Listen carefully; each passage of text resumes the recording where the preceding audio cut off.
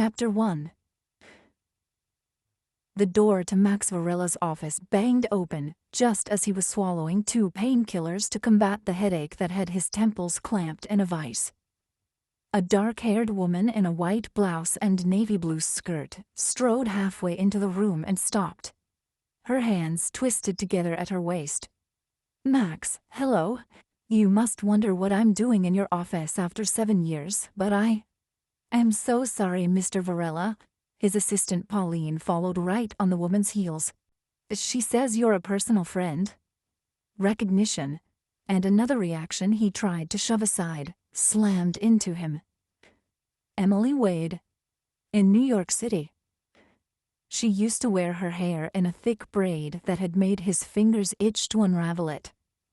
But now the gleaming waves flowed over her shoulders. He felt the pull of her low in his body, and hated himself for it. He made a deliberate effort to rise slowly. "It's all right, Pauline. I'll let you know when your next appointment arrives." His assistant walked out, closing the door behind her with a snap. His gaze lingered on Emily's full mouth with the corners that tilted upward, as though she was always on the verge of smiling. When she gave him a nervous look, he realized he was staring. Compelling himself into motion, he came around the desk and held out his hand. "I'm happy to see you," he said, flinching inwardly as her slim fingers touched his and sent heat rushing over his skin. "Let's sit down."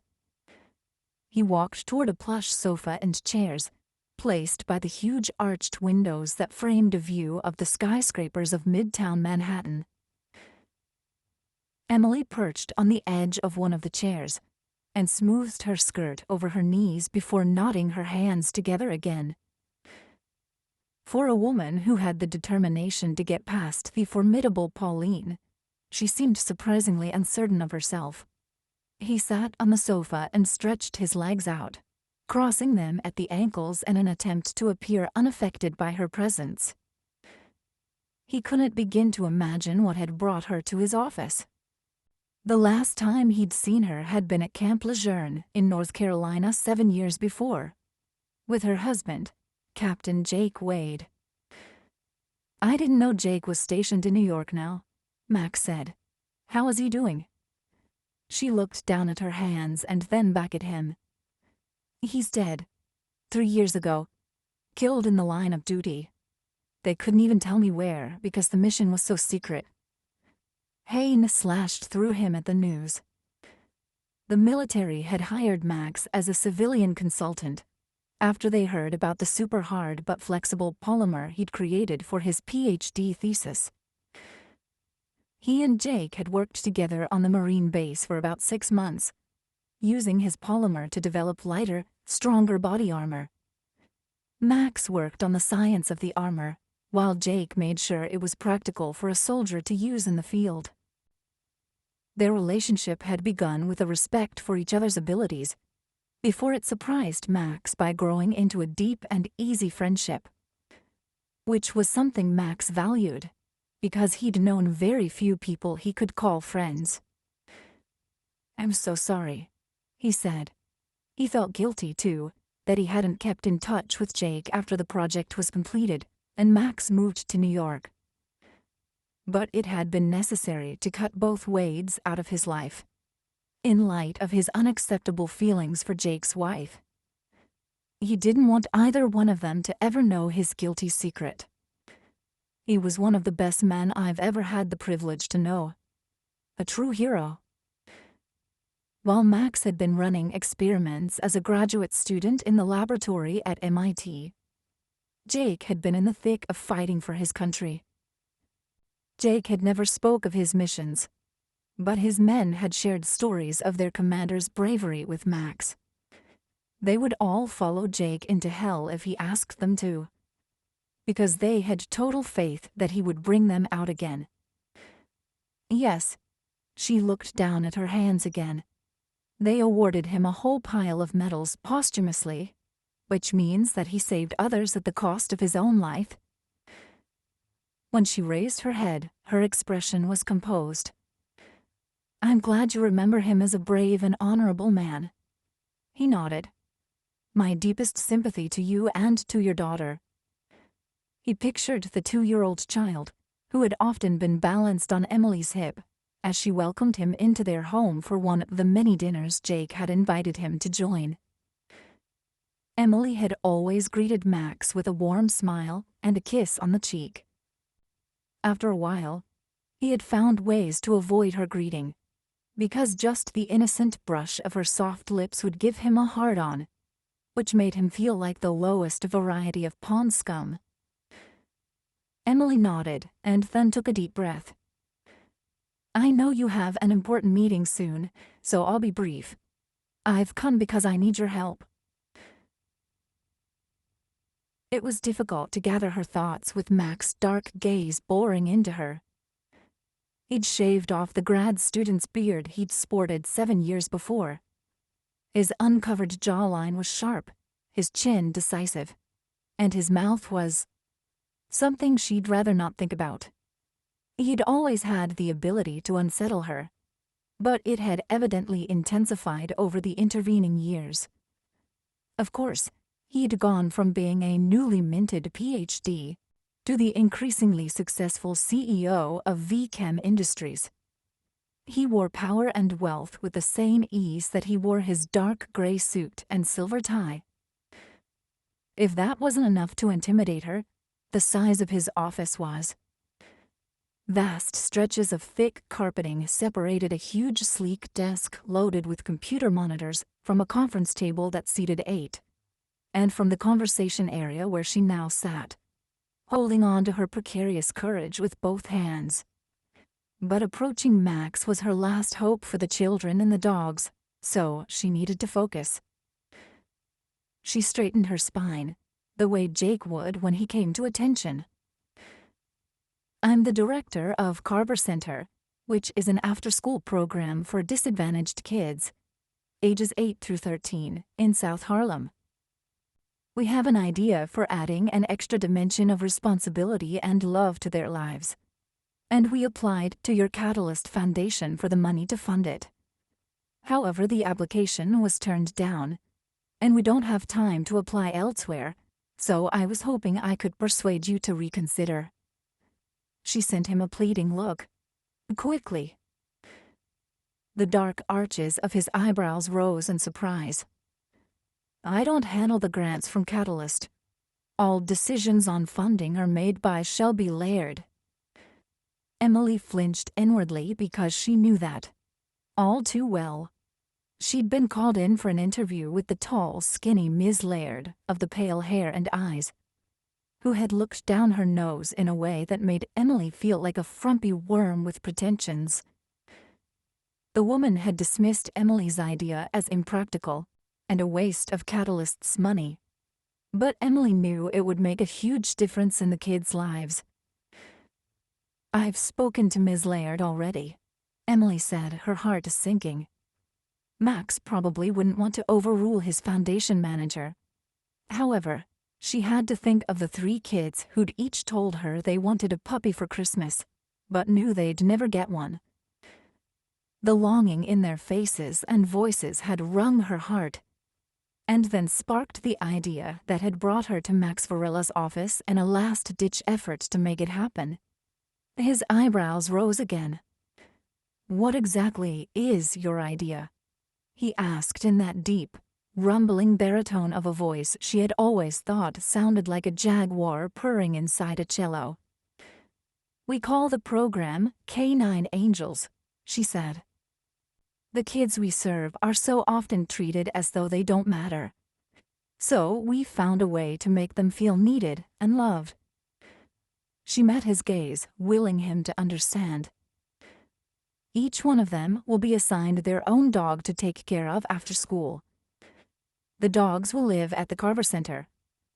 I can get crates and pens donated, but we need a place where we can let them outside to exercise and play with the kids. And, do their business when the kids are not around. I don't have the staff or the funds to hire dog walkers to take them out as often as they would need to go. She paused for breath, and to gauge his reaction.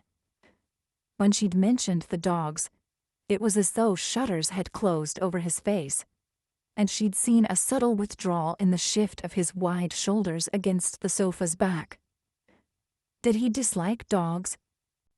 She'd thought that some of the body armor Jake and Max had tested was for the canine units, and Jake had never mentioned any issues with Max and the dogs. So she hurried on to describe another element in the plan.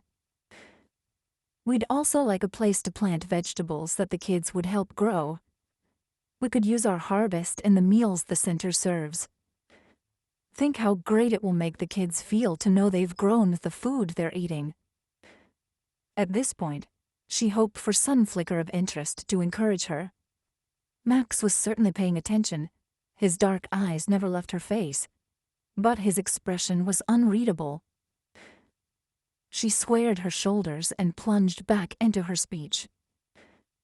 Just recently, the empty lot beside the Carver Center was put up for sale for $500,000. We had a mortgage lined up and were setting up a capital campaign to fund the payments when a developer offered $100,000 more for the lot. She forced herself to uncurl her fingers out of the tense fists on her lap.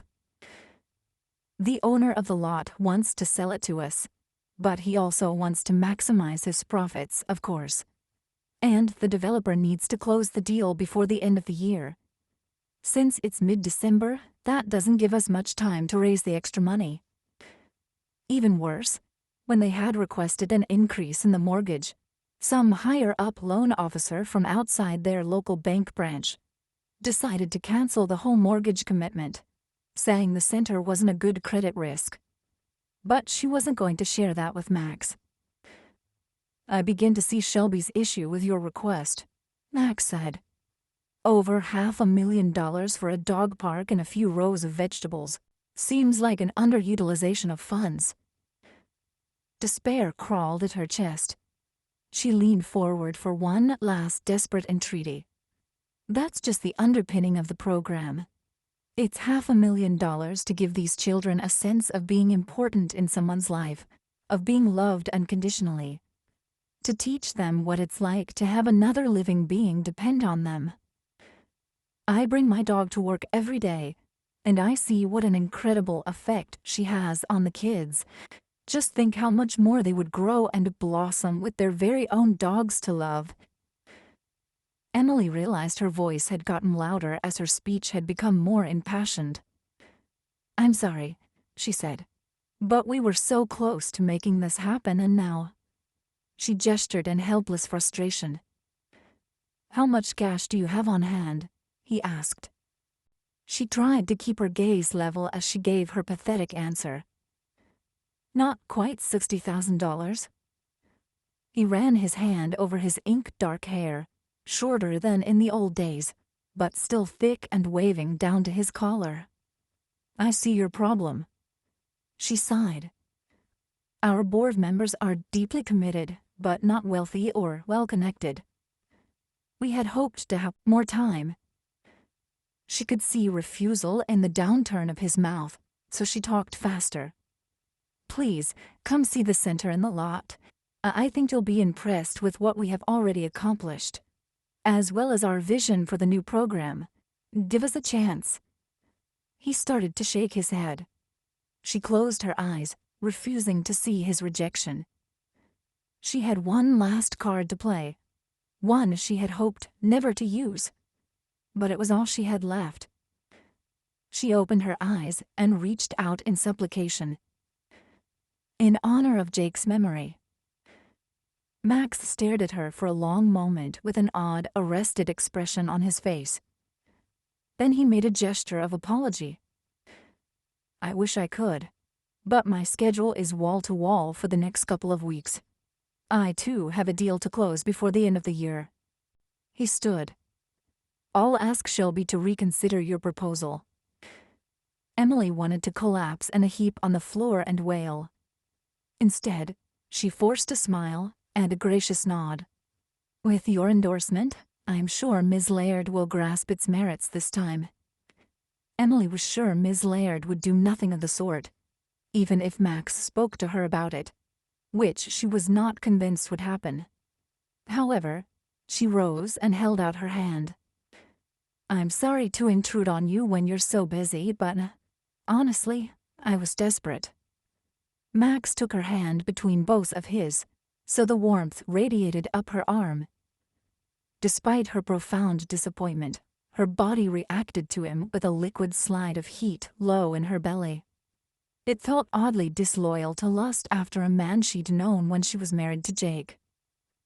Yet her friends told her it was high time she started to date again, so she shouldn't feel guilty about a normal response to an intensely attractive man.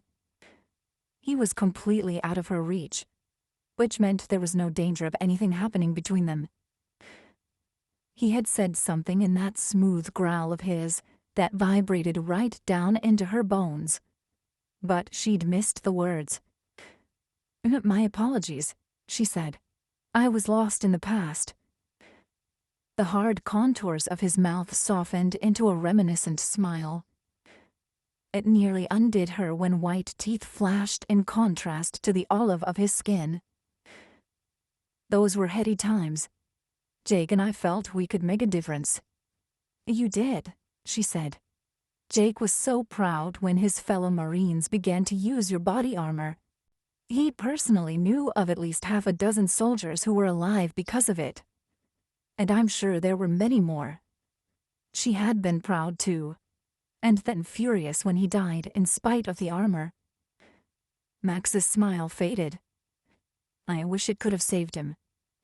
He released her hand as his assistant's voice came from a speaker on his desk, saying his visitors had arrived.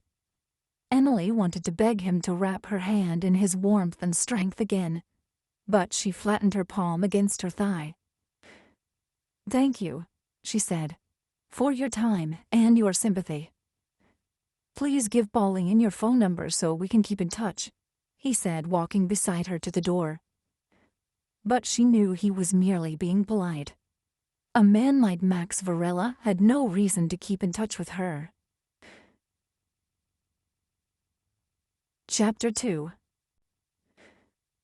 Emily scanned the expectant faces of the 6 board members, seated around the chipped formica-topped table in the Carver After-School Care Center's dining room. She'd pushed her way into Max's office that afternoon, in a final desperate effort not to have to deliver bad news to these enthusiastic supporters of the K-9 Angels program. She sighed inwardly before she spoke in a voice that projected more confidence than she felt. "My meeting with Mr. Varela did not go as well as I'd hoped. He had only a few minutes to speak with me, and I wasn't able to pique his interest in that short period of time. Evidently, he's in the midst of some sort of business deal, so he didn't have the time to come see our facility." Horace Parks, the one and only businessman on the board, nodded. "He's selling VChem Industries to a conglomerate. The deal will make him a billionaire. Then you would think he could spare a few $1,000s for the kids," Gloria Woods said. Emily felt compelled to defend Max. "He does a lot of good with his foundation already. Which brings me to the one piece of hopeful news. He promised to ask Shelby Laird to revisit our proposal. With his endorsement, she may change her mind." "If he's endorsing our proposal, why not just approve it?" Gloria asked. Horace shook his head. "A good manager won't overrule the head of his foundation unless he has a very strong reason. Not to mention that people like him get asked for donations all the time by friends, even acquaintances." Emily winced as guilt pinched at her. She'd tried to play on their friendship, and even her husband's death, which made her feel like the worst kind of manipulator, even if it had been for the benefit of the kids. However, 7 years was a long time, especially since she and Jake had lost touch with Max soon after they'd left Camp Lejeune, giving up when their emails and phone messages had gone unanswered. Jake had been especially upset by that, since he considered Max a friend. She'd thought Max might contact her when Jake died, but clearly he hadn't known about her husband's death. That explained why he hadn't attended the funeral. A discouraged murmur traveled around the table. "Does anyone have any other resources?" Gloria asked. A leaden silence settled over the group. "If only we had more time," Violet Johnson said. Her voice was soft, like the halo of white hair around her head. But she could mobilize every able-bodied person in the neighborhood if there was need for a vacant lot cleanup or a bake sale. Emily sighed in agreement. She could have cobbled together a patchwork of grants and loans if they'd had even 6 months. "Gloria, would you talk to Buster Morton one more time to see if he'll tell us who the developer is? Maybe we can strike a deal with him before he starts construction." "Sure thing, hun," Gloria said with a nod. Emily knew that was a long shot, but she would go through the motions to make herself feel she'd left no stone unturned. "Let's move on to the final numbers for last month," she said, picking up a printout of her spreadsheet. The Carver Center ran on a shoestring, but at least it was a long, strong shoestring, thanks to the people in this room. When the meeting was adjourned, most of the board members stayed to have another cup of coffee and a second wedge of the homemade sweet potato pie Violet had brought. Her pies were legendary, which might explain her influence over the large, muscular men of all ages, who showed up to help whenever she called for it. Emily indulged herself in another slice of sweetness, in an effort to drown her sorrows about the demise of the Canine Angels project. Back at the beginning of December, she'd been excited, as usual, when the kids wrote down their requests for Santa. Every year, the Carver Center's staff took those wish lists and worked with the local merchants to guarantee one gift for each child. It was a small miracle in these children's lives. But that afternoon, 3 kids had stared glumly at their blank papers without writing a word. When she asked them why, first to Sean, then Mally, and finally the huge but soft-spoken Diego, had told her that all they wanted for Christmas was a dog like her collie mix, Wendy.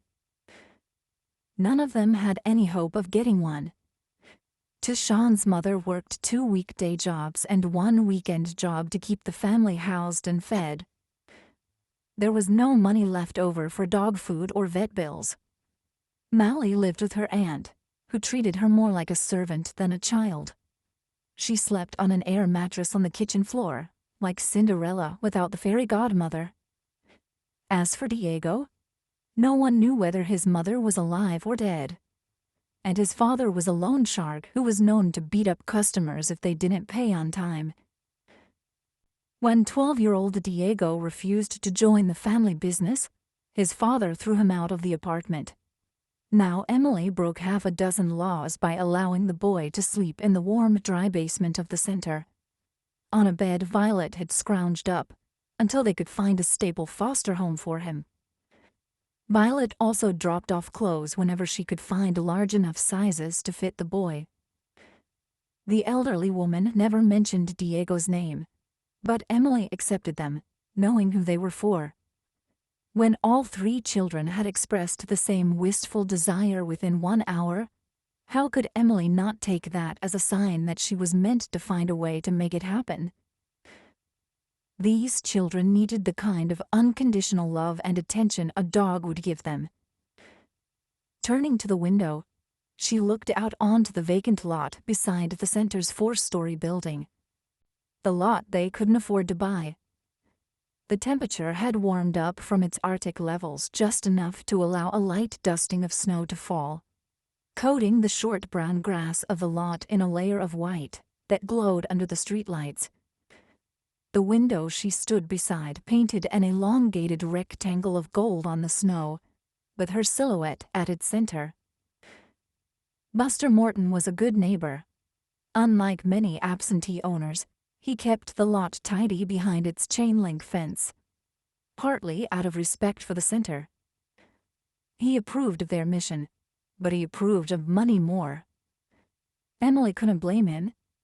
He'd deserved to make a profit on the property he'd invested in, before a slow wave of gentrification began to make South Harlem more desirable. She turned back to the dining room, where the warm cream walls were festooned with colorful paper chains, cotton ball bearded Santas, and cupcake liner wreaths, the holiday decorations all handcrafted by the kids. This was where the children ate what the staff called an afternoon snack, but was often the kids' only dinner. One as healthy and hearty as Emily's talented chef could make it on the center's limited budget. One that could be even better with homegrown vegetables. If gentrification came a little closer, maybe they could sell the building for a profit. A lot of the sweat equity had gone into fixing up the formerly dilapidated row house. That might produce enough money to buy a building with an adjoining empty lot farther north, where real estate was still much cheaper. She shook her head. The kids lived in this neighborhood. This was where the center needed to be. As she pivoted away from the window, her phone vibrated in her pocket. She'd left her 9-year-old daughter Izzy home with the babysitter, so she checked it. There was a text message from a number she didn't recognize. Cleared my schedule at 4:30 tomorrow to visit your facility. Max. Oh my God. Emily looked up to see 4 faces turned in her direction. Max, Mr. Varela, is coming tomorrow at 4:30. You did it, Gloria said, throwing up her hands in triumph. He's just coming to look. There's no guarantee he'll fund the project, Emily said. But hope danced in her heart as she took a deep breath and typed in, "Thank you very much. I appreciate the time you're taking away from work. Do you need the address?" His return text snapped back, "No." That was abrupt, she muttered under her breath before raising her head to meet the watchful gazes again. "We'll make this place shine." "And I'll make a pie," Violet said. "Pecan sounds right?" Max cursed softly as he shoved his phone into the pocket of his jeans. He didn't have time to spend touring a kids' center all the way up in Harlem. VChem Industries was about to become a subsidiary of MatCorp, and he was about to move to Chicago, where his new research laboratory awaited him. But ever since Emily Wade had burst into his office, he'd been unable to get her out of his mind. Just like 7 years ago, when he'd wanted her so badly that he'd cut off a friendship he valued profoundly. But it had hurt too much to spend time with her, while he fought to keep his feelings hidden. Outside his penthouse window, Manhattan's lights blazed in all the colors that chemistry was capable of creating. He tried to take his mind off Emily by matching chemicals to their hues. Mercury for electric blue, helium for the yellow glow, hydrogen to flash red. But nothing worked. He kept coming back to the fact that Jake was dead, which meant Emily was a widow. He mourned the death of the strong, courageous Marine captain he'd felt such a bond with. The blow of that reality still vibrated in his gut. But no matter how guilty it made him feel to think about the implications, he couldn't dismiss the most significant one. The woman he'd been obsessed with 7 years ago was no longer off limits. Chapter 3. Emily stood in the middle of Carver Center's main room on the 2nd floor, making one last check before she went downstairs to wait for Max.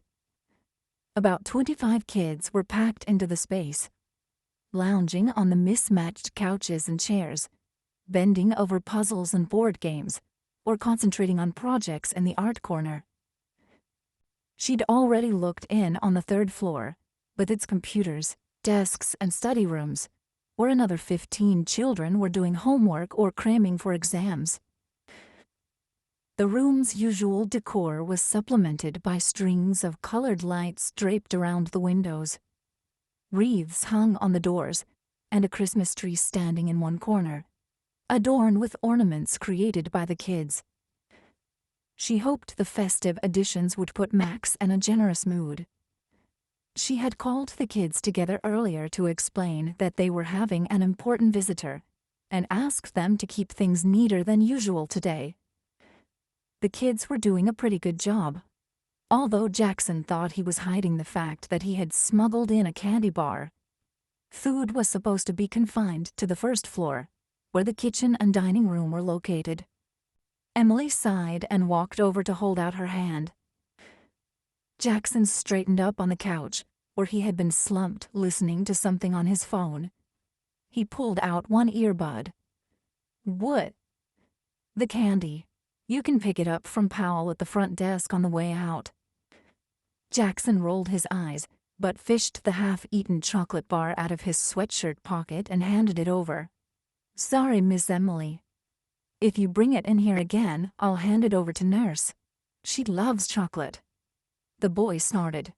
"She says my teeth will rot and fall out if I don't quit eating so much of it. But she eats more than I do, and her teeth are all still there." Emily laughed and rewrapped the bar before sticking it in her blazer pocket. As she started down the stairs to check on the dining room and kitchen, the front door flew open and Diego dashed in, holding something in his arms.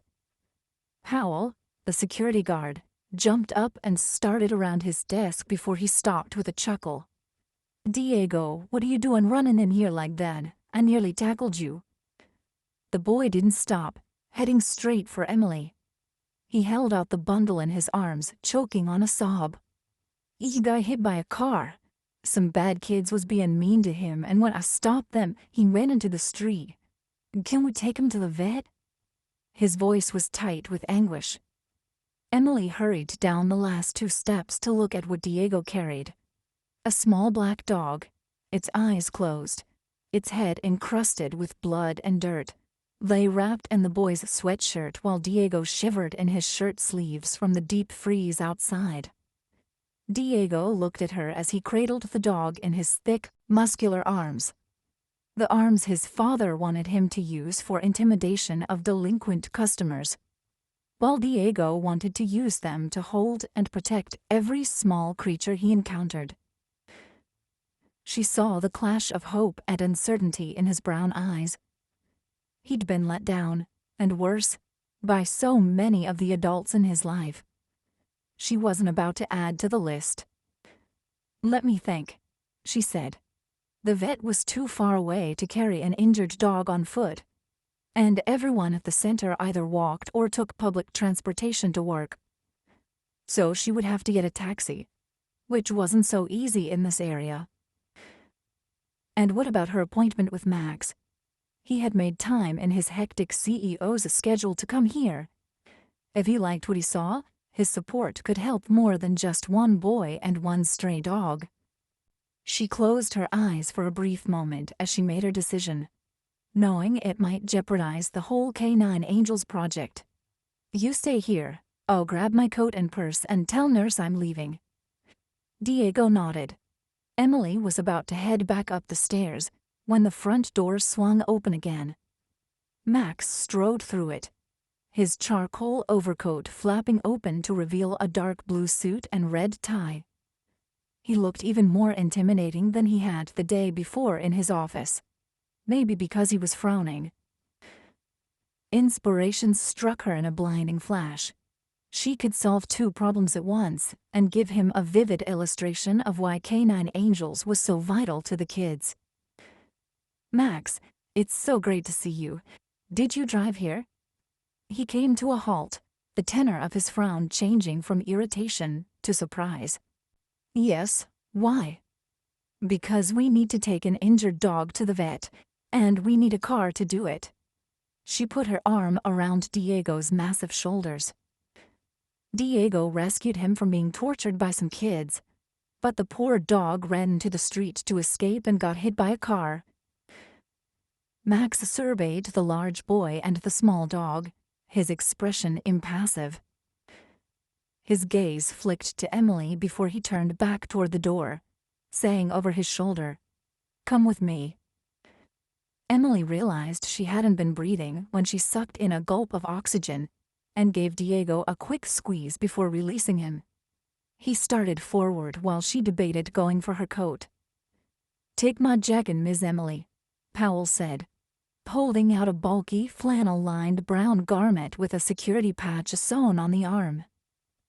"I appreciate it," she said, thrusting her arms into the too large coat and heading for the door. She didn't have her purse, but Dr. Quillen knew her from caring for Windy, so the bill wouldn't be an issue. Except for paying for it. She grimaced as she thought of the only spare money she had, a small reserve she'd scraped together to buy a new laptop to replace her old one, which had crashed 4 times in the last 2 weeks. As she hurried out the door, the frigid wind slapped her cheeks and blew open Powell's jacket. But what made her gasp was the gleaming black limousine pulled up the curb. Max and Diego had just made it to the bottom of the steps when a chauffeur leaped out to swing open the back door. "We have a medical emergency, an injured dog." Max nodded toward Diego and his burden. "Yes, sir," the chauffeur said. "Where are we headed?" Max swung around with his slashing eyebrows raised as Emily reached the limo. "The South Harlem Veterinary Clinic," she said before reeling off the address. Diego had already ducked into the elegant car. Max held out his hand to help Emily in, his dark gaze giving away nothing. She braced herself before she touched him, but the warmth and strength of his grip still sent a thrill racing up her arm. As she settled onto the smooth leather seat beside Diego, Max released her hand and bent to enter the car, his sculpted face and broad shoulders briefly looming over her. When the heavy wool of his overcoat slid over the back of her hand as he brushed past her, she jerked at the contact. She needed to get her reactions under control. The door slammed shut, and in the next minute the car glided forward. Max had pivoted and dropped into a corner of the seat facing her, stretching out his long legs diagonally. Emily couldn't stop her gaze from skimming down the entire length of fine wool laid over hard muscle. "Thank you for letting us use your car, Mr. Varilla," Diego said, jerking her attention back. "You know who I am?" Max sounded startled. "Yes, sir. Ms. Emily told us you would be... were coming." Emily pulled herself together, thanking her lucky stars for Diego's good manners. "I apologize for the unexpected detour, Max. I hope you will still have time to visit our facility." He glanced down at the wafer-thin gold watch on his wrist. "Oh, Megsheim." Relief rushed through her. She hadn't ruined the center's chances. Yet. A long, high-pitched whimper issued from the bundle Diego held so carefully. "That sounded bad," the boy said. "Could you look at him, Miss Emily?" Although she didn't know much about canine anatomy, she scooted closer to Diego. "You keep holding him," she said. "I don't want to move him any more than necessary, since he may have internal injuries." Easing Diego's sweatshirt away from the dog's head and body, she winced at the blood-matted hair around several gashes on his neck and back. There were raw patches on the little creature's sides, and one of his back legs was bent at an unnatural angle. Something white and blotched with blood protruded through the skin. Emily sucked in a breath when she realized it was a bone, but the dog's side continued to rise and fall. She folded the soft fabric back around the animal. "Diego, I don't want to give you false hope. He's not in good shape. However, that doesn't mean that Dr. Quillen can't help him. We'll just have to see what she says. Those kids was treating him bad." Diego curled his torso around the dog as though to protect him. Why do people hurt animals who never did nothing to them? There was no good answer to that. "It makes them feel powerful." Max's deep voice surprised her. She'd almost forgotten he was in the car. No, that wasn't true. Strength and heat radiated from him, permeating the air of the enclosed space, so that she could feel his presence rippling over her skin.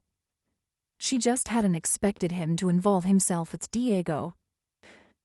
The dark velvet of his voice wrapped itself around her as he continued. Hurting something or someone weaker than they are is the way some people make themselves feel strong. Of course, it only proves how contemptible they are. Emily shook off his spell, just enough to throw him a look of gratitude. He met her gaze, but gave no indication of what he was thinking. 3 guys against 1 little dog doesn't make them look strong, Diego said. No, Max said. The truly strong protect those who are weaker. Emily wanted to cheer as hope began to unfurl in her chest. She couldn't have asked for a better representative for the center or her project than Diego. Max shifted his attention to her, and she felt it like a spotlight. The veterinarian is someone you use for your own dog? Yes, Dr. Quillen runs a clinic that provides low-cost medical services for all kinds of animals. She's amazing. I have never seen her turn any creature away, even a rat someone brought in. She's highly skilled. She was number 1 in her class at Iowa State University, Emily said. She knew Max was questioning why a veterinarian who would be in demand anywhere would choose this locale, which meant that he cared whether Diego's stray lived or died. But I only know that because I did a search on the internet. She doesn't boast about it. Shouldn't she be treating cows and pigs then? He asked, his tone wry. We don't have a lot of those in Harlem. Mrs. Duke used to have a goat, Diego volunteered. But he died. Max snorted. Not a ringing endorsement of Dr. Quillen. The goat was really old, Diego said. Ah. The corner of Max's mouth twitched. I suppose we can't expect Dr. Quillen to have discovered the fountain of youth. The limo slowed, and the chauffeur's voice came through the intercom. We're at the clinic, but there's nowhere to pull over. I'll have to stop in the street and let you out. No problem, Max said, already sliding across the seat to push open the door beside Diego. Let me get off first, and I'll help you so the dog isn't jostled too much. Diego exited the car without evoking another whimper from the injured dog. As Emily scooted to the door, Max bent and offered his hand again. She wished she didn't have to touch him, because she knew it would send another wave of distracting sensations skittering through her. But it would be rude not to lay her hand against that broad palm and feel the power of his grip when he closed his fingers around hers. This time it felt as though an electric current surged through her. Without thinking, she looked up at his face and found him staring at her with that same arrested expression he'd worn in his office. Could the electricity have shot up his arm too? Emily put her feet on the ground and allowed him to pull her upright. He dropped her hand as soon as she was standing, so she must have been imagining things. Max glanced toward Diego, who was ahead of them on the sidewalk, before he lowered his voice. The dog is hanging on to life by a thread. I hope like hell your vet is a miracle worker, or your kid is going to be crushed. Diego is tougher than you think. He has to be, Emily murmured back. She hurried between 2 parked cars. I'll get the door. The clinic was in a storefront with plate glass windows covered by metal grills. Emily sighed as she saw how crowded the waiting area was. The clinic was always busy, because Dr. Quillen was well respected and her prices were flexible, depending on the client's ability to pay. Emily hated to make these people with their ailing pets sit here even longer, but Max exhibited no such qualms. He ushered Diego through the door and straight to the receptionist's desk, looking neither right nor left. We have a seriously injured dog here, He was first tortured and then hit by a car. Carla's head jerked up, and Emily waited for the no-nonsense receptionist to snap back at Max, as she often did when pet owners got too pushy. However, after Carla eyed Max for a split second, she nodded and hit the intercom call button. "I'll get a tech right away." A young woman in electric blue scrubs appeared almost immediately and cast an inquiring gaze over the three of them. "Is it your dog?" "It's a stray," Emily said, "but Diego here rescued him." The tech smiled at the boy. "Good work." She looked at Emily and Max. "There's not really room for all of us." "I'll come with him." Emily looked up at Max, his height making her tilt her head back. "Go ahead," he said, his voice tight with some sort of tension. "I'll wait." He glanced around the room that seethed with animals and people. "Outside."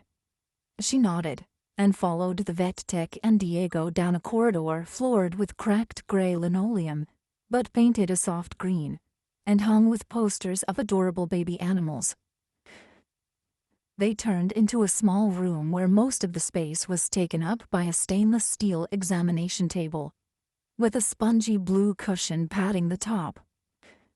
Diego laid his bundle on the table, and the tech peeled back the sweatshirt. The little dog whined and opened his eyes for a moment. "Easy, little guy," the tech said as she scanned his external injuries. When she saw the jutting bone, she frowned. "I'll get Doc." Emily stepped closer to the table as a fist of fear clutched at her chest. The dog lay on his side, his breathing shallow and rapid. He had a square head and nose, long floppy ears, and the gangly legs of a dog just past puppyhood. His ribs showed clearly through his matted black coat. Emily winced at the number of wounds on his small body and averted her eyes when she got to the exposed bone. Diego had said the kids had done mean things to the pup. Her anger flared at the wanton cruelty. She met Diego's worried gaze and smiled reassuringly. "The doctor will know how to help him." The door swung open, and Dr. Jessica Quillen strode in, wearing a white lab coat over bright pink scrubs. Her brown hair was wound into an untidy bun that always seemed about to unravel. And she had the softest, kindest gray eyes Emily had ever seen. The doctor gave Emily her usual serene, unruffled smile, but went directly to the dog on the table. "Poor fella. He looks like he's had a rough time of it." She ran her fingers lightly over the dog's head and body. "We have an open fracture here," she said, inspecting his broken back leg. "We'll need to take an X-ray to see what else might be injured, and we'll get him on fluids right away." "Is he going to live?" Diego asked, his dark eyes clouded with concern. The vet's face softened. "I'm not sure yet, but I'll do my best. You were smart to bring him in to me right away." She slid her hands under the sweatshirt the dog lay on. "Is this your sweatshirt?" she asked Diego as she lifted the little creature in her arms. He nodded. "You were kind to wrap your friend here in it. I'll get it back to you." She turned toward Emily. "Carla has her cell phone number, so we'll call as soon as we have news." "Can we wait?" Diego asked after the doctor walked out the door. His caring made tears well up in Emily's eyes. "It will take some time to figure out what to do for the dog, and they need the chairs in the waiting area for people whose pets haven't been seen yet." Diego looked down at the empty examination table. "They won't do anything to him without calling first, will they? I mean, like..." His voice hitched and he swallowed hard. Emily wanted to wrap her arms around Diego, but instead she said gently but with confidence, "They would only put him to sleep if they thought he was in terrible pain, and you would want them to ease that." Diego nodded. "But he only whimpered once. Trust Dr. Quillen to do everything she can for him. She's a really good vet." The boy wiped the back of his hand across his eyes and nodded again. Let's find Mr. Varela and go back to the center. And Diego, thank you for showing him what a great person you are. Diego gave her a level look that was old beyond his years. I can't see an animal hurtin' and not try to help it. At least me being so big is good for that. He'd once told her he wished he wasn't so tall and broad-shouldered, because it meant his father wanted him to scare people, which had led to Diego's refusal and exile from his home, such as it was. Maybe that's why you're so big, so you can be a protector, like a knight in the old days. Emily waved toward the door to get him moving. Sir Diego. His lips curved up in a tiny smile as he started walking. Got a ring to it. As they entered the reception area, Emily sent Diego outside while she stopped at the front desk. Will you send me the bill at home? She leaned in to ask Carla in a low voice. Carla gave her a strange, knowing smile. Consider it taken care of, honey. Puzzled by the woman's response, Emily started to clarify, but the door swung open, blooding in a blast of the December chill. Emily, the car is waiting. Mac's voice carried across the room, causing all heads to turn. She tugged her borrowed jacket around her and hurried to the door. Sorry, no need to be. He braced the door open with his arm high so she could pass under it. Her shoulder brushed against his chest, and she caught the clean scent of starch and warm mail. A shudder of longing ran through her, and her body softened and swayed toward him before she forced herself to move forward onto the grimy sidewalk. The limo was double-parked, so Max put his hand on the small of her back to guide her between two cars. She could swear she could feel the heat of his palm through the thick layers of Powell's jacket, but that was impossible. Her imagination kept running away with her. Max held the door for her as she ducked away from the distraction of his touch. The sight of Diego's face dispelled her reaction to Max. The boy was fighting back tears as he said, "It's my fault that dog got hurt. He was afraid of people until I started to make friends with him. I made him think he could trust people, so he let those kids get near him." Emily's heart twisted so hard she nearly whimpered like the puppy. You can't blame yourself for other people's cruelty. Showing the puppy friendship brought happiness into his life. Happiness he might not have known before. Happiness ain't worth getting killed for, Diego said, staring out the window. It's worth fighting for. The rumble of Mac's voice pulled her attention back to him. She found his dark gaze fastened on her. Don't you agree? Chapter 4. Standing beside Emily in the main lounge of the center, Max surveyed the children of various ages, sizes, and ethnicities, wedged in or stretched out on the motley pieces of furniture. The melody of Emily's voice flowed around him as she described the center's programs and goals. What a difference a place like the Carver Center would have made in his own young life. He'd never had any sense of security, because his father gambled away their money with the sports bookies. So he'd uprooted Max and his mother every year, or sometimes more quickly, to outrun the latest landlord when the rent hadn't been paid. You offer sanctuary, Max said, a true center for their lives, like the eye of a storm. She looked startled by his interruption. I suppose we do, but also food and help with schoolwork and medical attention. He nodded. Have dinner with me and we'll talk more. Have dinner with you? She repeated, blinking before hope dawned in her eyes. Does that mean? Let me see if the babysitter can stay. If she can't, I'll find another one for you. On top of canceling the dinner meeting he was supposed to be attending tonight. She blinked again. It's not that easy on short notice. I have an executive assistant who can find virtually anything on short notice. I prefer someone Izzy knows already. There was an edge of irritation in Emily's voice. Understandable, he said, feeling the corners of his lips turn upward without his willing them to. She started to say something more, but pressed her lips together and took a breath. Why don't you use my office while I make arrangements for Izzy? He nodded and followed her to the stairs that led to the third floor. She'd given him a tour of the building, pointing out where the dogs would live on the ground floor. Then she'd stood at one of the windows that looked onto the vacant lot at the center, and conjured up an imagined paradise of raised planting beds and grassy play areas, where dogs and children would romp freely. He'd spent more time covertly watching her than visualizing the lot's transformation. Her brown eyes glowed with passion.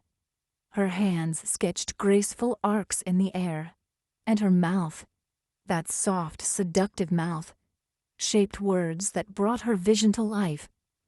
The narrow window had given him an excuse to move closer to her as she pointed at the lot's corners, so he could see the texture of her glossy hair and the intriguing laugh lines beside her lips. She wasn't the same Emily he recalled from those intoxicating, tortured days at Camp Lejeune.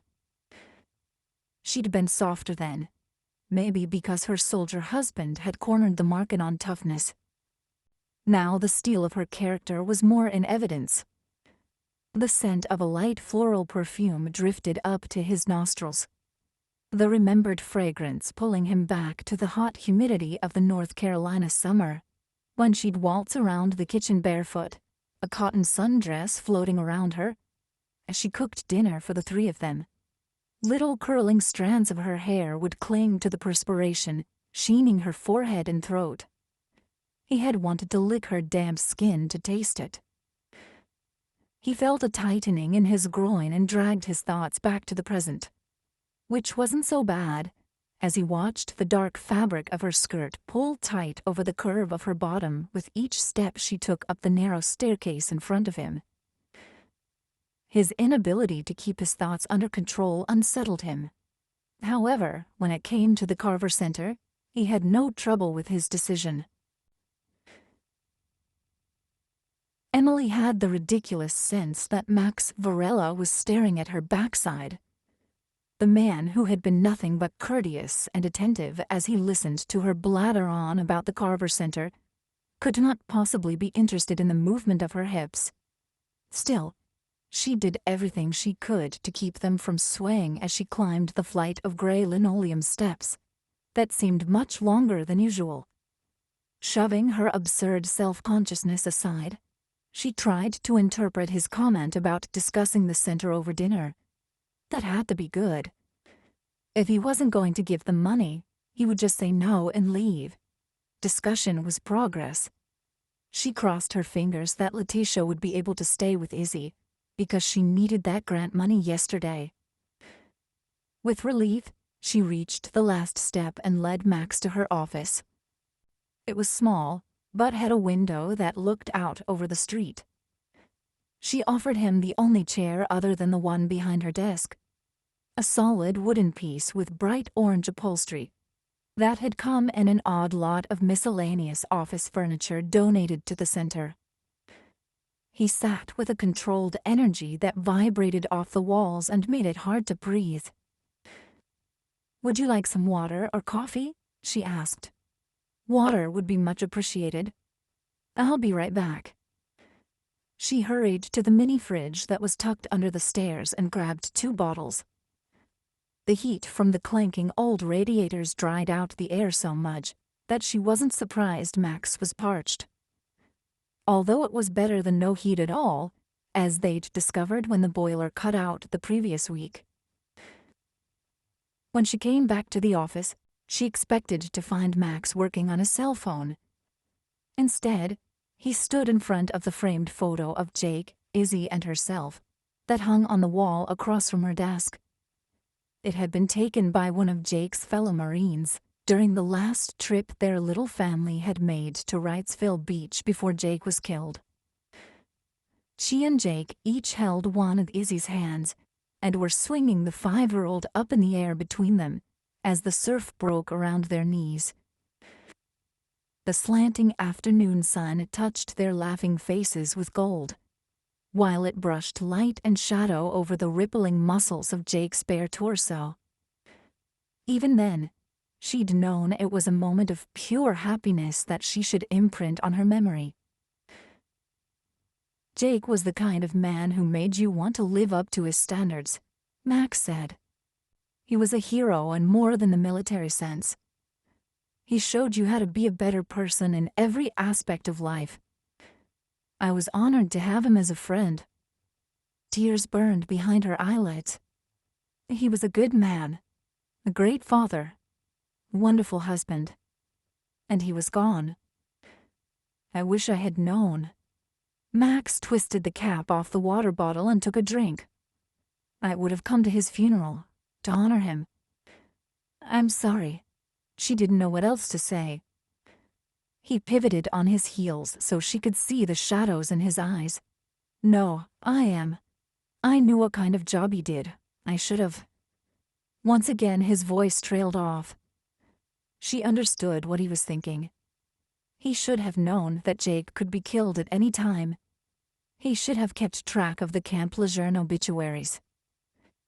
She wanted to ask why he hadn't answered the emails she and Jake had sent, if he felt that way. It had hurt and baffled both of them. She bit back her question, though. The center needed Max in a positive mood. He rolled his shoulders under the fine wool of his suit jacket. Can your babysitter handle this evening? Oh, right, let me call her. She hustled out of her office and down to an empty tutoring room. Once it was settled that Letitia could stay for the rest of the evening, Izzy got on the phone. Where are you going, Mommy? Out to dinner with an old friend. You knew him when you were 2. Is this a date? No, it's not. Emily's denial was definitive. We're discussing business. So it's about the center. Izzy loved spending time with the kids at the center, but she sometimes complained about how much attention Emily devoted to it. Which was why Emily took off all day Saturday to spend with her daughter. Parents volunteered to take up the slack so the staff could catch up on their own lives on the weekends. Mr. Varela has a foundation that might give us the money to buy the empty lot. Really? Izzy's voice rang with excitement. Does that mean the center can adopt lots of cute dogs? We're having dinner to figure that out. I think I like him. Did I like him when I was 2? Emily thought back to her daughter's first encounter with Max. Izzy had just been released from her high chair after her father fed her dinner.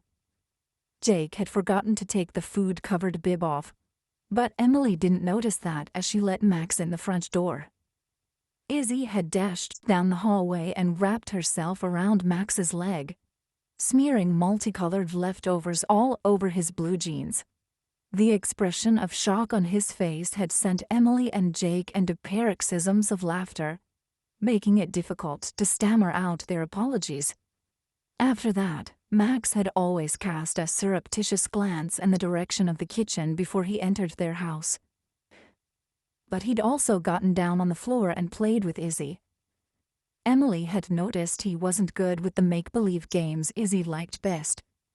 But he had other entertainment skills. You liked him a lot.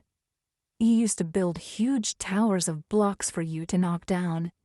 You would shriek with joy. Cool. What time will you be home? After you're in bed, I imagine. But I'll come in and kiss you goodnight. Hugs, cutie. When Emily walked back into the office, Max was lounging in the chair, his dark brows drawn down as he focused on his cell phone. He'd loosened his tie, and his thick hair looked as though he'd run his fingers through it. She looked at his mouth with the full bottom lip and again felt that powerful tug of desire. The scruffy grad student had matured into an intimidatingly attractive man. She cleared her throat, and he looked up, saying, "Ready?" Chapter 5. On the limousine ride to dinner, Emily had appeared nervous, her gaze skittering toward Max and then away again. So he'd kept the conversation to trivial topics. But he'd watched her, cataloging the differences and similarities to the woman he'd wanted so desperately 7 years ago. Her face was thinner, revealing the perfect oval of her bone structure. Although the corners of her mouth still had their fascinating upward tilt, she didn't smile as often as in the old days. Her brown eyes were still warm, but shadows came and went in them as they chatted. Now that they were in the candlelit quiet of his favorite restaurant, Laurent, he simply enjoyed the way the light flickered over the waves of her brown hair and highlighted the tantalizing curves in the V of her blouse's neckline. He decided to get the business at hand out of the way and leaned back in the comfortable armchair. "I've made the decision to fund your garden/doggy playground. After looking at your facilities and the population you serve, I believe you should have more than the $500,000 you requested, so I'm doubling the amount of the grant." Emily's knuckles went white as she clenched her hand around the fork she'd been fiddling with. "Wait, what? You're giving the center $1 million? He'd made his decision right after he had walked into the scene with Diego and the dog. He'd watched as Emily weighed the immediate needs of a child against inconveniencing the rich donor who might solve many problems for all the kids. And she had chosen the one child. He supposed that rationally Emily had made the wrong decision, but it had socked him right in the gut when she not only put his visit on the back burner, but commandeered his limo to take Diego and his mutt to the veterinarian. He caught the glisten of tears in her eyes as she said with a faint quaver in her voice, "Thank you. Oh my God, thank you, I didn't expect." He wondered what she'd say if he told her it was coming out of his personal bank account. Catalyst had already distributed all of its budgeted funding for the year. That was the problem with requests made in the fourth quarter. But he had no qualms about handing Emily's project $1 million. He trusted her in a bone-deep way that he trusted very few people. The feeling had taken root after he had worked with Jake for a couple of months, and it had grown to encompass Emily. The waiter interrupted to perform the ritual of tasting the wine. By the time that was done, Emily had blinked back the tears, but her smile blazed like the July sun. "I swear your money will be put to good use, all of it. As soon as the weather starts to warm, we can install the raised beds and the play equipment and the fence to separate the dog area. We'll be able to hit the ground running this spring. The children are going to be so excited. Heck, the staff is going to be so excited." Her gaze turned inward, and he could tell that she was picturing the children and dogs frolicking across a field of green grass. "I want to be very clear about one thing," he said. Her attention snapped back to him, and he caught a fleeting look of wariness in her eyes. "The money is to be used for whatever you feel your Canine Angels program requires. No conditions, no strings attached. All I need is the routing information for the center's bank account, and the money will be transferred tomorrow." He heard her let out her breath in a rush. "Tomorrow?" She shook her head as she smiled. "You were like this back at Lejeune. Once a decision was made, you made it happen. No second thoughts. The sooner you start, the sooner you get results." She nodded. "I hope you'll feel free to visit any time to see how things are progressing. You will be invited as our guest of honor to the ribbon cutting." Except he would be in Chicago, which didn't preclude flying to New York, but he hoped to be deep into his next research project by then. He decided not to mention that. "I look forward to the transformation. Now let's forget about grants and construction for the rest of the dinner." The wariness came back, but her smile didn't waver. Of course. What's the status of Diego's rescued dog? Oh! Her relief at his choice of topic was clear. I got a text message from Dr. Quillen, but I didn't have a chance to read it, she said, leaning down to rummage in her bag for her cell phone. She hadn't read it because he'd monopolized her attention. Guilt pinged at his chest. She skimmed through the message. He waited, trying to guess the prognosis based on her expression. By the end, her frown had eased, so he wasn't surprised when she said, "The dog's stable. His worst injury is the broken leg, and he has a few cracked ribs. Nothing immediately life-threatening, thank goodness. Let me just text Diego." "That's good news," Max said. Relief loosened a tension in his shoulders that he hadn't realized he was carrying. There was something about the kid that had gotten to him. He hoped the veterinarian's receptionist had understood that he wanted the entirety of the dog's continuing care charged to his credit card. Diego's life is not easy. Emily dropped her phone back in her purse before she folded her hands on the tabletop. It's incredible that he is the person he is. I couldn't bear to have him feel that his compassion for a stray dog was a bad thing. "Do you take on all their personal problems?" he asked. Emily shook her head, still stunned by Max's generosity. It was hard to focus on his questions. "I shouldn't admit this, but sometimes a kid works his way into your heart. Diego is just—" She shook her head again. She couldn't reveal Diego's secrets to Max, especially not the fact that the child lived at the center. "How did you become director of the Carver Center?" Max asked. She looked across the array of sparkling crystal to see the flame of the candle reflected in his dark eyes. "My Aunt Ruthie got me the job." His sensual lips curved into a smile that made it even harder to concentrate. "I asked the wrong question," he said. "Tell me how you came to live in South Harlem." She looked down at her hands, flexing the fingers wide on the immaculately pressed linen. She'd come because she needed to leave Camp Lejeune and all its bittersweet memories. She'd come because she'd never been alone before in her entire life, and it terrified her. She'd come because Aunt Ruthie had offered her not just a roof over her head, but a warm embrace. "I'm sorry." Max's deep cello of a voice pulled her back to the present. "That was the wrong question, too." "No, I just got tangled up in some of the dark parts of the past. It still happens, but not as often." She tried to make a wry face and hoped she'd pulled it off. "After Jake died, Aunt Ruthie called me up and invited Izzy and me to come live with her.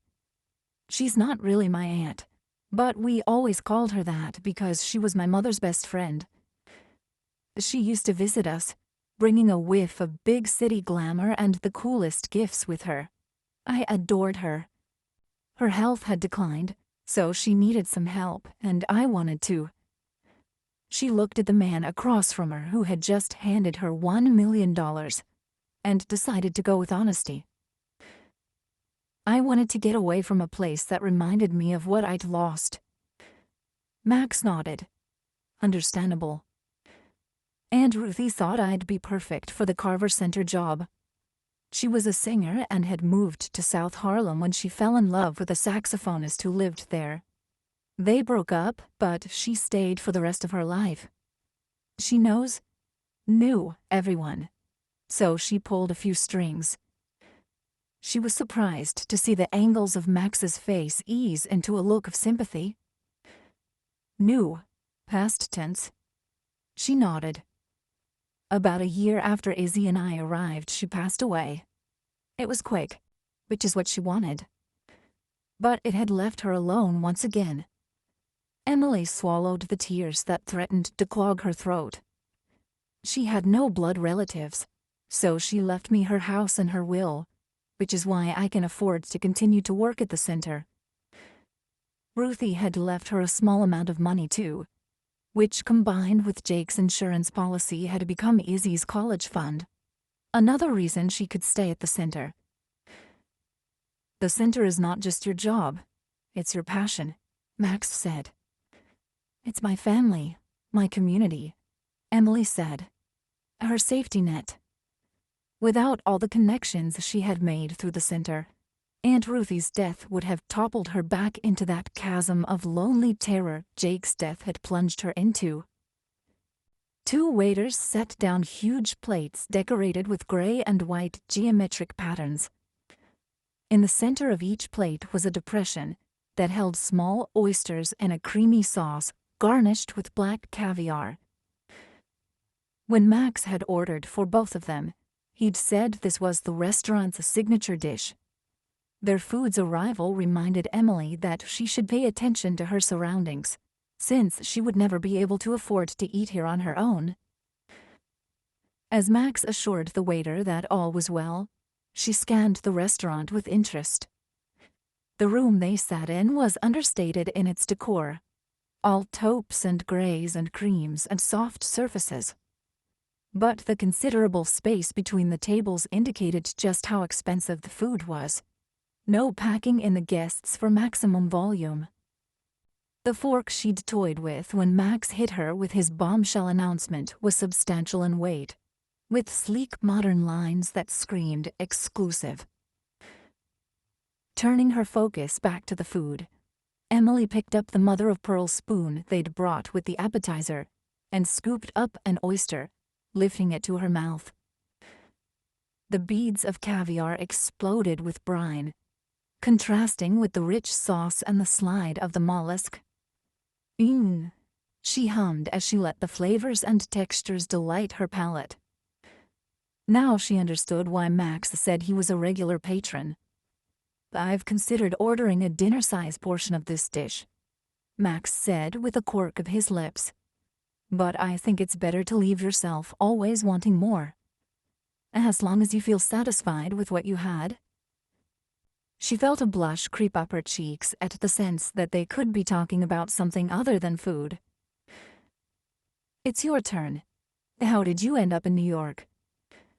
He took a bite of oysters and caviar and chewed meditatively before putting his fancy little spoon down. The work I did with Jake got a lot of attention from the top brass in the military, which led to the offer of significant contracts. I looked around for a company that could produce the polymers I was developing, but couldn't find one that suited my requirements. So I started my own. The chemist I wanted to head up production lived in New Jersey. Max shrugged. I'd always wanted to try out living in New York, so it was a good match. I hear you've sold VChem Industries. Why? She almost forgot to eat the delicious appetizer as she watched some emotion she couldn't interpret flicker across Max's face. I have some new ideas I want to pursue. He met her gaze. Being a CEO doesn't leave a lot of time for research. So you prefer research to management? That flicker again. I hope so. She couldn't believe he was having second thoughts about a sale that would make him wildly rich and give him the freedom to pursue what he did best. Do you regret selling the company? Some of her incredulity must have crept into her voice, because he smiled and shook his head. Not at all. It was time. There are just certain aspects of the deal that I'm rethinking. That level of deal-making was over her head, so she nodded and went back to her oysters, which were nearly gone. She sighed as she took the last bite. The servers whisked away their empty plates and placed new ones in front of them, along with clean flatware, explaining that this was lamb with various gourmet sides and sauces. The food looked like a beautiful still life, but the warm, lightly spiced aroma made her pick up the clean fork in order to ruin the exquisite arrangement. The waiter also removed the glass of white wine that she'd only sipped and poured red wine into a huge balloon glass after Max had sampled it. "You're wasting all this wine on me," she said, taking a taste of the red. "It's delicious, but I just can't drink that much." "It's a long way from a 6-pack of Heineken," Max said, reminding her of what the three of them usually drank with their dinners at Camp Lejeune. "However, the chef would refuse to serve me ever again if we drank white wine with lamb." "You live a very different life from mine," she said. He frowned. "I didn't mean that as a criticism. I knew you when, so I understand that you've earned every bit of your success." She reached across the table to touch the back of his hand in an effort to undo whatever offense she might have given. She'd forgotten how electric any contact with him was, but she forced herself not to jerk away when she felt the current of desire sizzle over her skin. He dropped his gaze to where their hands lay, before he slowly rotated his hand under hers so that their palms grazed. Then he wrapped his fingers around hers before he raised his head again. "Emily, I want to make something very clear. Nothing you say or do for the rest of this evening will affect my donation to the Carver Center. The money will be in your account by the end of the business day tomorrow." His fingers flexed, and the movement sent a dart of heat zinging through her. His dark eyes trapped her gaze, while her nerves twisted into knots of anticipation. He leaned forward, and she braced herself to resist the resonance of his deep voice. "Will you have dinner with me on Saturday?" "Dinner?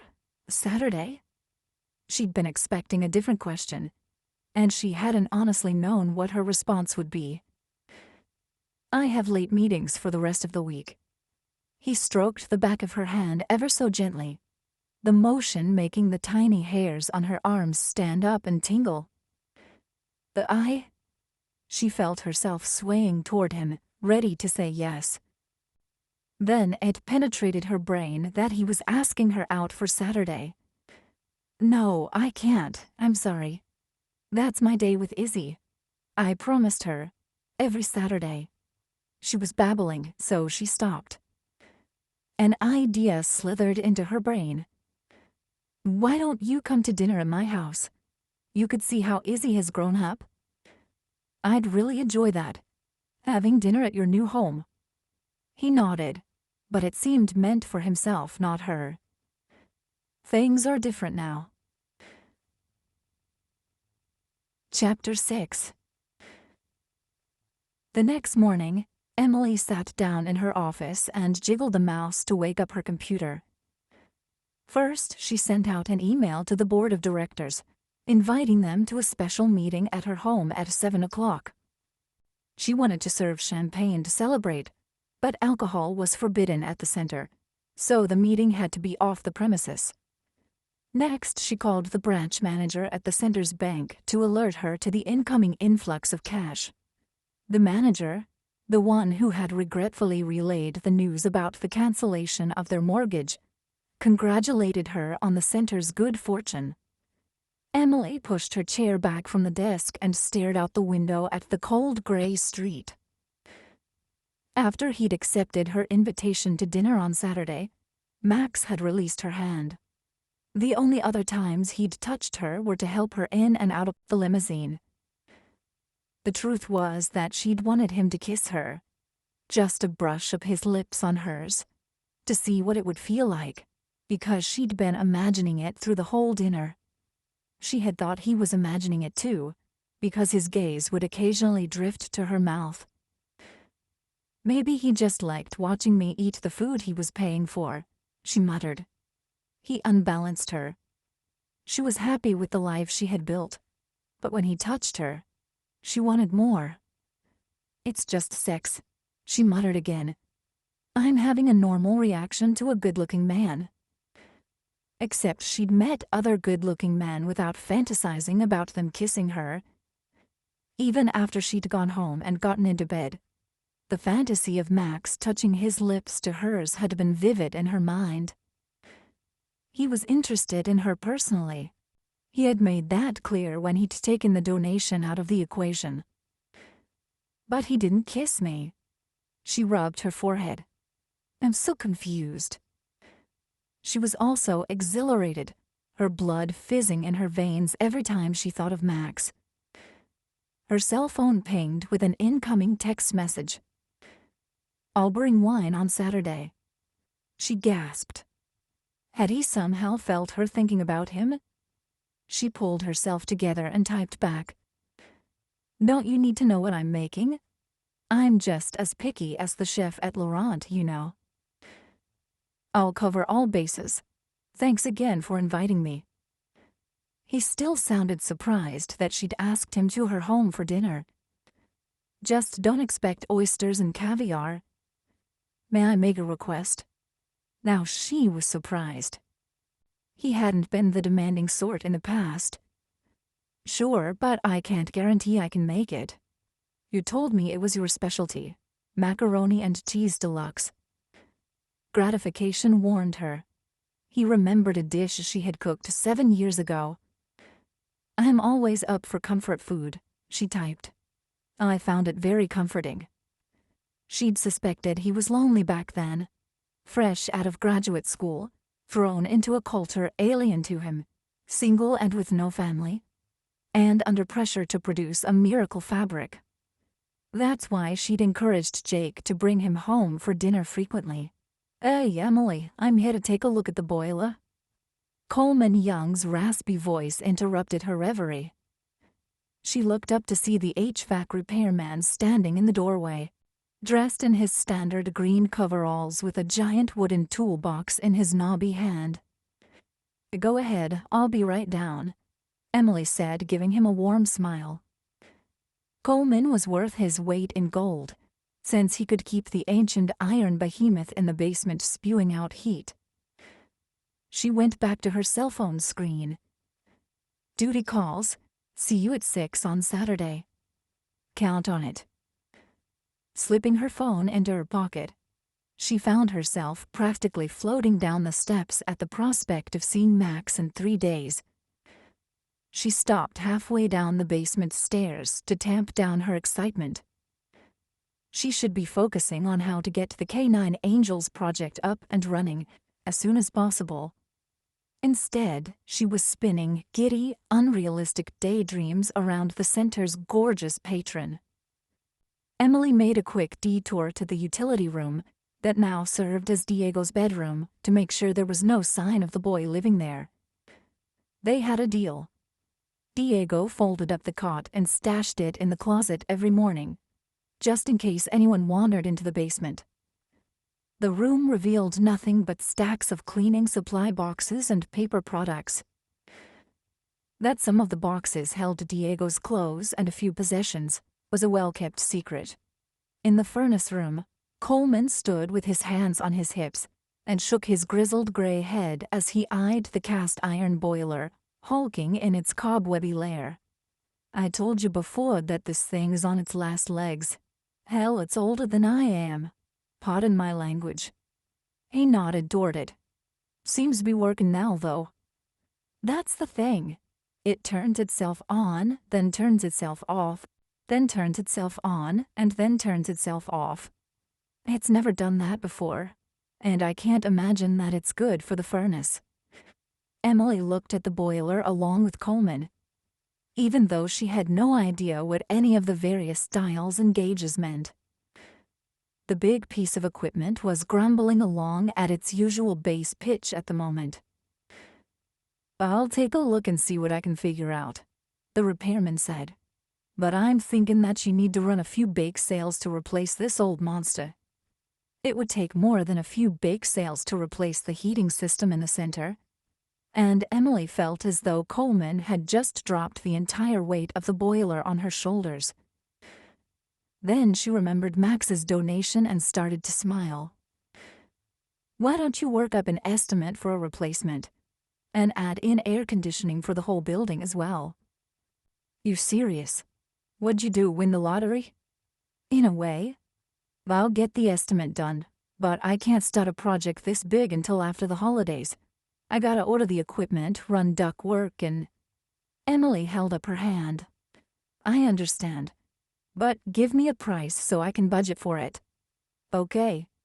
It's gonna set you back a bundle, even with giving you the equipment at my cost." The man sounded dubious. "Now, skedaddle, and let me put some more duct tape on this antique to keep it running." Checking on Diego's room reminded Emily about the injured dog, so she walked out into the hallway to call the veterinary office. The receptionist transferred her to the vet tech, Tiana, who said, "He came through surgery pretty well. Doc put a couple of screws and plates in his broken tibia to stabilize it and stitched him up. Now he has a cast on, and we're giving him penicillin to fight any infection, as well as pain meds. When you get an open fracture from a high-energy trauma, there's a lot of damage to the soft tissues. But he's young, barely more than a puppy, so he should heal fine. Doc's so good, he probably won't even limp." Relief coursed through Emily, although she felt a twinge of dread at how expensive the surgery sounded. "Thank goodness. Is it all right if Diego comes by after school to see the dog? He's very invested." The tech laughed. "No kidding. He's been barraging us with texts." "I'm sorry. No need. I like a kid who cares about animals." The Carver Center's 6 board members sat around the heavy mahogany dining table that had belonged to Emily's Aunt Ruthie. On the matching sideboard sat a silver tray, holding 7 crystal flutes. But she'd left the 2 bottles of champagne in the refrigerator, so no one could see them. Izzy was in her room doing her 4th grade social studies homework. Fortunately, she thought board meetings were boring, so Emily wasn't worried that she would eavesdrop. "Okay, why are we here?" Gloria asked with a thump of her cane. Emily picked up the stack of manila folders in front of her and handed it to Violet, who sat beside her. "Please take one, but don't open it until I tell you to." She'd printed out the page of the Carver Center's online bank statement, showing the $1 million deposit from earlier that day, and put a copy in each folder. "Did anyone ever tell you that you have a flair for the dramatic?" Horace asked as she placed his folder flat on the table in front of him. "It's a dramatic occasion," Emily said, struggling not to grin. When the last person laid their folder on the table, Emily said, "As you know, Max Varela cleared time in his busy schedule to visit the Carver Center yesterday. Just as he arrived, Diego brought in a severely injured dog."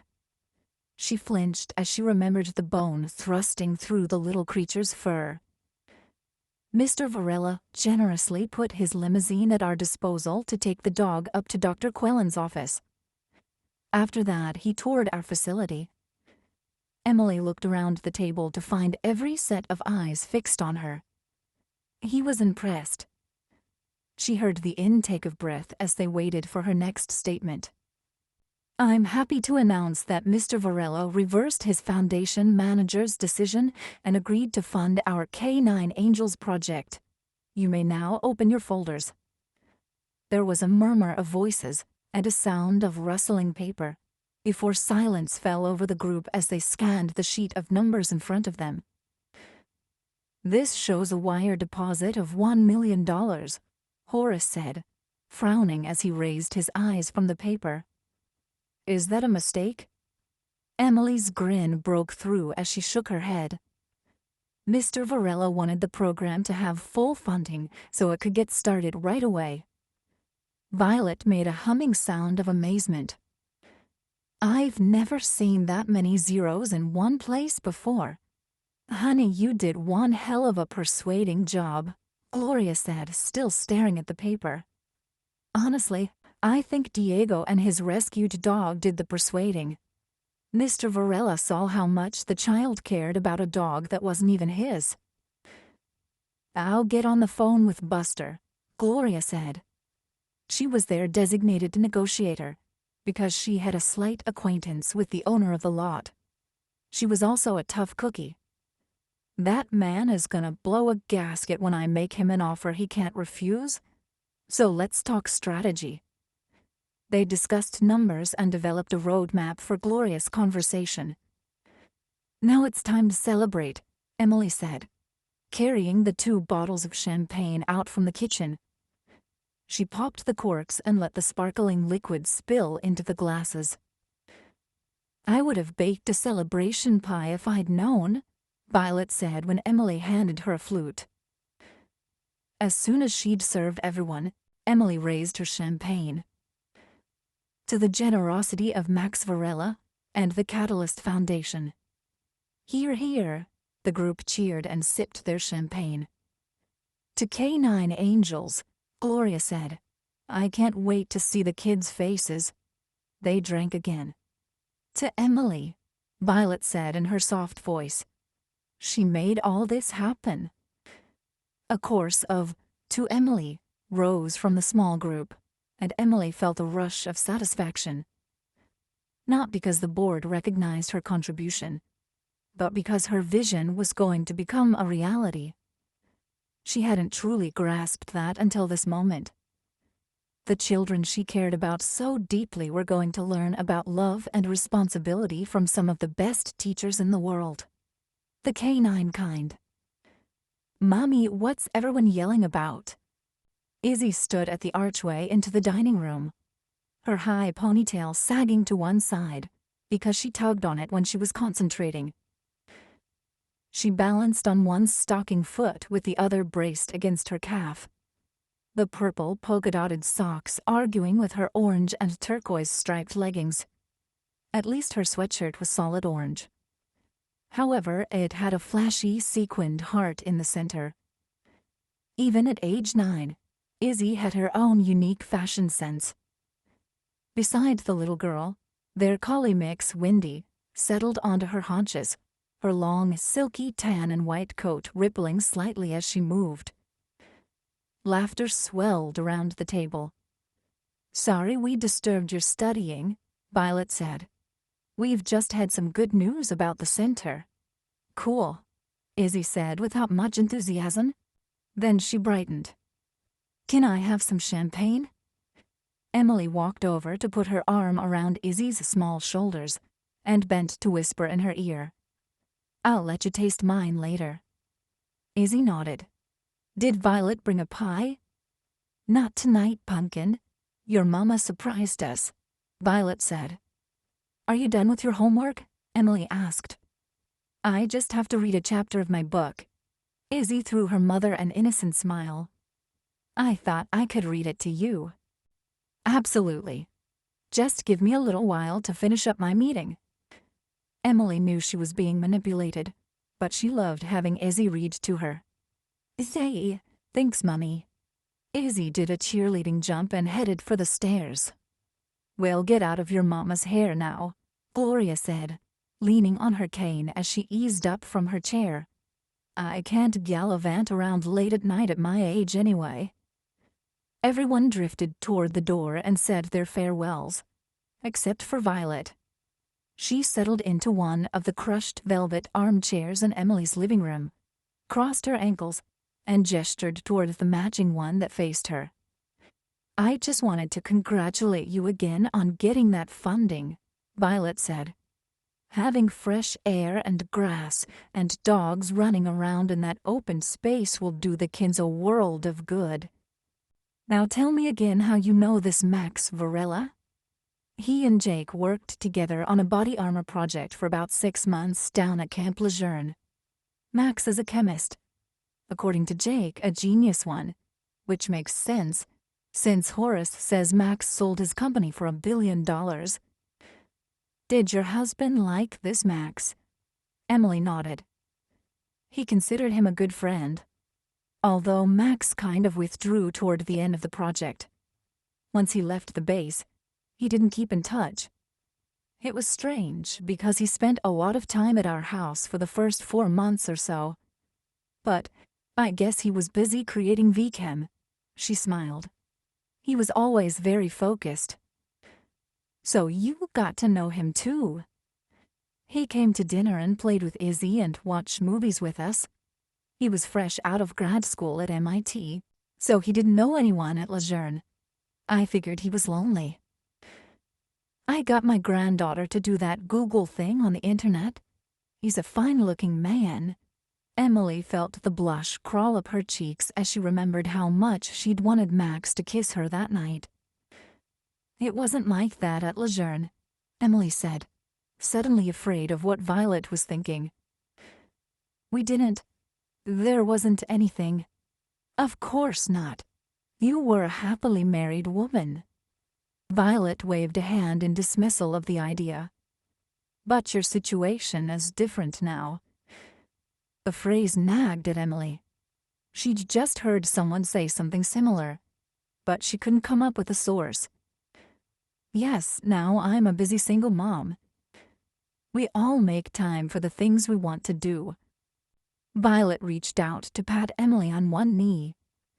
Don't you pass up the chance to be with a good man. Emily thought of the dinner she was going to cook for Max on Saturday.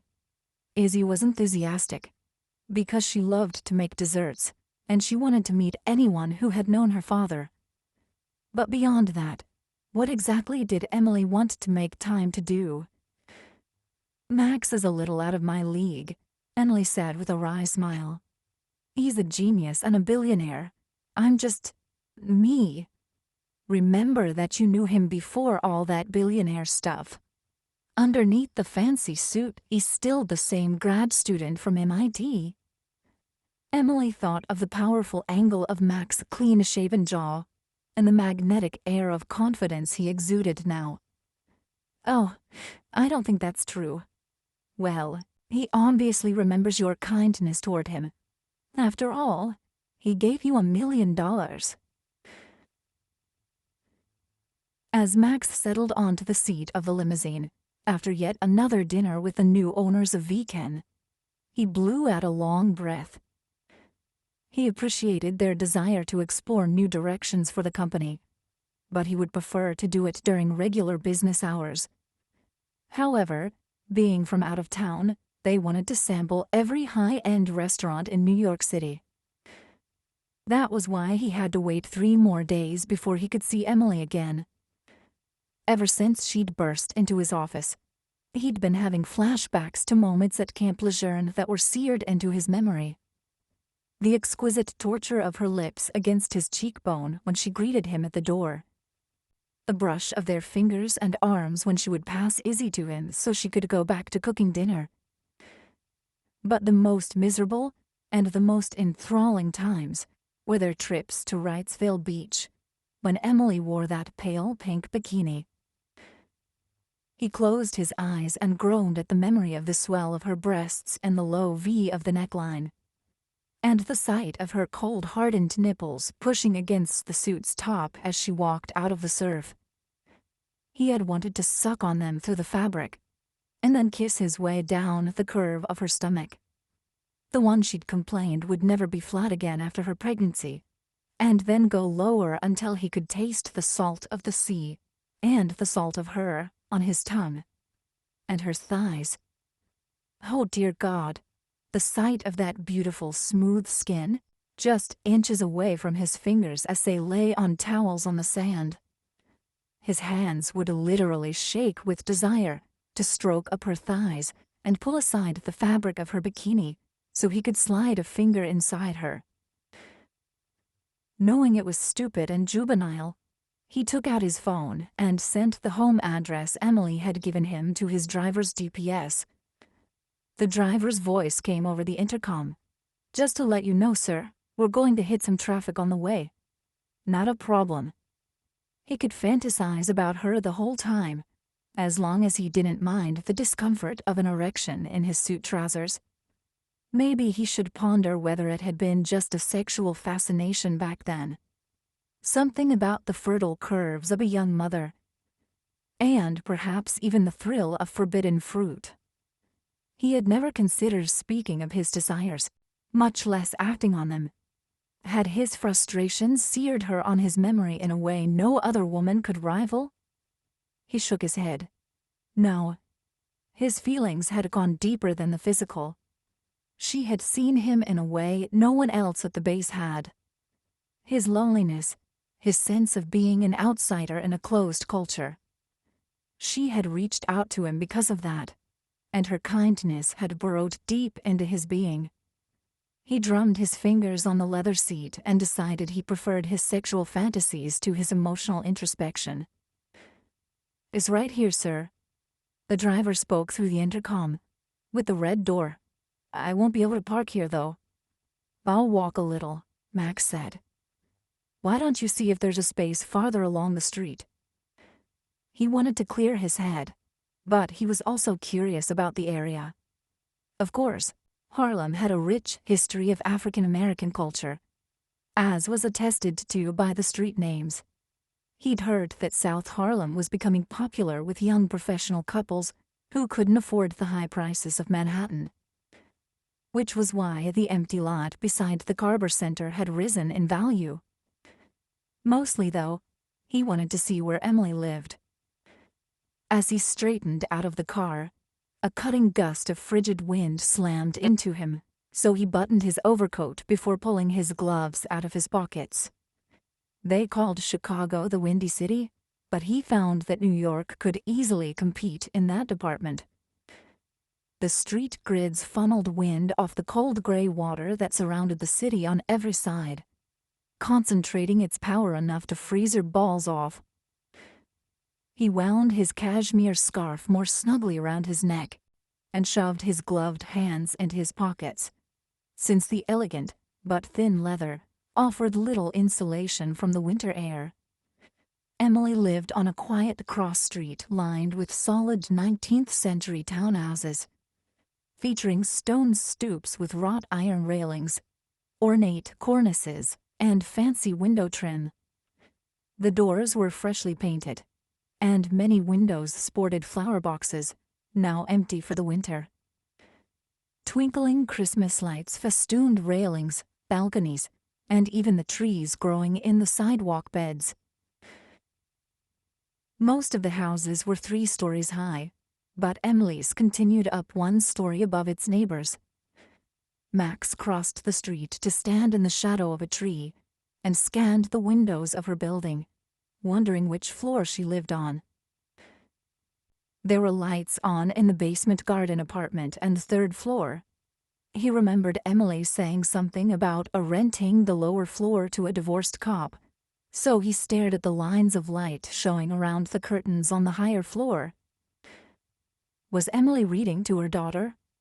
Or was she sitting at a desk poring over plans for the new project at the Carver Center?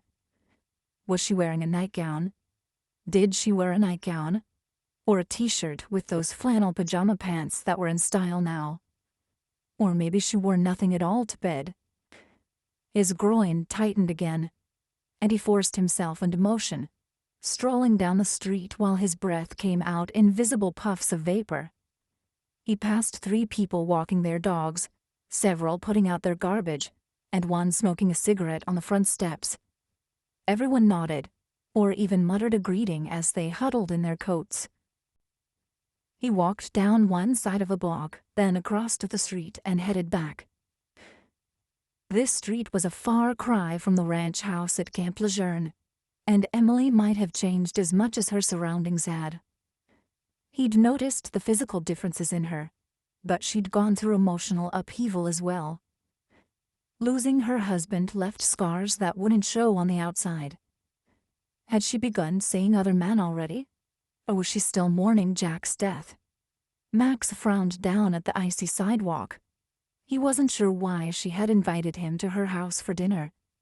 She might be saying thank you for the donation.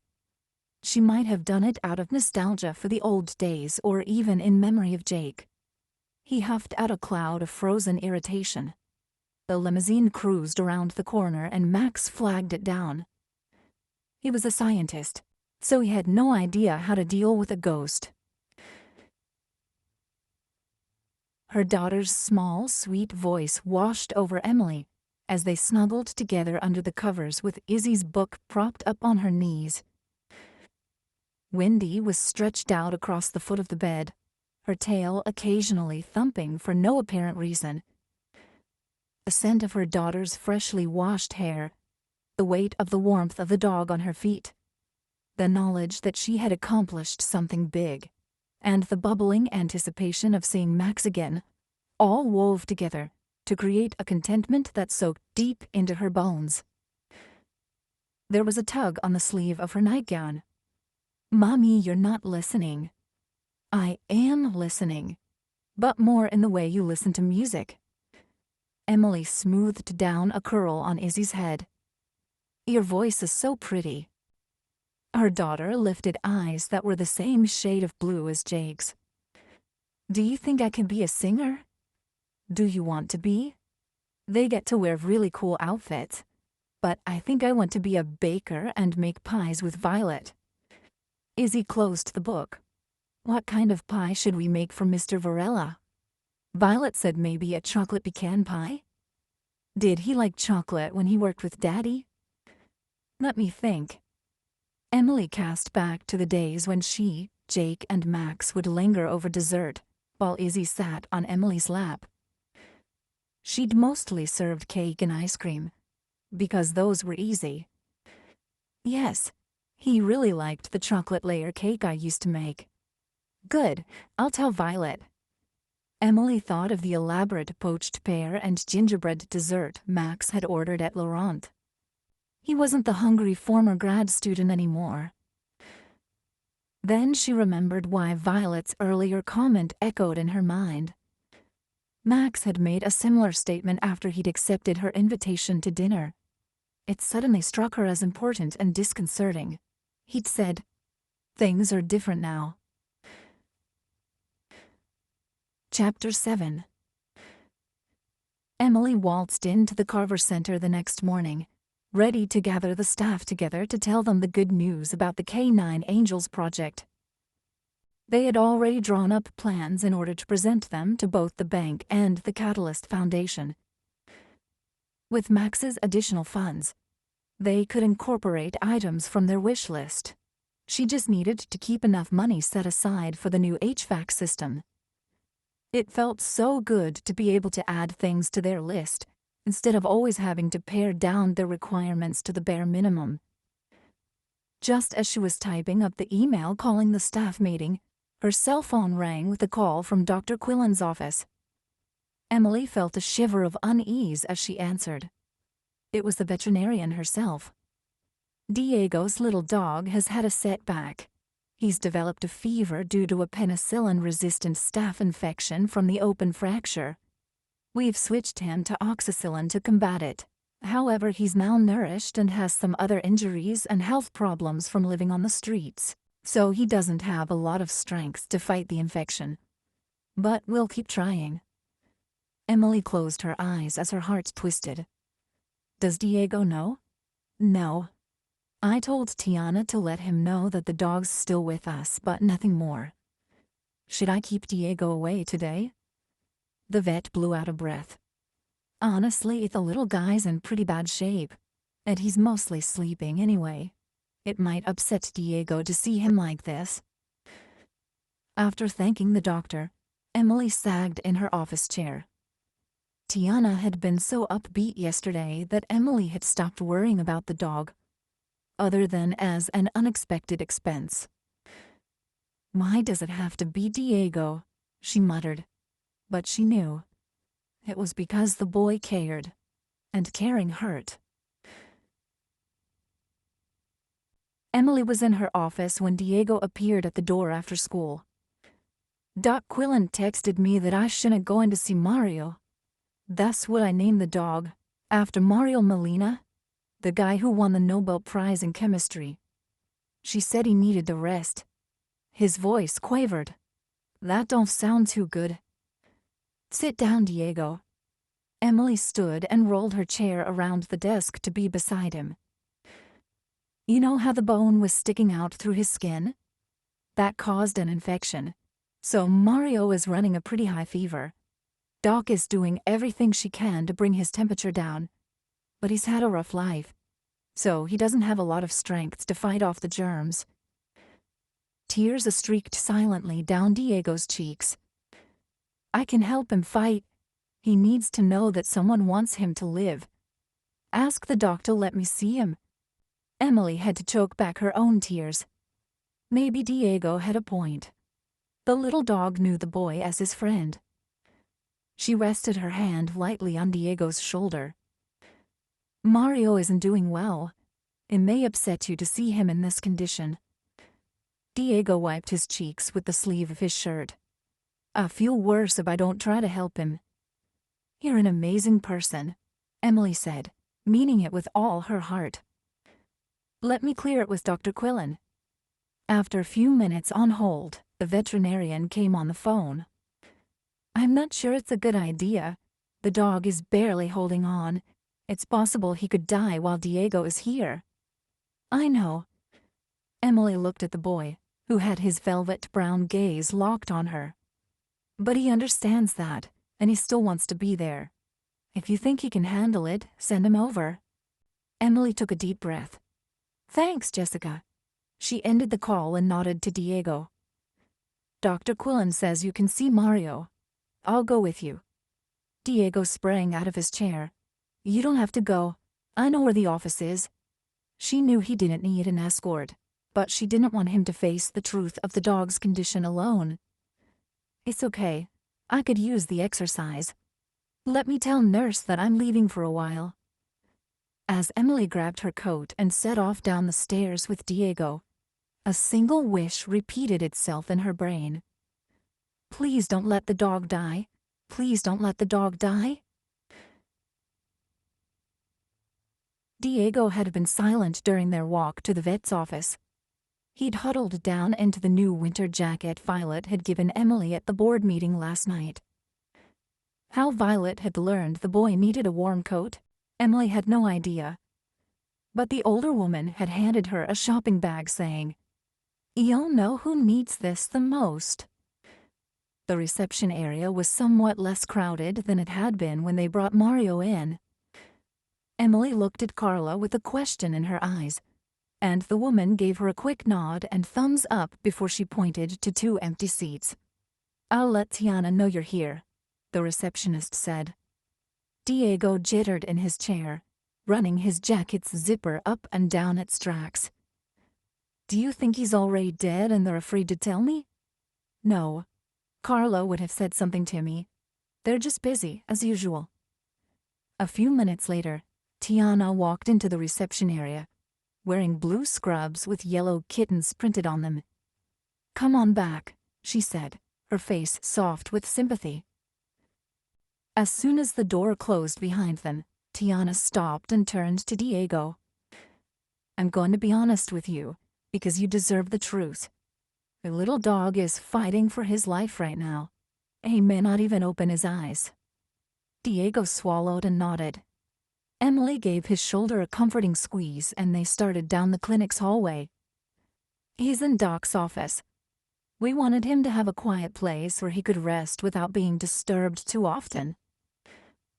Tiana led them to the tiny room into which Dr. Quillen had shoved a cheap wooden desk, rolling ergonomic chair, and oak filing cabinet.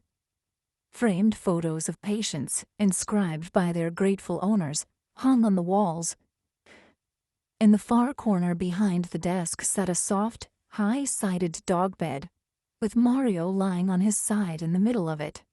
His front leg had an IV running into it while his back leg was in a cast wrapped in bright green tape. His eyes were closed, and his ribs rose and fell with each shallow, rapid breath. Diego dropped to his knees beside the bed. For a long moment he just looked at the dog. Then he said in a low, soothing voice, "Hey, Mario. Came to see you, boy. Glad you're resting up. Gotta get that bone mended." The dog's eyelid fluttered open. "Yeah, it's me, your buddy Diego." The boy looked up at Tiana. "Is it okay if I touch him? I'll be really careful." Emily could see the vet tech scanning Diego's height and breadth, and debating.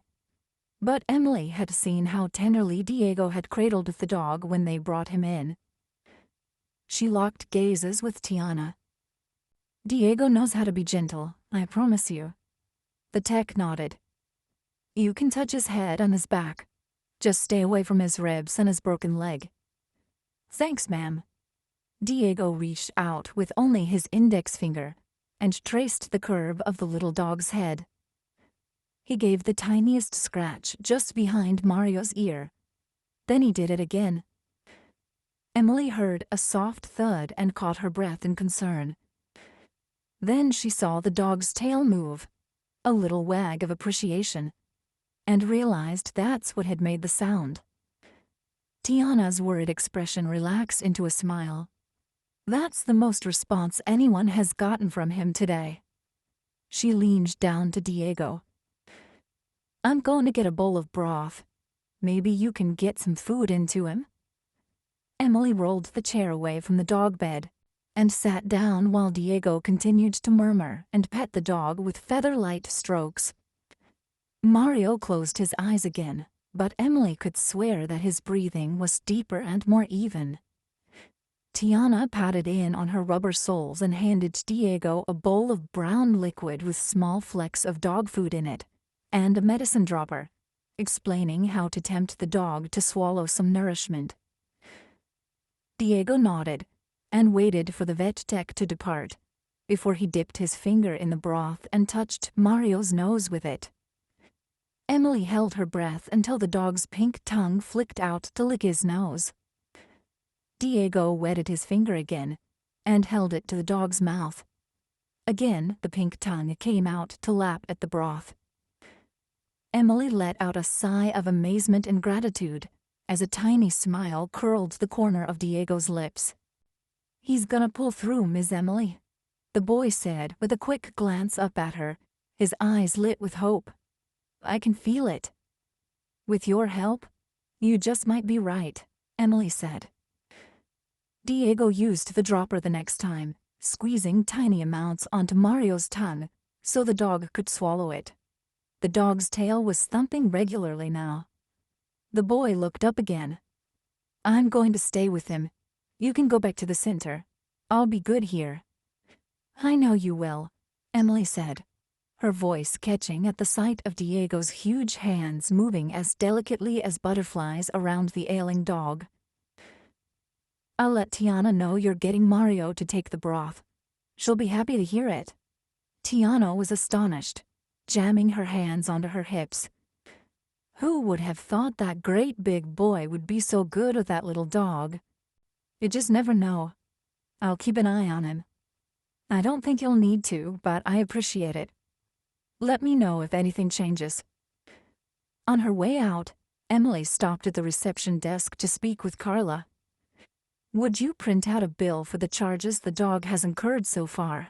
She wanted to get an idea of how much she needed to scrape together from Mario's care. Carla held up her hand. It's all taken care of, sugar. What do you mean? Your boyfriend gave me his credit card and told me to just keep adding on to it until that little dog was well. I don't have a boy. Emily stopped. You mean the man who came in with us when we brought the dog in? The smoking hot one? Yeah. Carla winked at Emily. If he wasn't yours, I'd like to get me a piece of him. Emily felt a blush climb her cheeks. He's not my boyfriend, so I don't want him to pay for the dog. Please just bill me, or I can give you my credit card. She started to dig into her purse. Carla shook her head. Nuh-uh, hun. He was very clear that he was paying, not you. He told me you might argue, but I told him I was way tougher than you. So put your wallet away, because it ain't gonna happen. Emily hated the selfish little voice that said Max was a billionaire, so why not let him pay for the dog? But to paraphrase Carla, it wasn't going to happen. He'd already done so much for the center. She was not going to let him take on a stray dog's medical care. She pulled out her cell phone and stared at it. Should she text him or discuss it with him face-to-face on Saturday? She put her phone away. Texting would make it too easy for him to type back no or something equally unyielding. Turning on her heel, she marched out of the clinic. However, all the way back to the Carver Center, she allowed herself to bask in a warm glow that Max wanted to pay for Diego's little dog. Chapter 8. Mario's fever has been normal for 12 hours, Dr. Quillen said when Emily called her Saturday morning. Your kid Diego has been with that dog every minute that he wasn't in school or home sleeping. He pulled the dog through. Mario is going to make a full recovery. Emily slumped against the kitchen counter in relief. Thank God. I want to talk with you about Diego helping out around the clinic. He has a real gift with animals, the vet continued. I could even pay him a little, but that would be between you, me, and him. Emily understood. Diego was too young to be an official employee. He would love that. They'll put our heads together and see what we can work out. When Emily hung up, Izzy finished chewing her mouth full of pancakes and asked, Is Diego's dog going to be okay? He's going to be just fine. He probably won't even limp. Emily closed her eyes for a moment as happiness for Diego surged through her. Now he could take pride in befriending the dog, instead of blaming himself for Mario's pain. That's good. Diego's nice. And I didn't want his dog to die. Izzy put her fork down. Can we start cooking? I think we'd better. We have a lot to do before Mr. Varela gets here. Nerves quivered through her. She and Izzy had done the grocery shopping yesterday evening. Now she had to create a meal for a man who routinely ate at the best restaurants Manhattan could offer, which was saying something. What was he going to think of her carrot ginger soup and macaroni and cheese? He probably remembered the latter as being much better than it really was. His dining options had been vastly more limited at Camp Lejeune than they were here. At least Violet had agreed to come over to help Izzy with the chocolate pecan pie, so Emily knew the finish would be delicious. As Emily arranged ingredients on the counter, Izzy put her plate in the dishwasher. Mommy, is it okay if I ask Mr. Varela to tell me about Daddy? Yes, you can. Emily breathed against the tears that threatened. But if he doesn't want to talk about Daddy, don't insist, all right? Some people feel weird talking about someone who's died. I'm glad you don't. I like talking about Daddy and looking at his pictures. Izzy opened the package of Tillamook cheddar cheese. If I'm really careful, can I grate this? Emily pulled the grater out of the drawer. Remember about stopping when the piece of cheese gets too small? Izzy nodded and watched as Emily cut the chunk of cheddar in half, so Izzy could hold it in her small hand. Emily peeled open the applewood smoked bacon and began to lay it on the wire rack to broil. I like talking about Daddy too. He was an important part of our lives, so I think it would be strange not to talk about him. Even if sometimes the knowledge she would never see him again sent a rolling wave of grief through her. It happened much less often now, which she was grateful for. When Ruth had been alive, the older woman would hold Emily while she sobbed. Now Emily had only Wendy's soft, furry shoulder to cry on, and she'd done it more often than she wanted to admit. What did Mr. Varela and Daddy do together? Izzy scraped the cheese down the grater with care. Mr. Varela invented a material that was super strong, but light, so soldiers could wear it to protect themselves. It's called body armor. Daddy helped him test it in real-life situations and make it better. Izzy stopped grating. I guess Daddy wasn't wearing it when he died. I guess not. Emily didn't explain that body armor couldn't save a person from a bomb, or a fire, or a landmine, or the many other dangers that Jake had faced when he was sent out on assignment. Izzy started to shred the cheese again. Was Mr. Varela a soldier too? No, he's a scientist, a chemist. Like the man Diego named his dog after. Mario something. Mario Molina. He was a chemist too, although his work was about the sky. Cool.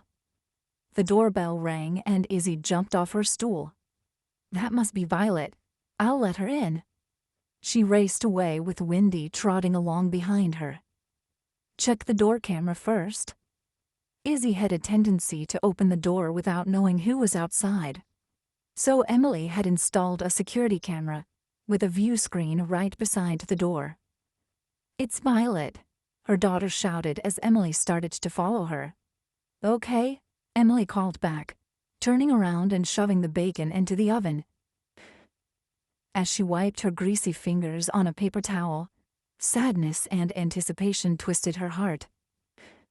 What memories of Jake might Max choose to share?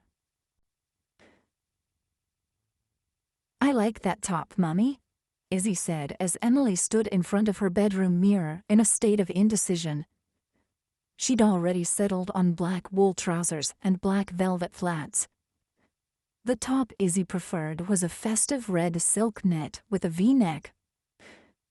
What gave it interest were the sleeves, which were pleated red chiffon that fell to her elbows and fluttered with every movement. You can wear the ruby necklace Daddy gave you, Izzy continued. It will add some sparkle. Okay, Emily said before she twirled her hair into a bun and held it. Hair up or down? Izzy tilted her head and considered the question. Down. Emily let her hair fall around her shoulders and picked up her brush.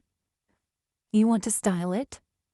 Izzy nodded, so Emily sat down on the bed and let her daughter smooth her hair into waves. Do you want me to French braid your hair? Emily asked when Izzy was done. Can we try it and see how it looks? Izzy asked. As Emily tamed Izzy's curls into a neat braid down the back of her head, she thought how much she loved these girly moments. That's why she never allowed anyone to interfere with their Saturdays together. She didn't mind sharing them, but she wasn't going to separate herself from her daughter on their one special day. Izzy inspected the effect of her hairdo with her lime green dress and royal blue tights before she nodded. Could you clip some blue bows down the braid? At 10 minutes till 6, Emily straightened the folds of a green and red plaid napkin, shifted a water goblet on the poinsettia embroidered tablecloth, and moved the crystal salt and pepper shakers to the other end of the table. Wendy sat in the archway, watching Emily down her long, slender nose. Yes, I'm nervous, Emily muttered to the dog. What, Mommy? Izzy was in the kitchen, inspecting the chocolate pecan pie. Just talking to Wendy. She walked over to stroke the dog's silky fur. What's a billionaire genius going to think of our little home? The truth was that Emily thought the house looked cozy and welcoming. The Christmas tree stood in the corner of the living room, wearing its shiny ornaments and twinkling multicolored lights. Flames flickered in the marble-mantled fireplace, sending light dancing over the garlands of greenery draped around the doors and brass sconces. The heavy blue velvet curtains were drawn against the dark chill of the winter night. These Victorian townhouses were meant for Christmas decorations. The doorbell rang, making Emily jump. Do you want me to answer it? Izzy shouted from the kitchen. I'll get it, Emily said. Why don't you come in here and keep Wendy with you, just until I've gotten Mr. Varella's coat put away? Emily signaled the well-trained dog to stay as Izzy scampered into the dining room. Taking a deep breath, she smiled down at her daughter and walked to the narrow front hall. And she checked the video screen. She swallowed hard.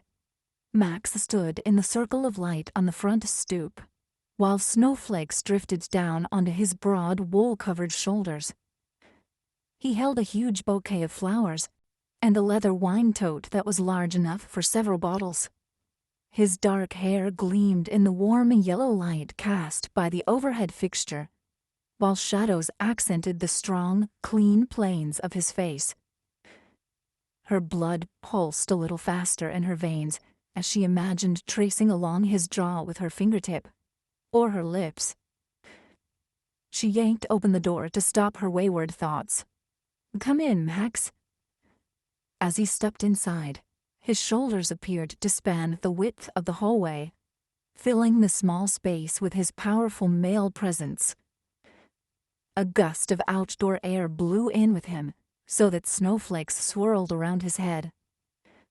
He blazed like a force of nature barely contained within her walls. A vibration burrowed deep inside her as she responded to the pure magnetism he exuded. He set the wine tote on the floor and separated the flowers, holding out the larger bouquet to her. "For you. Some springtime in the midst of winter." It was a spectacular collection of exotic lilies, roses, and flowers she didn't even recognize, all in brilliant jewel tones. "What a treat. Thank you so much," she said, inhaling the glorious scent of the lilies. He held up the smaller version. "For Izzy." Her heart did a little flip in her chest. If the man was trying to charm her by being sweet to her daughter, he had succeeded. "She adores bright colors, so you chose exactly the right flowers." He laughed, a deep rumble that made her want to bathe in the sound. "You mentioned that she has a strong fashion sense, so I went with bold. Let me take your coat."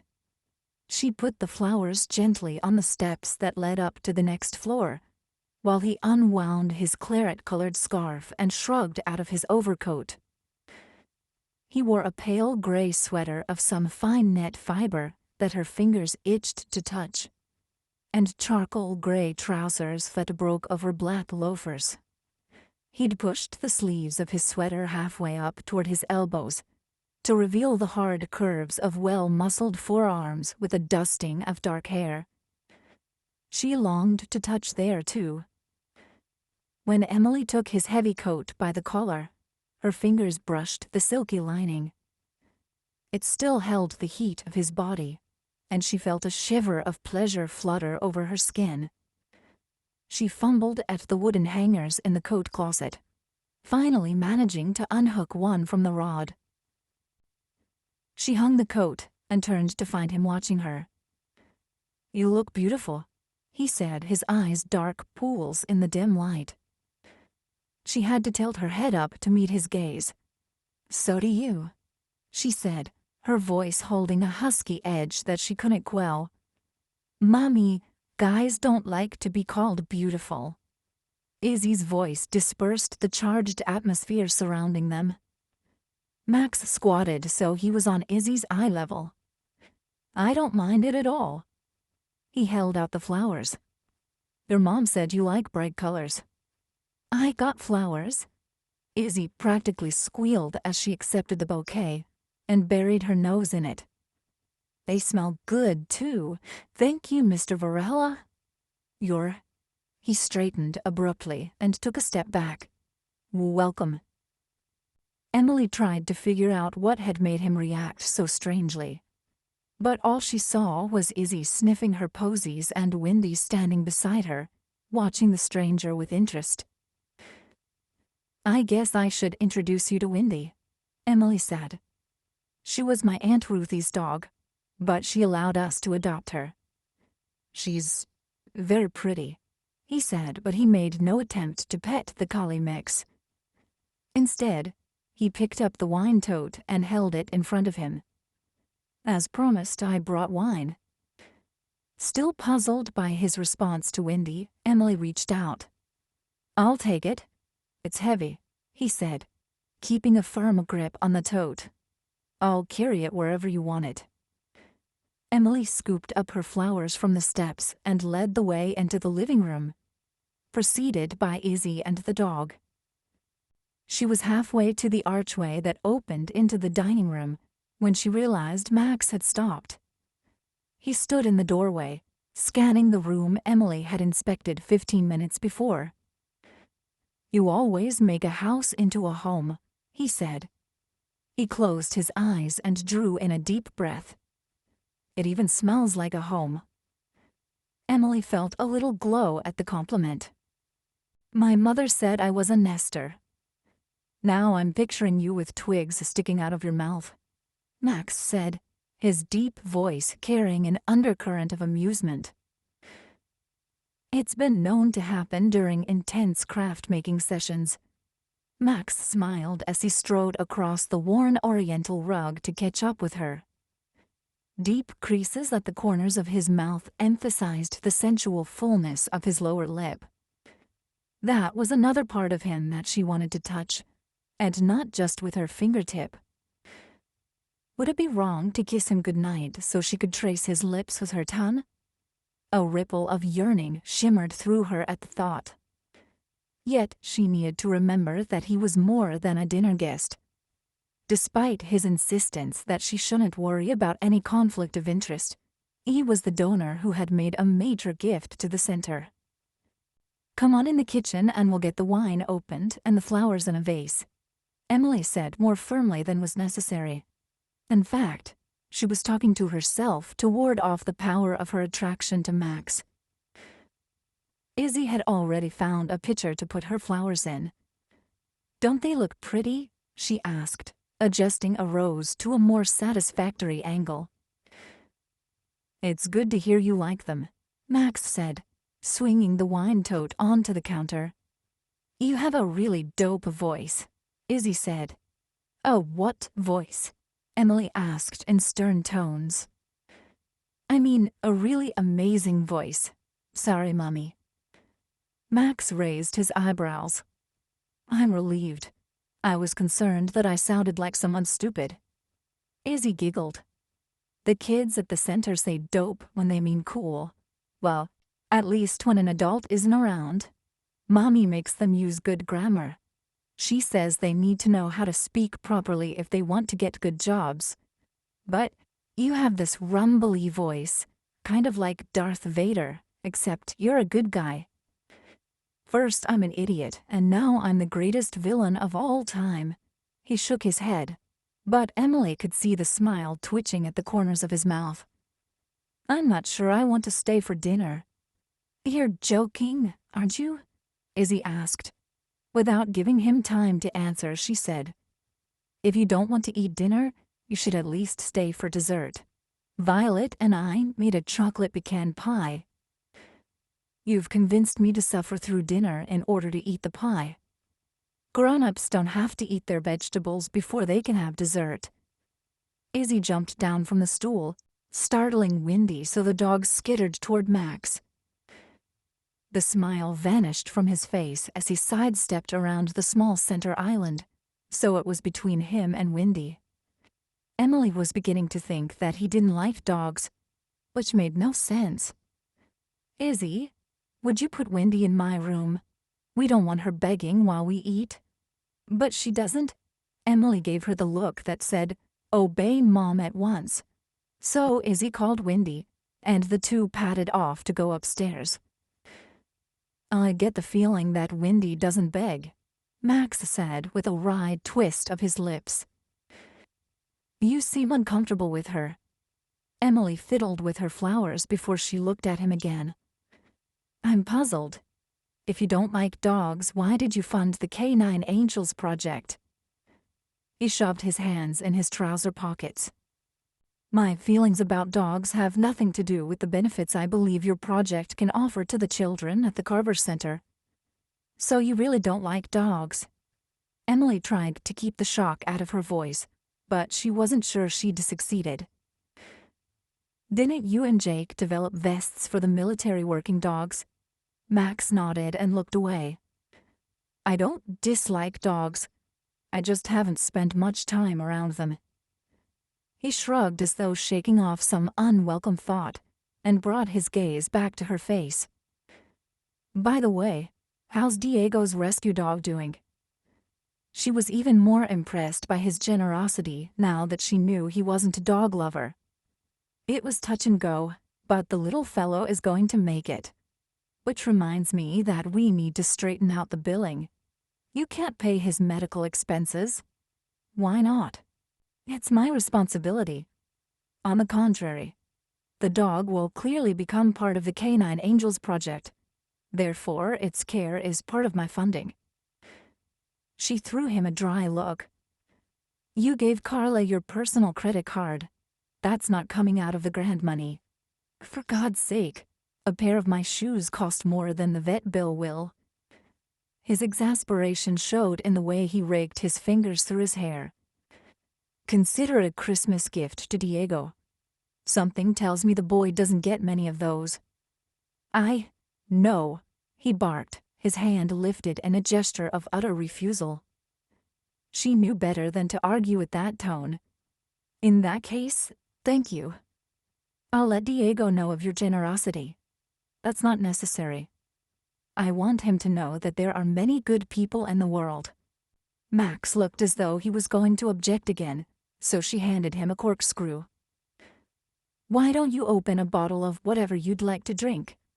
I'm not sure there is a prescribed wine to complement macaroni and cheese. His face relaxed. You honored my request. I hope your memory hasn't exaggerated its flavor. So far, my memory hasn't exaggerated a single thing. That low voice and the intent look that went with it made her nerve endings jitter with excitement and a touch of uneasiness. She felt as though she had waded into deep waters. He pulled out the cork with a soft pop and poured the pale wine into the 2 stemmed glasses she'd set out on the counter. You favored the white at Laurent, he said. Amid all the changes and courses and glasses, he'd paid attention to which wine she drank the most of. Another thrill of nervous elation ran through her, making her breath come a little faster. She picked up her glass and held it up in a toast. To old times. And new ones. His voice lowered as he touched his glass to hers. She avoided his gaze by staring into her glass as she took a big gulp of wine. He was making his intentions clear. Well, that wasn't exactly true. He was making his interest clear. She wasn't at all sure what his intentions were. She picked up the Asian meatballs she'd prepared for hors d'oeuvres. Why don't we sit by the fire? He took the platter from her and started out the door, leaving her with nothing to do but carry her wine and stare at the muscles of his back as outlined by the gray sweater. And his butt. Under the drape of his wool trousers. Carla had a point about him being hot. Max set the platter on the low table between the 2 armchairs facing the fireplace. Izzy came clattering down the stairs, grabbed a floor cushion and settled in front of the table. I love these, she said, snagging a meatball and popping it into her mouth. Emily sat in one chair while Max claimed the other, stretching out his legs toward the fire and crossing his ankles. The fire's reflection danced on the polished surface of his loafers. He rested his elbows on the puffy rolled chair arms, the wine glass dangling from his fingers. She heard him let out a long breath as he sank into the crushed velvet upholstery. Long day? Emily asked him. Long month, Max said. Is it okay if we talk about what you and my dad did when you worked together? Izzy fastened her blue eyes on Max. But you don't have to if you don't want to. Some people don't like to talk about dead people. Emily groaned internally as she threw an apologetic glance at Max. Izzy, you shouldn't. Max held up one hand to stop her. I'd be happy to talk about your father.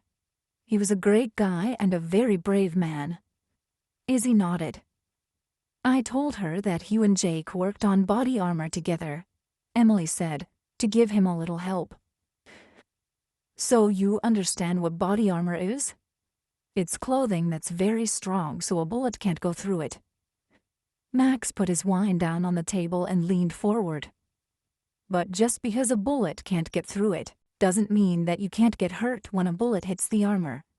Because the bullet hits extremely hard. Izzy nodded again.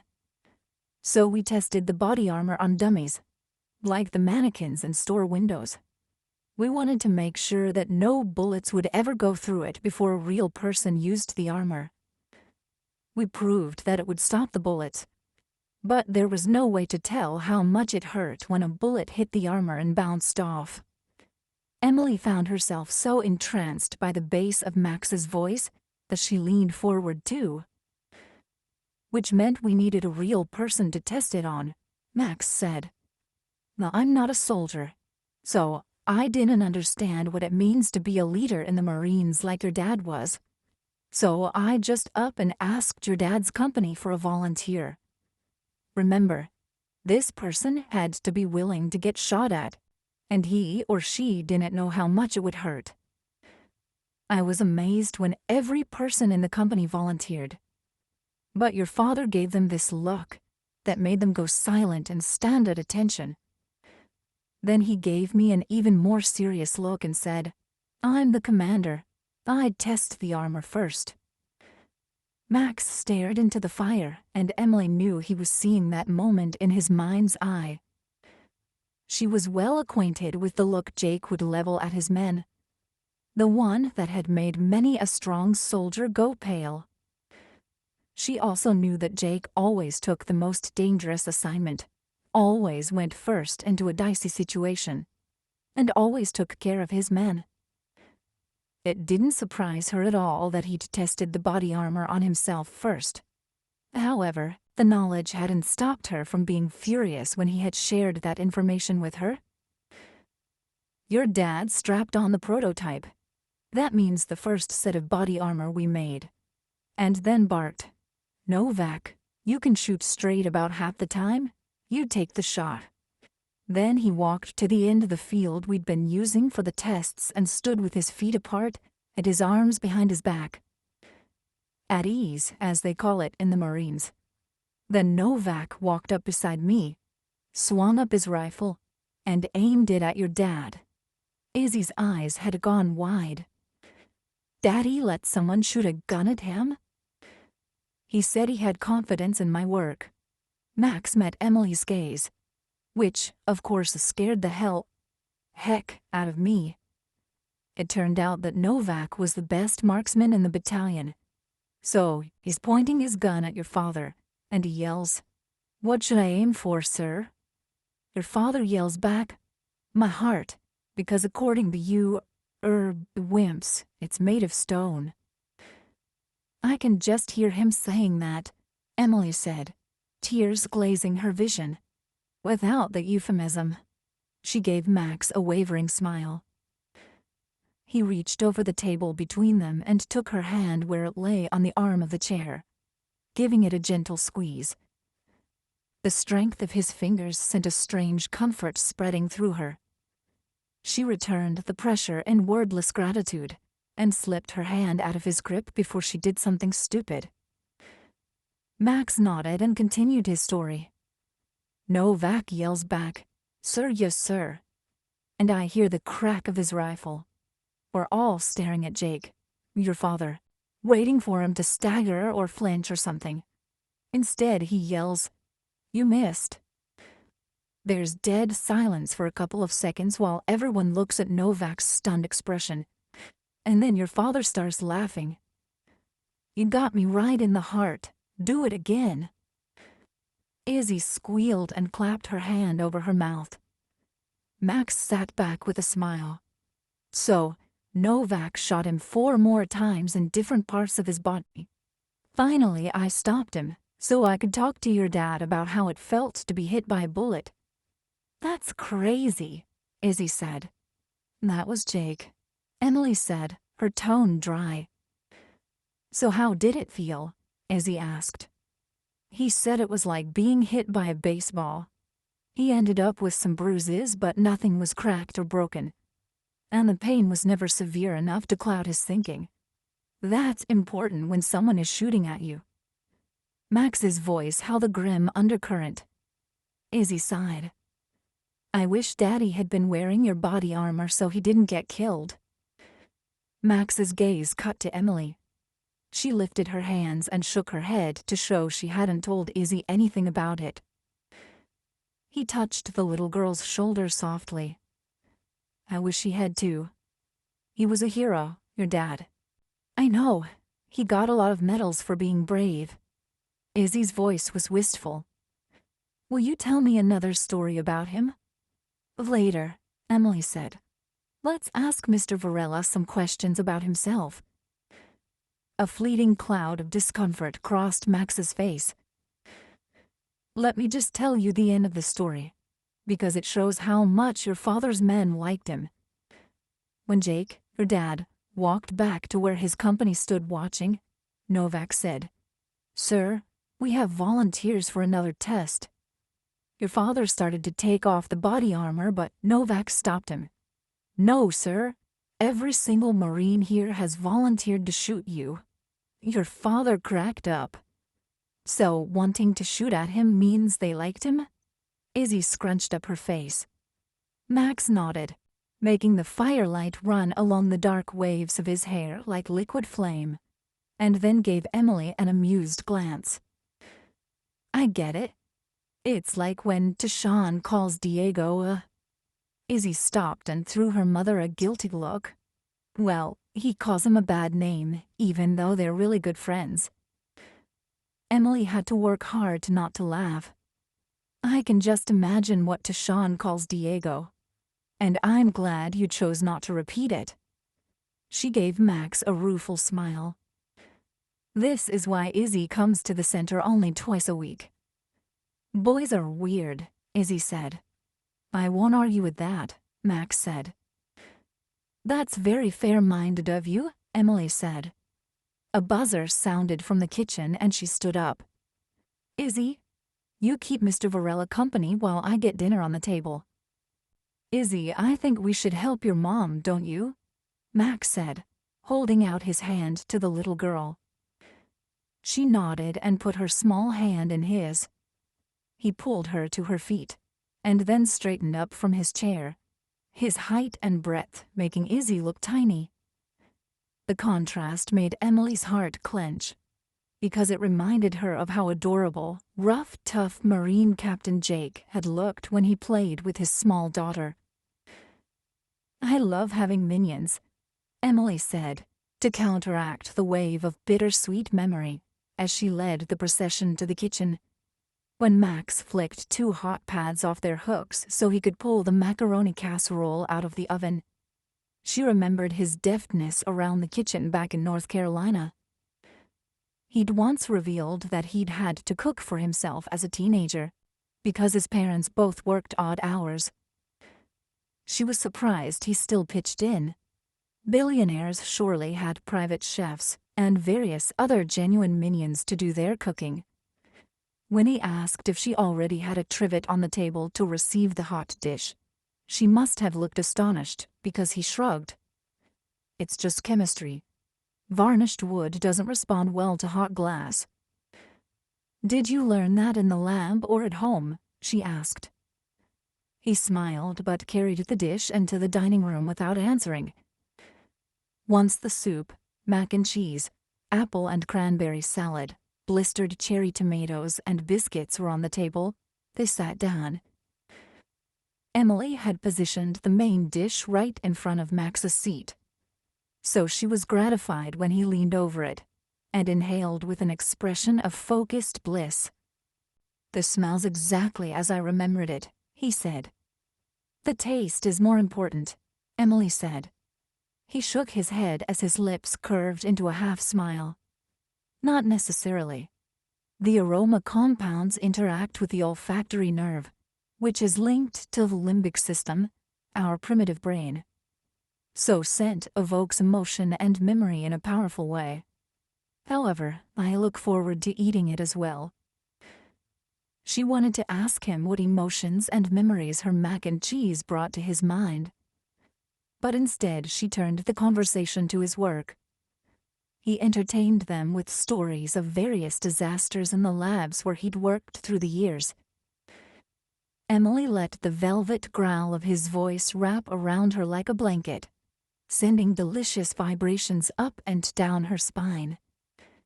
That's poppin', Izzy said, snapping Emily out of her delicious haze. Maybe I'll be a chemist when I grow up. Max looked baffled, so Emily translated.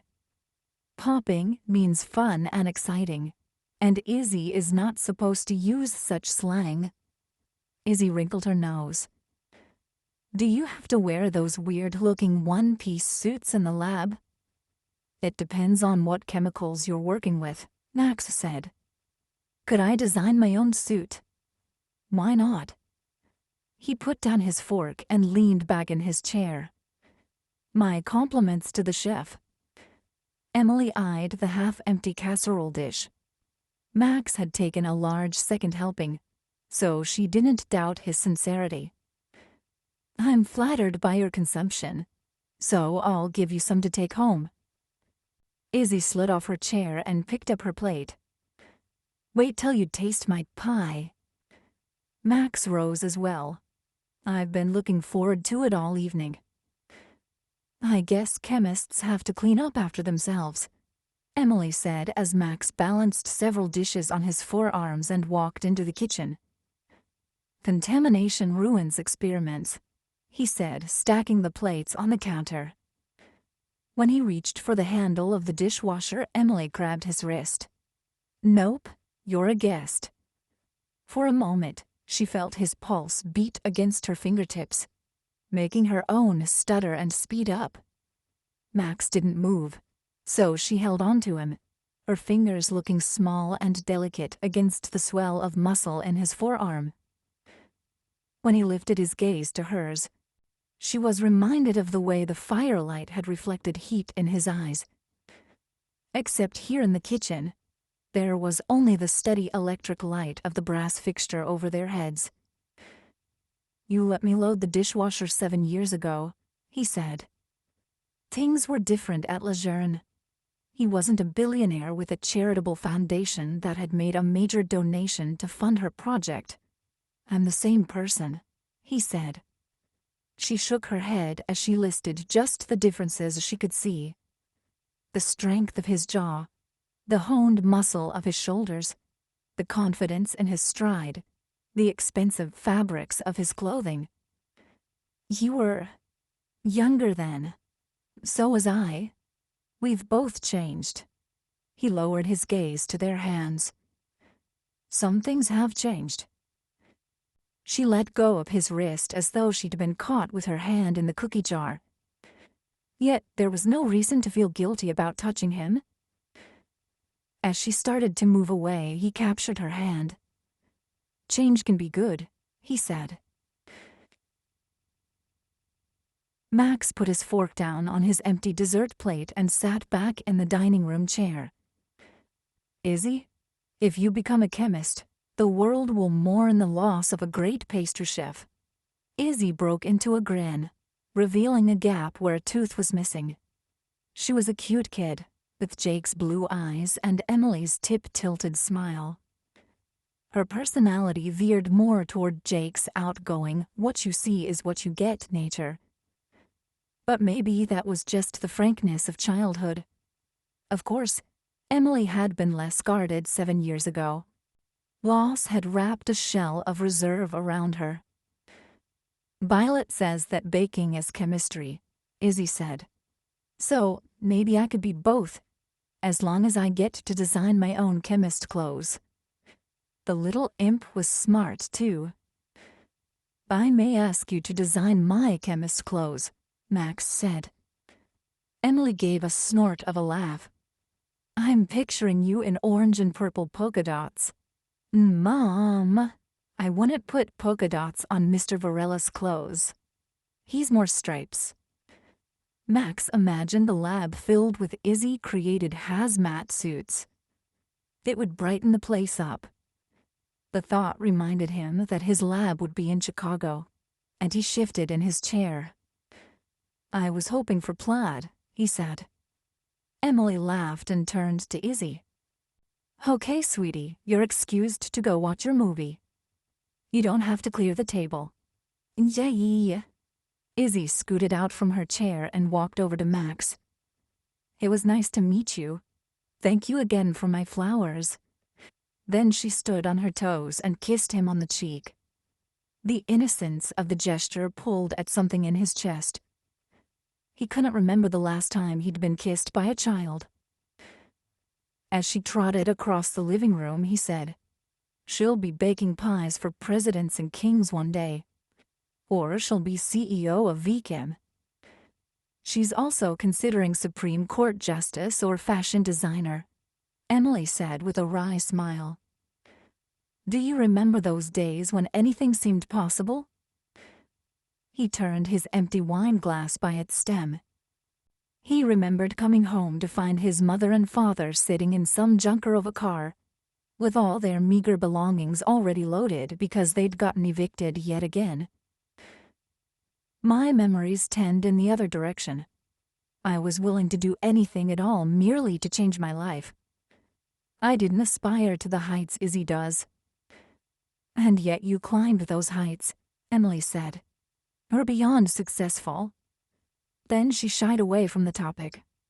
"By the way, you didn't mention to Izzy that you put on the body armor right after Jake and had Novak shoot at you too. Jake told me." What even Jake didn't know was that Max had taken the body armor to a shooting range the day before Jake's test and braced himself while a retired police sniper had fired at him, voluntarily staring into the black hole of a gun barrel pointed at him was one of the hardest things he'd ever done. However, there was no way he would let anyone risk using his creation before he'd tested it himself. It was like a chef not eating his own cooking. Max had the sudden thought that Izzy would always eat her own cooking, which made him smile. "I can tell by that smile there was something more," Emily said. "What else didn't you mention?" Max shook his head. He didn't want to look into the past anymore tonight. Just recalling some of Jake's more unrepeatable comments on what it felt like when the bullets hit him. "You know, it's nice to talk about Jake with someone who knew him well. Up here, no one but Aunt Ruthie had ever met him, and now she's gone. Thank you for indulging Izzy and me with the stories," Emily said, her eyes liquid pools of tears. But she was smiling, a soft, nostalgic smile.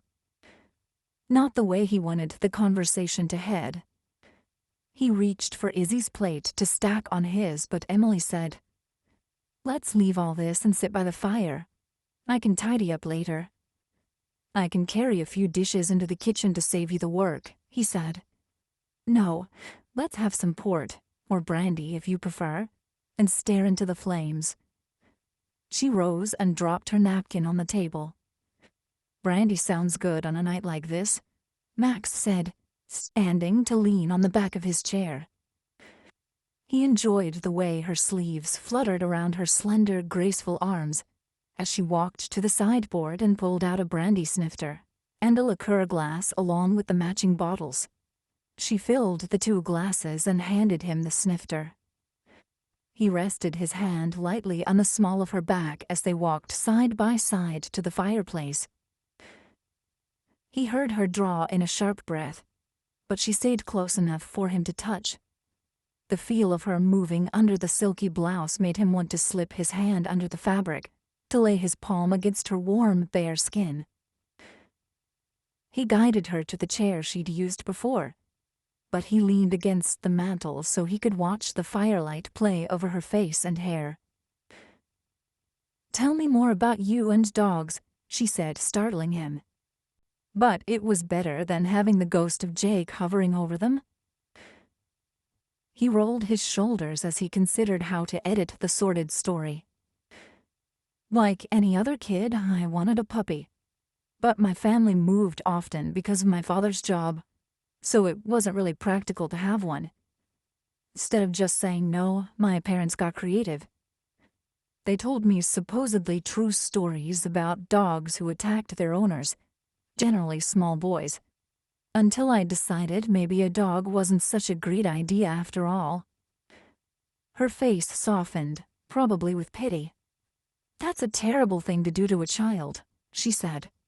"Make him afraid of animals so you won't have to look like a bad guy by saying no." Then she looked stricken.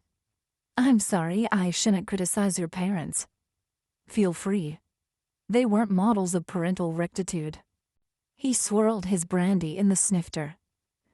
Even though now I understand that dogs are not unpredictably vicious beasts, it's hard to overcome that instilled instinct to avoid them. So you want the kids at the center to have the dog you never did. That's more sentimental than my actual thought process, but I'll take the credit. She smiled and sipped her port while she stared into the fire. Then she lifted her gaze to him again. Maybe you could spend a little time with Windy. Aunt Ruthie trained her well, so she won't jump or nip or bark and startle you. I don't encounter many dogs in my job, so it's not a problem I have to deal with. But if Emily liked dogs so much, maybe he needed to work on it. I hate to think of you missing out on the joy and comfort a dog can bring into your life. He could tell that she really did feel sorry for his lack of a pet. It made him want her even more. He set his brandy on the mantel and took 2 steps to reach her chair. Removing the glass from her hand and putting it on the table, he drew her to her feet. Her hair slid over his skin like the smoothest satin, as he threaded the fingers of one hand into the shining fall of it. Tilting her head up to him, he dropped his gaze to the delicious curves of her mouth before he bent his head to murmur, "If you want me to stop, say so." His breath whispered over her lips, fragrant with the brandy he'd just drunk. She did not want him to stop, so she did what she had been longing to do all evening. Slid her hands over the expensive softness of his sweater, where it covered the hard swell of his shoulder muscles, and edged herself closer to him. His lips touched hers, and she sighed at the feeling of that full lower lip brushing hers. He demanded no more than that questing brush for a few seconds. Then he wrapped one arm around her waist and drew her in, so her breasts were pressed against the solid plane of his chest, while her head was cradled in his other hand. Every place their bodies touched sizzled with pleasure. The solid maleness of him made her feel exquisitely soft and female in a way she'd forgotten. She melted into him, wanting to touch in more places, while his lips grew more insistent on hers.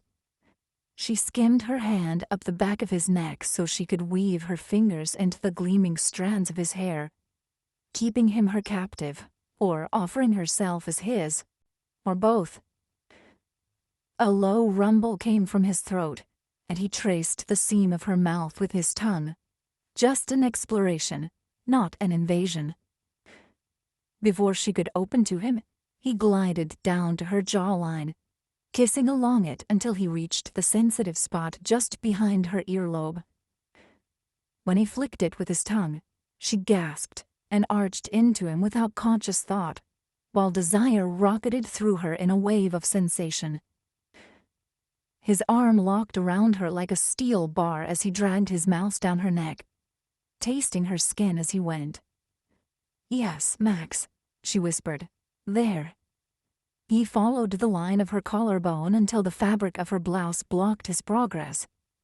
She heard him huff in frustration, a feeling she shared. When he lifted his head, his gaze scorched her. "Have dinner with me tomorrow," he said, his voice a delicious rasp. "At my place." She tried to think what day tomorrow was. Sunday. She could do dinner then. Except she would need a babysitter.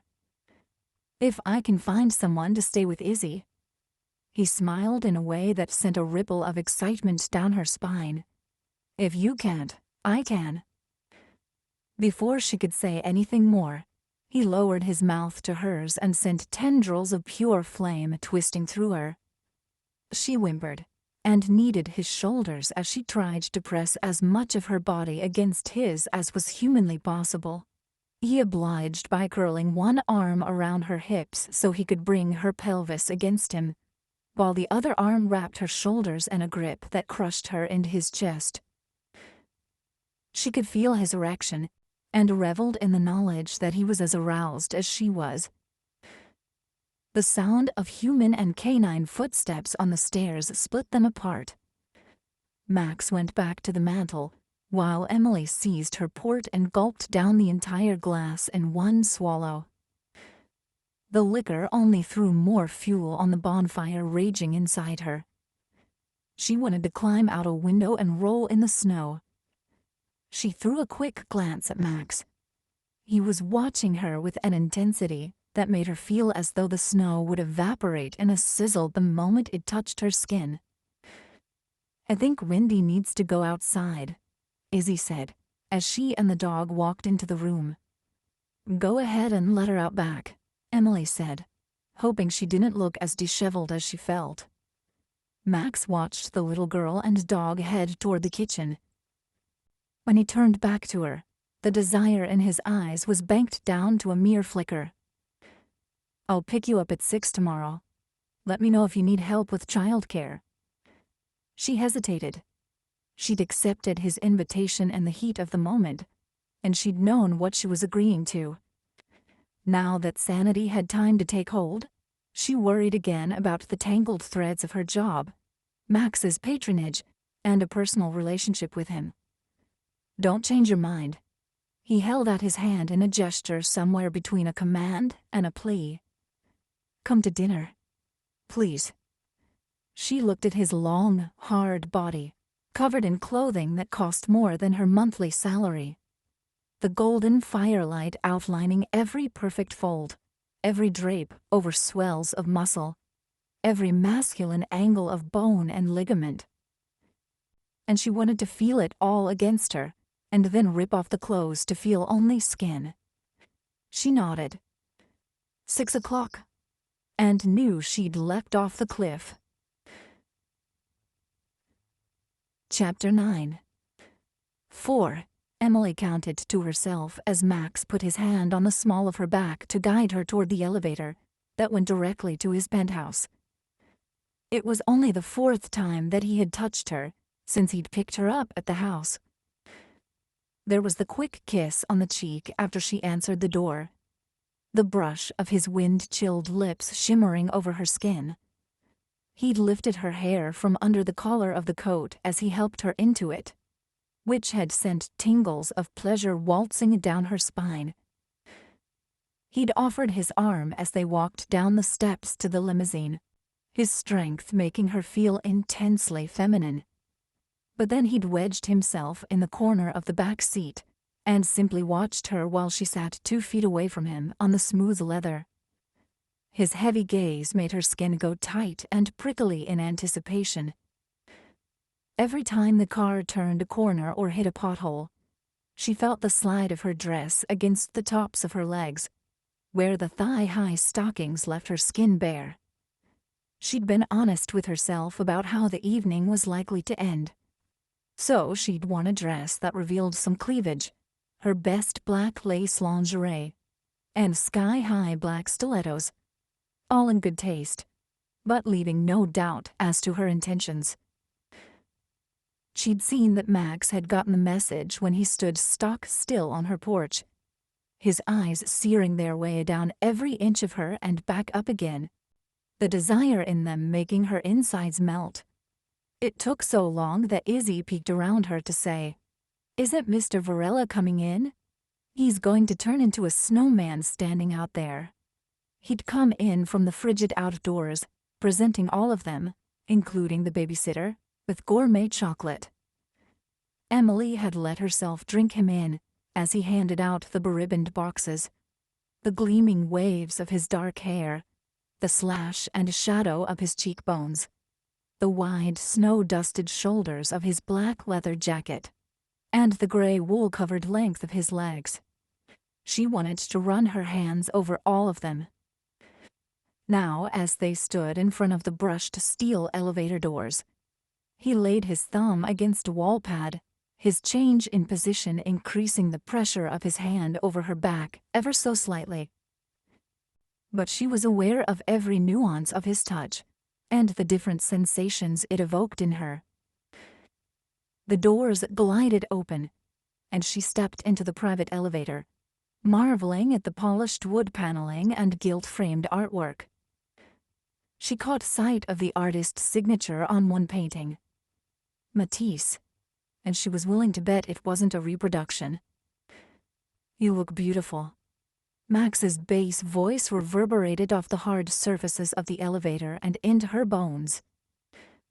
She tilted her head to meet his eyes. They were hooded, his half-closed eyelids shading the dark irises. A shudder of nerves quivered through her. Izzy gave me her seal of approval. He smiled, a flash of white teeth and crinkled laugh lines at the corners of his eyes. "A far greater compliment than mine. I dressed for you." His smile vanished. "I'm holding on to my willpower with both hands already." "Why?" His nostrils flared as he drew in a sharp breath. "It's been 7 years. I can wait until the right place and time." The elevator eased to a stop. The doors opened into a grand entryway 2 stories high, with a cantilevered staircase rising to the second-story gallery. The floor was a wide-planked, elaborately grained wood, covered with a rug that was a work of modern art. A sculptured silver chandelier cascaded down from a skylight that framed the glow of the flurry-filled New York sky. A table made of a thick, round slab of marble held a huge ceramic vase loaded with twisted bare branches, evergreens, and holly. "It's big and gorgeous," she added. But her overwhelming impression was of enormous space in a city that put a premium on it. "Thank you, but we'll be dining somewhere more intimate," he said, taking her elbow to move her forward. When she stepped out onto the wooden floor, the click of her high heels made her glance down to make sure they weren't leaving marks. He led her past the staircase down a hallway with doors opening off it on either side. She caught glimpses of vast rooms with windows that showcased the glowing lights of the skyscrapers reflected off the swirling snow. "What do you do with all these?" She gestured toward a dining room that could seat at least 20 people. "Business entertaining.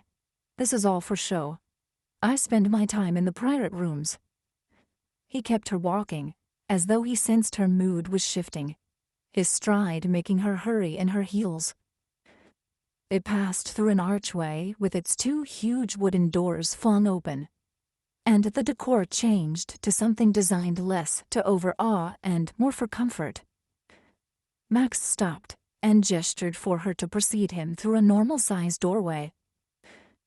The room was by no means small, but at least it couldn't accommodate every CEO in the Fortune 500. Emily's eyes were drawn to yet another spectacular view, but it was softened by drapes of deep green silk. A table set for 2 stood in front of the window, its array of candles reflecting in the glass. Flames danced in a stone fireplace that invited a visitor to sink into the leather sofa or one of the armchairs arranged in front of it. Bookshelves lined the opposite wall, their contents not bought by the leather-bound foot for appearance's sake, but rather a motley collection that looked as though they'd actually been read.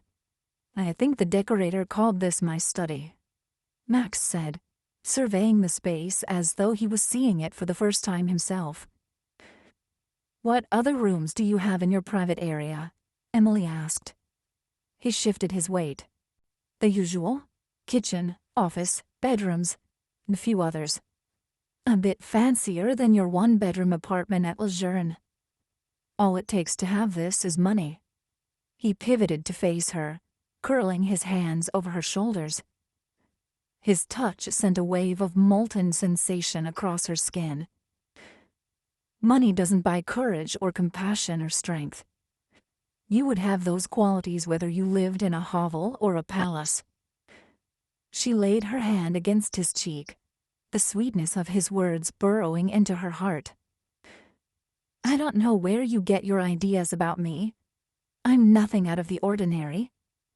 He frowned down at her. "You are the most extraordinary woman I've ever known." It was impossible not to be flattered, but she shook her head. "You've created some ideal image of me, enhanced by the effect of 7 years' absence. No.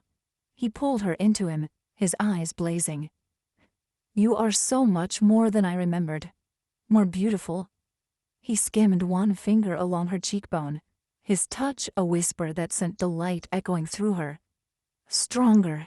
He slid his hand under her hair to the back of her neck, his palm warm and smooth against her skin. Infinitely more desirable.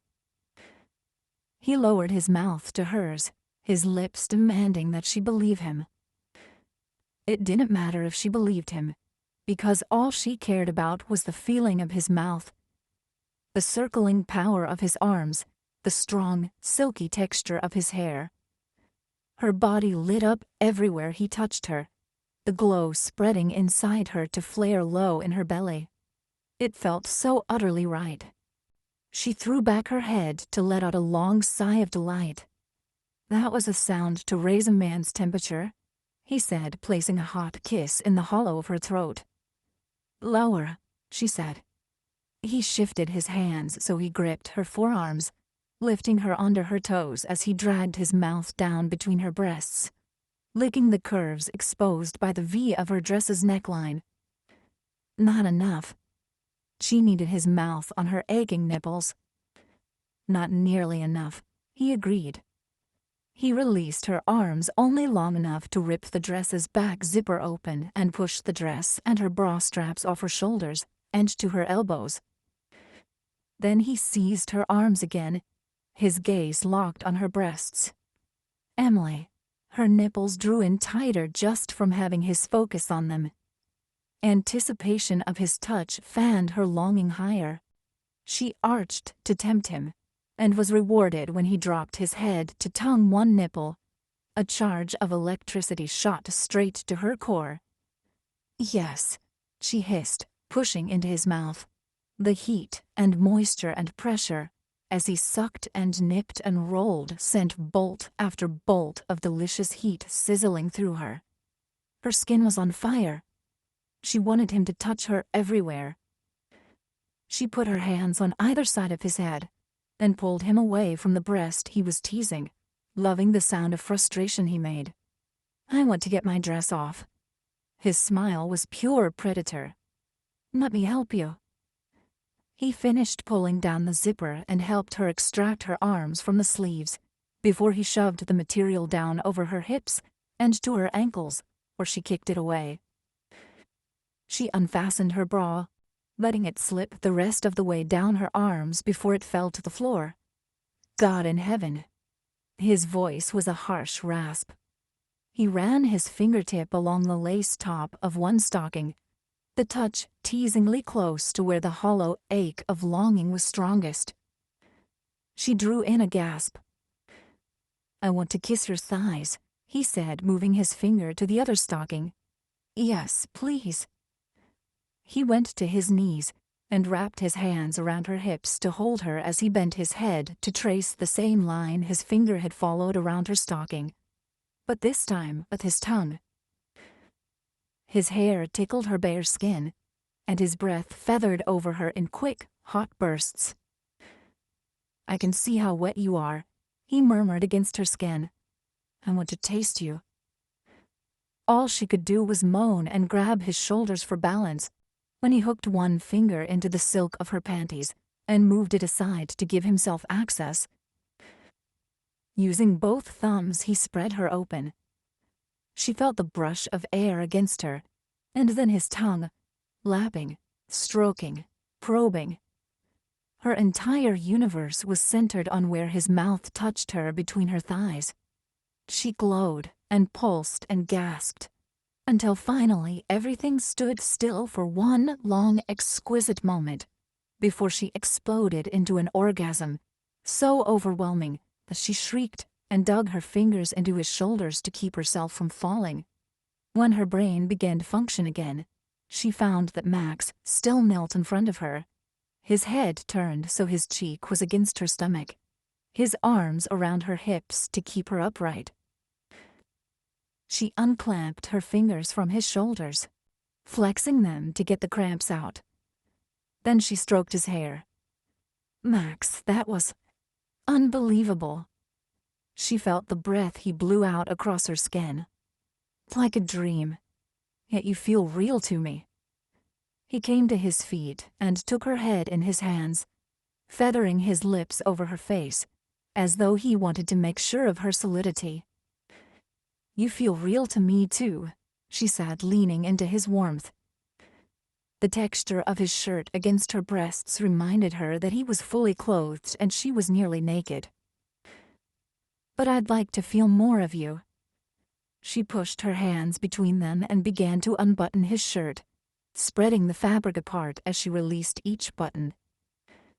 His chest was dusted with dark hair, and she pressed her lips against it while she worked at the next button. He stood still, his hands cupping her behind, keeping her close enough to feel his erection against her belly. She pulled the shirt out of his waistband to reach the last button. When it flapped open, she skimmed her hands over the ridges of muscle in his abdomen and let her fingertips follow the arrow of dark hair that ran down to his belt. His muscles twitched and contracted and tempted her to rip open his belt buckle. But first, she pressed her lips to the flat copper disc of his nipple, making him moan and rock against her, which inspired her to do the same to his other nipple. She yelped in surprise when he flexed his fingers into her buttocks and lifted her off the ground, striding over to the big sofa in front of the fireplace. I wanted to see you naked by the firelight, he said, but I've changed my mind. You have? She was pretty close to naked right now. Leave the stockings and shoes on. He put his knee diagonally on the couch cushion and tipped her onto her back against the glove-soft weather, seizing her ankles to bring her feet up so she was lying lengthwise on the sofa, staring up into his hot, dark eyes. Oh, but you won't mind if I get rid of all my clothing, will you? He shrugged out of his shirt so it fluttered to the floor. I'm enthusiastically in favor of it. I could even assist you. She started to sit up, but he put his hand on her bare shoulder and pressed her back down. I want to look at you while I undress, he said. Her skin glows like pearls against the couch. That was enough to make her self-conscious about being stretched out with nothing to do but watch his gaze travel over her body.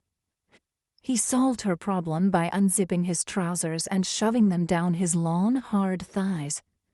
Now she watched while his muscles shifted under his skin as he toed off his shoes and stepped out of his clothing. His erection tinted the material of his black boxer briefs in a way that made her want to circle her fingers around it. Once again, he set his knee on the couch beside her. Now it's time to put the final touch on this pre-picture. He slid his fingers into the sides of her panties and tugged them down over her stockings and heels before tossing them over the back of the couch. Then he simply stared down at her. She felt a flush of heat climb up her neck to stain her cheeks. Instead of giving in to her embarrassment, she decided to escalate. She stretched her arms up over her head, arched her back, and drew one knee up so her spike heel rested on the cushion beside the other knee. Like what you see? She purred, doing her best impersonation of what she thought a sex goddess would sound like. He should have at least smiled at her act, but instead his face went incandescent with what she could only call lust. I want to touch you everywhere at the same time, he said, his voice a growl. He stood and yanked his briefs down. But later. Now I need to come inside you. Before she could react, he ripped open one of the condoms he'd dropped on the floor and rolled it onto his cock. Then he was over her, his hips angling her thighs wide apart before she could lower her raised knee. The head of his cock was between her legs, and he was braced on his forearms so his chest just brushed her hard nipples. The hollow inside her went liquid with a yearning to be filled. Are you ready? He asked, his jaw clenched so that his voice sounded almost strangled. so ready. He was inside her with one hard thrust. The emptiness was filled. Her body softened with the pleasure of having him there. His weight pressed her into the embrace of the cushions, when he began to stroke in and out with a slow, sensuous rhythm. He bent to murmur by her ear, telling her how good this felt, how much he wanted this, how wonderful she was, moving in time with his words.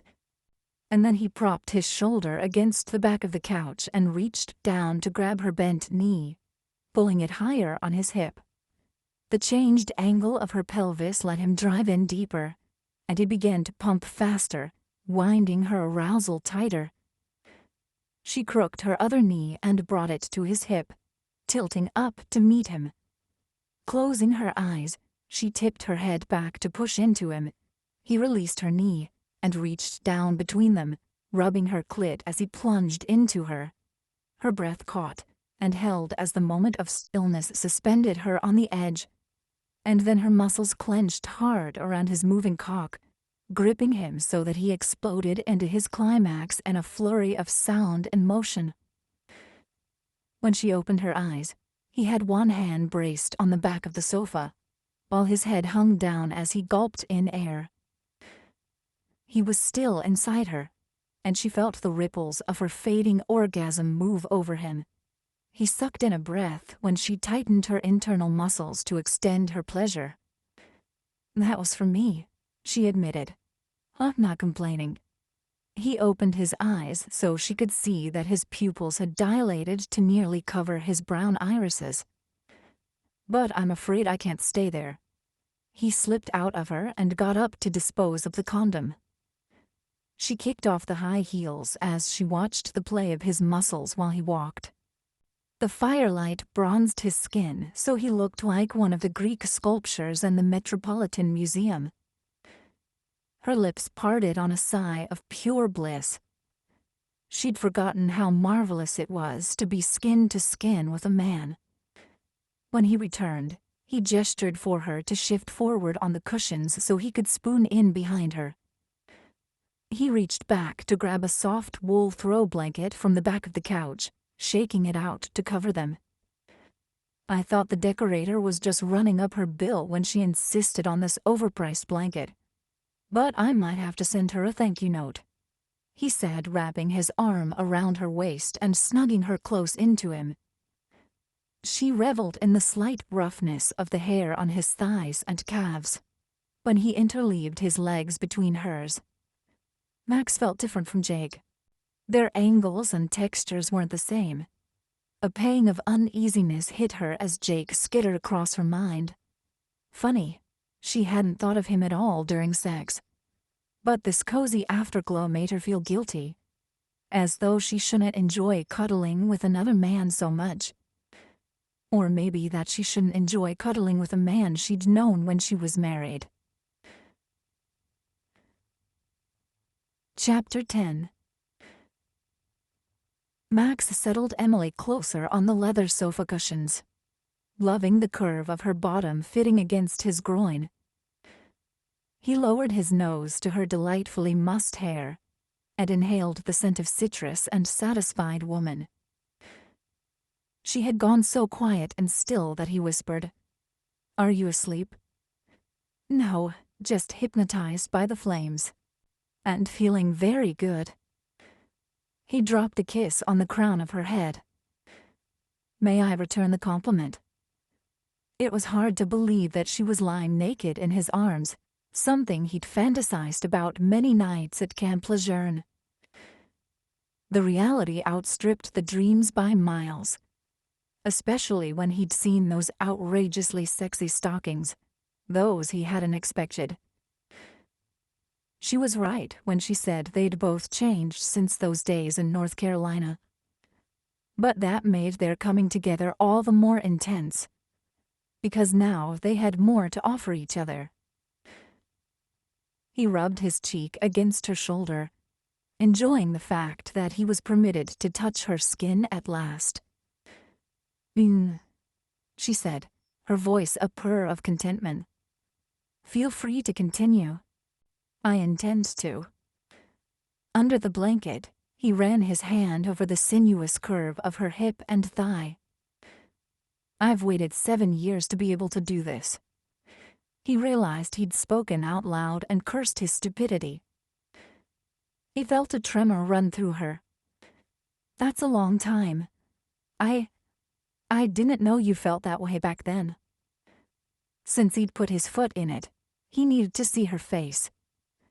Sliding the blanket off himself, he wrapped it around her and sat them both up on the sofa. He grabbed his trousers and pulled them on before he sat down again. Emily's gaze was on the fire, so he took her chin to turn her face toward him. I knew it was wrong to want the wife of a man whom I both liked and admired. I couldn't control my feelings, but I could control my behavior. That's why you avoided coming to dinner that last month, she said, understanding in her eyes. Saying no to your invitations required almost superhuman self-denial. I desperately wanted to be near you, but it was also torture. After you left, you never emailed or called Jake. A look of horror crossed her face. Did Jake find out? Is that why? Oh, God, no. I never gave him any indication. Max stared into the red heart of the fire. I didn't email because it reminded me of you. And when I thought of you in that way, it felt dishonorable. And made him ache with impossible longing. I've never considered myself that kind of woman. He turned back to see her press her hand against her cheek. What do you mean? What kind of woman? She shook her head. One that inspires those feelings in a man? Especially a man like you. She let her hand drop and stared at it resting on her lap. You haven't waited for me, have you? I didn't expect to ever see you again. I'm glad. She threw him a quick glance.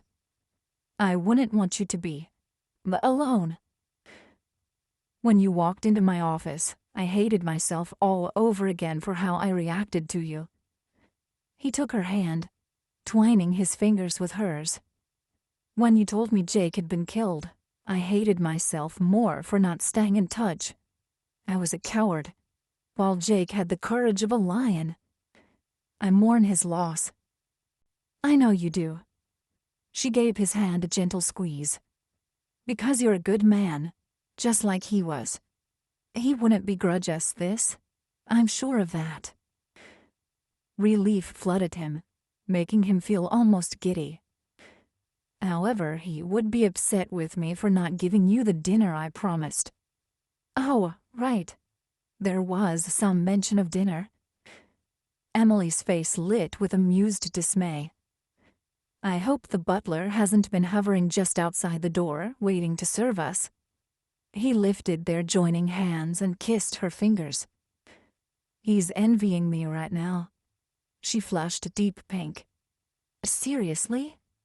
Seriously, the food is in that warming cabinet in the corner. He nodded toward the windows. She blew out a breath. We still should put on some clothes. I'd much rather you sat across from me wearing only your stockings. He heard the rasp in his voice, but couldn't stop it. I want to see the candlelight tracing the curves of your breasts. Her blush burned deeper. Only if you take off your trousers. Done. Arousal raced through him as he shucked off his pants. Her gaze dropped below his waist and then came back up again. She swallowed hard. I've never done anything like this before. It seems kind of indecent. That's the point. Emily tightened her fingers around the blanket that still covered her. Could she really sit across from Max wearing nothing more than stockings he wouldn't even be able to see? She glanced at the table and realized it sat in front of a large expanse of glass. Even though they were at the top of a tall building, there were many other equally tall buildings nearby. Aren't you worried about blackmailers? She asked. What? His black brows knit in a frown of incomprehension. That window. Someone could see us, take photos. He laughed. Oh, no, not a problem. It's opaque to outside observers. A reflective coating.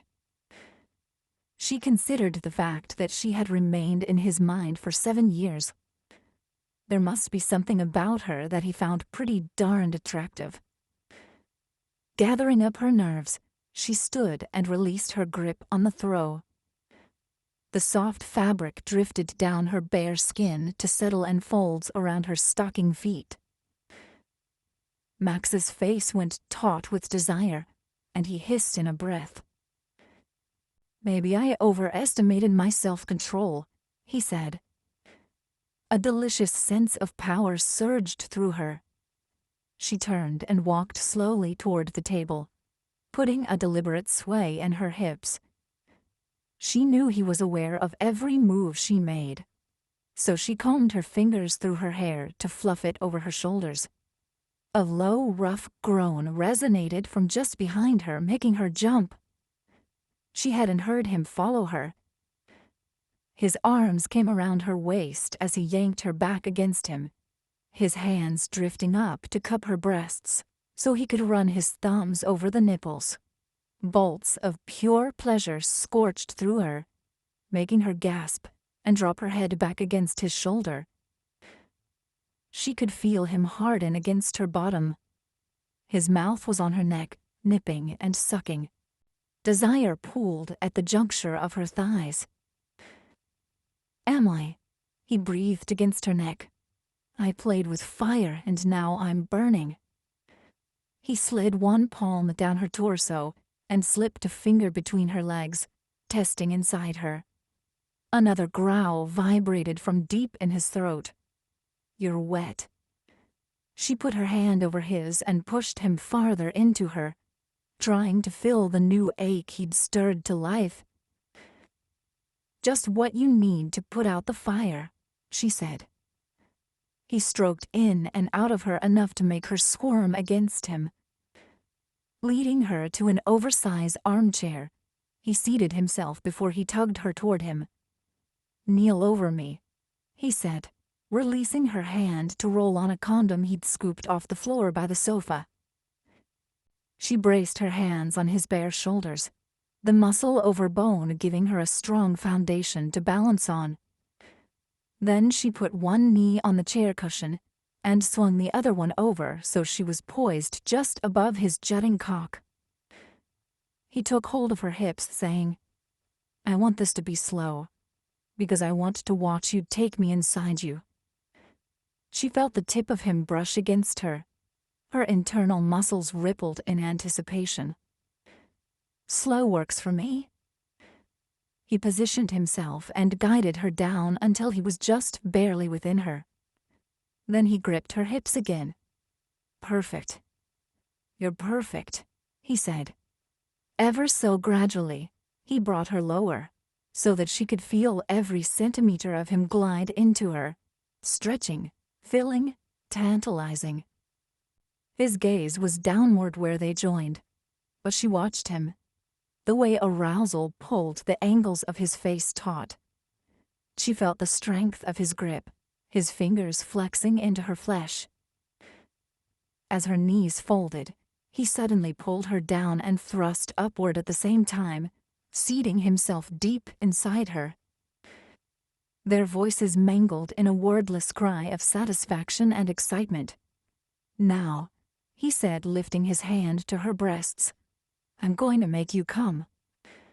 He leaned forward to take one nipple between his lips, drawing on it until she grabbed his head and pulled him away. The other one, she begged. Of course. He moved and teased her other breast until she was rocking on his lap, grinding against him and making his cock shift inside her. He wedged one finger against her clit and drove her higher by stroking exactly where she needed it. The tension in her belly wound tighter and tighter. His mouth on her breast grew more insistent, the edge of his teeth sending ribbons of delicious sensation down her body. Through it all, his cock stayed hard and thick inside her, making her muscles work to wrap around it, to begin their clinch of release. As it began, she sat motionless, everything focused on the rainbow moment just before the explosion. And then she was arching back, screaming his name, squeezing him, releasing him, squeezing him, releasing him. It was too much, and she collapsed down over him, her head on his shoulder, her breasts compressed against his chest, the convulsion of her muscles growing weaker and weaker. She felt the flush of satisfaction on the surface of her skin as the heat danced over and through her like the northern lights. "I need to move," Max said, his hips pulsing. She nodded against his shoulder, and he lifted her enough to allow him to withdraw partially before he drove into her again. She'd thought she was done, but the rhythm made her nerve endings waltz with him, starting little tremors that expanded and sent her tumbling into another orgasm. As he bowed up from the chair, she rode his hips while he shouted and pumped and dug his fingers into her waist. Afterward, they folded in on each other, shuddering and panting together. Emily felt his heart pounding as she curled against his chest. A secret little smile tilted the corners of her mouth. She had done that to him. "Let me catch my breath. After that, I promise I will let you eat." Max huffed against her hair. "Maybe we should try putting some clothes on this time," Emily suggested. "So much for my fantasy." "Next time," she said. His arms twitched and tightened around her. She tilted her head in an effort to see his face. "What is it?" He smiled down at her. "What is what?" She shrugged.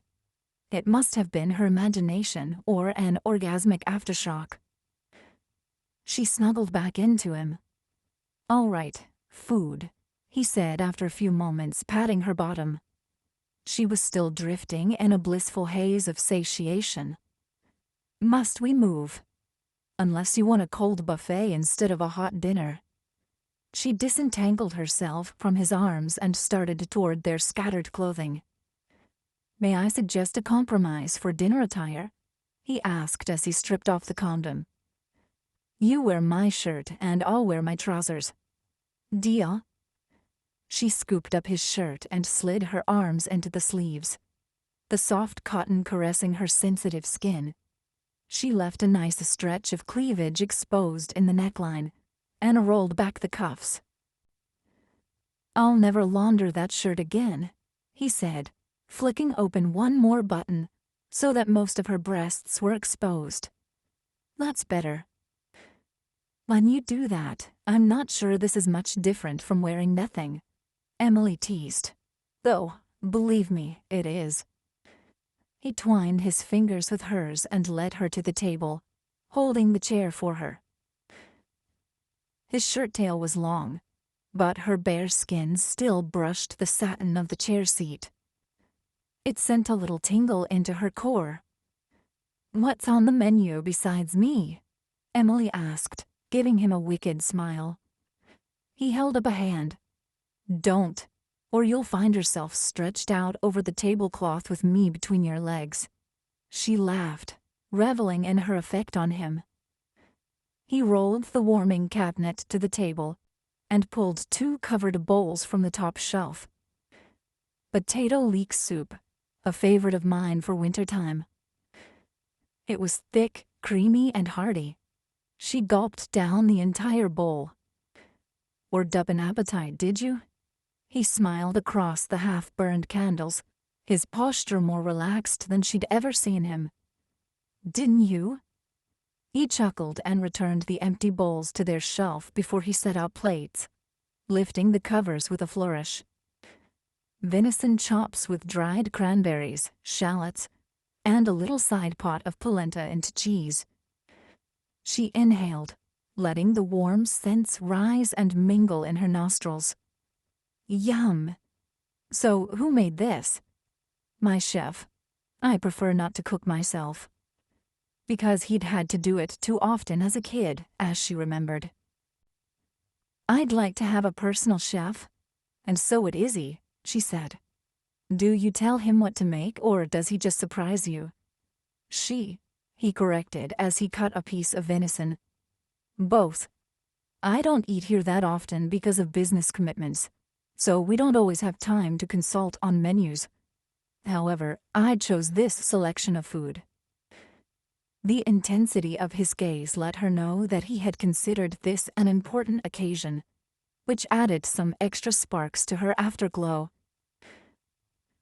"If I had a view like this, I'd eat at home every night," she said. "You must love this place." He shifted in his chair, bringing her attention to the sculpted planes of his bare shoulders and chest, his skin golden in the candlelight. Now that she knew how delicious he felt under her palms, she wanted to touch him even more. He picked up his fork and twirled it between his fingers. "I've sold it." "Sold what?" He swept the fork around the room. "This place. I'm moving to Chicago at the beginning of January. But it won't change anything between us. I have a private jet. I can fly here, or you and Izzy can fly there on weekends." He gave her a smile that was meant to seduce. "I'll bet Izzy would enjoy a private jet." Emily was trying to absorb the sudden wallop to her chest. He was leaving? And he'd known it when he started this. She took a gulp of wine before she managed to force out, "Why Chicago?" "I sold VChem Industries to MatCorp. Part of the deal was that I would continue to do polymer research for them, and their lab is in Chicago." He rolled his shoulders, making the muscles undulate. "I was planning to go out there for the holidays to get set up, but I've changed my mind." Another persuasive smile. "I hear Chicago is a really great city. And about 1,000 miles away from New York." Every organ in her body sank in dismay. She'd just found this man who made her feel in ways she'd forgotten she could. And now he was being taken away. He reached across the table to lay his hand on hers. "Don't look at me like that. I don't know how I'm looking right now. Shocked and unhappy." "Well, that describes my current feelings accurately," she said, an edge of anger in her voice. Why hadn't he told her? Because 3 dates did not constitute a relationship, despite their history together. She had no right to be angry with him. She shook her head and turned her hand to squeeze his. "I'm sorry. It's just that..." She turned her head toward the window as she blinked back tears. "It seems a shame to have just reconnected and then to have you vanish again." "Did you hear what I said?" He leaned in, his voice low and urgent. "We'll fly back and forth. With a private jet, it's even less trouble than driving. You just walk on the plane and enjoy the ride. And it's only a couple of hours in the air." She knew he was trying to tempt her. But the private jet just accentuated the gulf that already existed between them. "That's a nice thought," she said. "But I'm not a believer in long-distance relationships." She looked down at their hands with a sad smile. "I've been married to a Marine, so I know how difficult separation is. I'm not going to do that to myself or Izzy again." "I'm not being deployed to a foreign country," he said. "It's completely different." She looked up at him, his dark eyes laser-focused, his hair rumpled from her fingers, his mouth tempting even as he frowned. The women in Chicago were not stupid or blind. They would hurl themselves at him, and eventually his trips to New York would become less and less frequent. There would be more business meetings in Chicago, or some such excuse. Despite the time they'd known each other before, they didn't have enough of a foundation to withstand such an immediate parting. But she wasn't going to say all that. Instead, she tried to lighten the mood. "You might not get deployed, but after hearing your stories about lab disasters, I'm still worried for your safety. His grip on her hand went tight. Don't, he said. You've just come into my life again. I don't want to lose you. She made a gesture of frustration with her free hand. Be realistic. We lead such different lives. I have a child to worry about. I don't want her to get attached and then have things not work out. That could happen even if we both lived here. Yes, but we wouldn't be starting with 2 strikes against us already. She made herself look him in the eye. Izzy and I have suffered 2 significant losses in the last 3 years. Jake and Aunt Ruthie. I don't think we can handle another one so soon. It's better not to raise false hopes. She meant it was better not to let the pain slice any deeper, because she already had hopes. Far too many of them. She'd let the past bleed into the present, believing she knew this Max as well as she'd known the younger one. Yet she'd had no idea he was doing something as major as moving 1,000 miles away. Is that what you think I've been doing? Leading you on in some way? Now he was angry. No, but I've been doing it to myself. She softened her voice. We think we know each other, but we don't. 7 years is a long time, and we've been through major upheavals. I've lost a husband and a beloved aunt, as well as moving to a strange city. You've built a multinational company and now sold it. You're in demand as a brilliant researcher. It's a huge chasm already. Then consider throwing a lot of miles in between. You could move to Chicago. His voice vibrated with yearning. You know that's not possible. My safety net, Izzy's community and mine, are here now. In Chicago, all we would have is you, and that would put a whole different set of stresses on us. Don't make your final decision tonight, he said. You've had a surprise. I should have told you sooner. If you'd told me sooner, I would never have come here.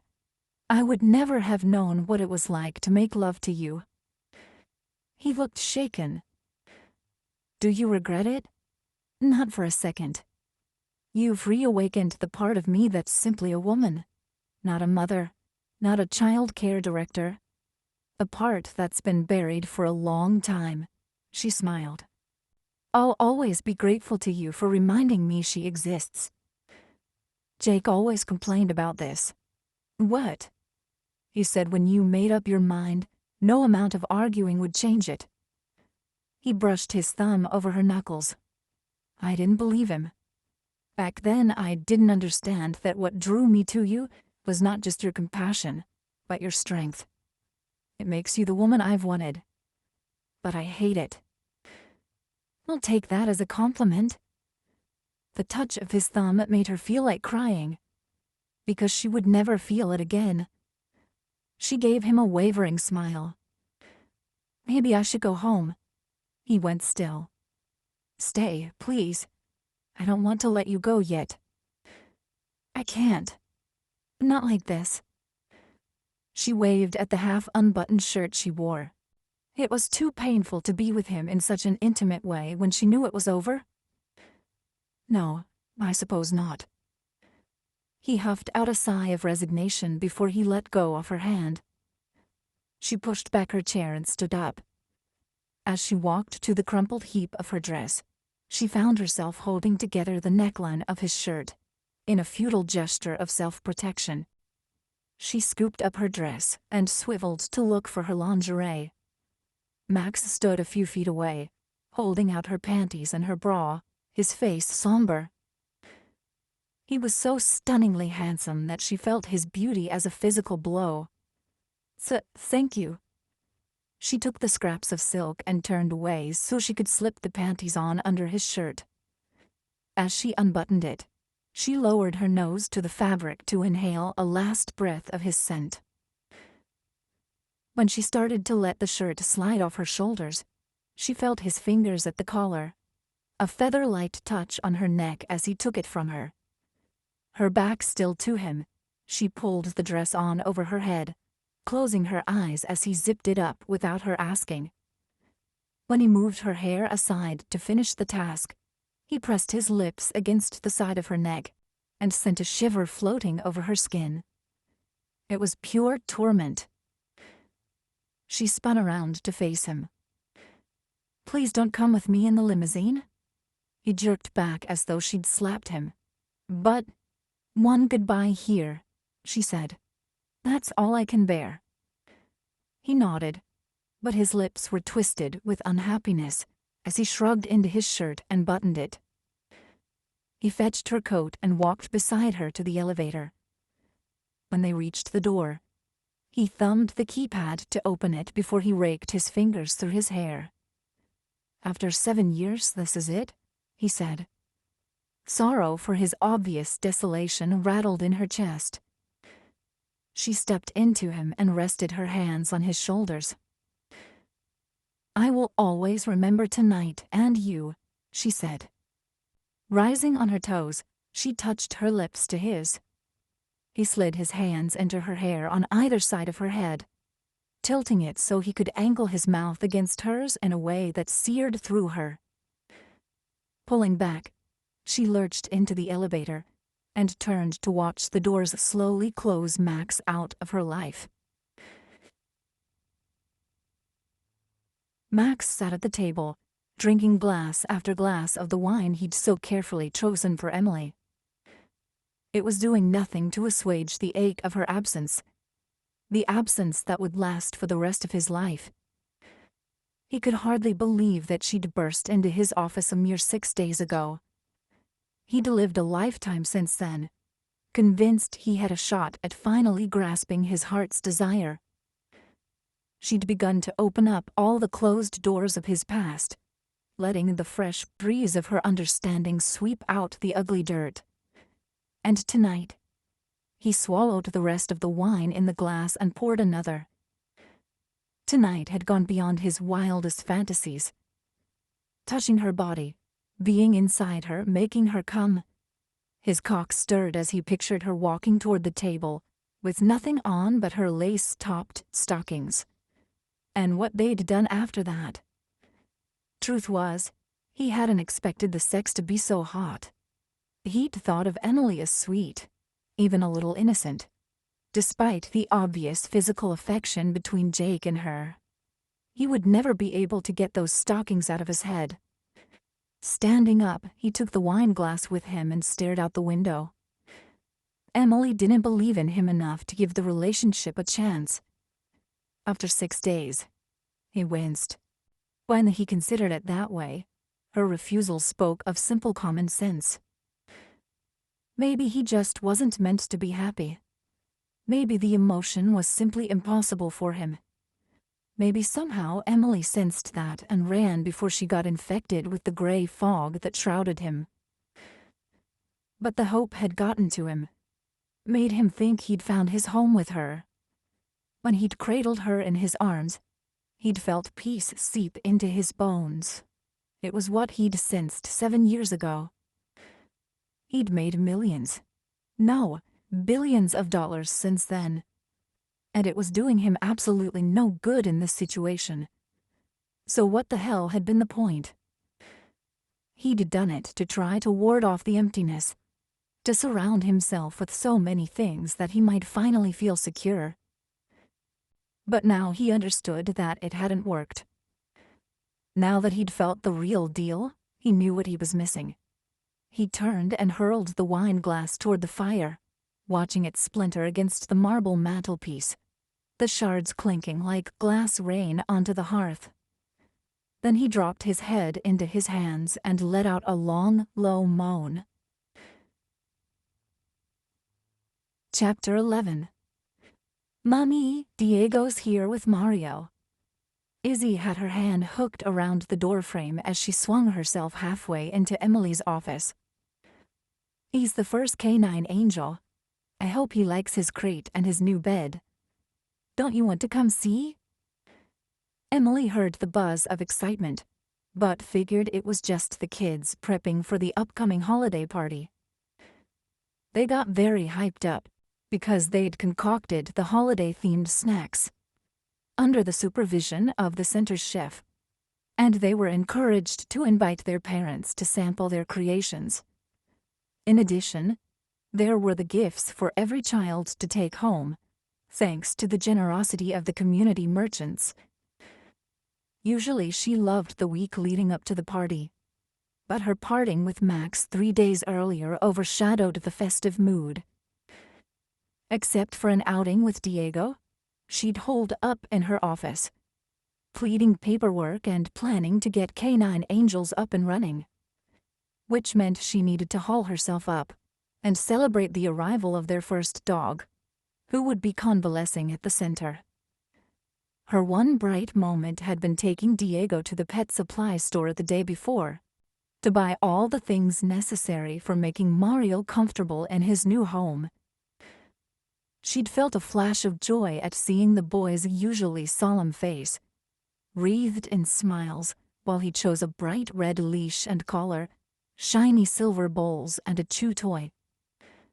She pictured the same happiness on the faces of the other children when they met their dogs at the local animal shelter and brought them back to the center. Her heart should have danced, but it was too battered. Because right now she just felt sorry for herself, because Max's absence gnawed at her far more than it should, considering how brief their time together had been. Maybe he was right that knowing each other 7 years ago allowed them a closeness beyond the usual. For 6 days, her world had sparkled with a sense of exciting possibility. Now it was flat and dull. She felt sorry for Max, because he'd looked ashen when she'd told him she wasn't going to attempt the stresses of a long-distance relationship. She even felt sorry for Izzy, who wanted to hear more stories about her father from Max. Seeing how disappointed her daughter was when she told her Max was moving enforced Emily's conviction that she'd made the right decision. It didn't feel right, though, especially when she lay in bed in the middle of the night, remembering how it felt to have Max's hands on her skin, feeling the heat flare low inside her, wondering what it would be like to snuggle up against his hard, warm body and fall asleep at night, only to wake up cradled in his arms the next morning. She smacked her palms on the arms of her desk chair and shoved herself to her feet. "Let's go," she said, taking Izzy's hand and heading for the main lounge. Izzy pulled her through the crowd of kids and staff. Diego sat on the floor beside the bed where the little dog lay, his splint wrapped in bright purple tape today. The boy allowed one kid at a time to approach and pet Mario. The dog's tail thumped non-stop as he basked in the attention. As Izzy and Emily got to the front of the crowd, Diego waved away the next kid in line. "Miss Emily, doesn't he look mad fine?" Diego beamed. "He looks so fine that I hardly recognize him." The former stray's black coat shone now that he'd been bathed and fed regularly. Mario's brown eyes were clear and alert, and he had the happy attitude of a dog who knew he was loved. She knelt to smooth her palm over Mario's head. "This is a banner day. As Izzy pointed out, Mario is our first canine angel." Diego's grin could have lit the whole building as he raised his voice to address his audience. "You hear that, yo? Mario'll be the first one." The kids responded with a chorus of, "Facts, yo, that'd be crazy. You dead ass." Emily let the slang flow without correction. Diego deserved to enjoy the moment. Watching him made her glad Izzy had dragged her out of the office. But it also reminded her that Max was the reason Mario could be here. The blanket of wretchedness settled over her again. She fought her way out from under it to smile at Diego. "I'm so proud of you for rescuing Mario. We wouldn't have this happy, beautiful dog here without you." "I learned it from you," Diego said. "You would have done the exact same thing." Emily had to swallow a surge of tears at his faith in her. "Thank you." She didn't tell him that she didn't have anywhere near as much courage as he did. "Can I pat him?" Izzy asked. Emily stood and moved away to make room for her daughter. Forcing herself to stop wallowing, she walked around to inspect the holiday decorations the children had created. The artificial tree stood in the corner, adorned with ornaments made from popsicle sticks, uncooked pasta, tinfoil, and every other material the kids' inventive minds could come up with. There were wreaths fashioned from cut-out paper hands in the black, red, and green of Kwanzaa. A 9-candle menorah of blue and silver-painted wooden blocks stood next to a 7-candle Kwanzaa kinara. A nearly life-size Santa Claus made of fabric and stuffing lounged in one of the chairs. Paper chains in all the holiday color combinations draped the walls and windows. And now they had their first canine resident. Her heart twisted with regret.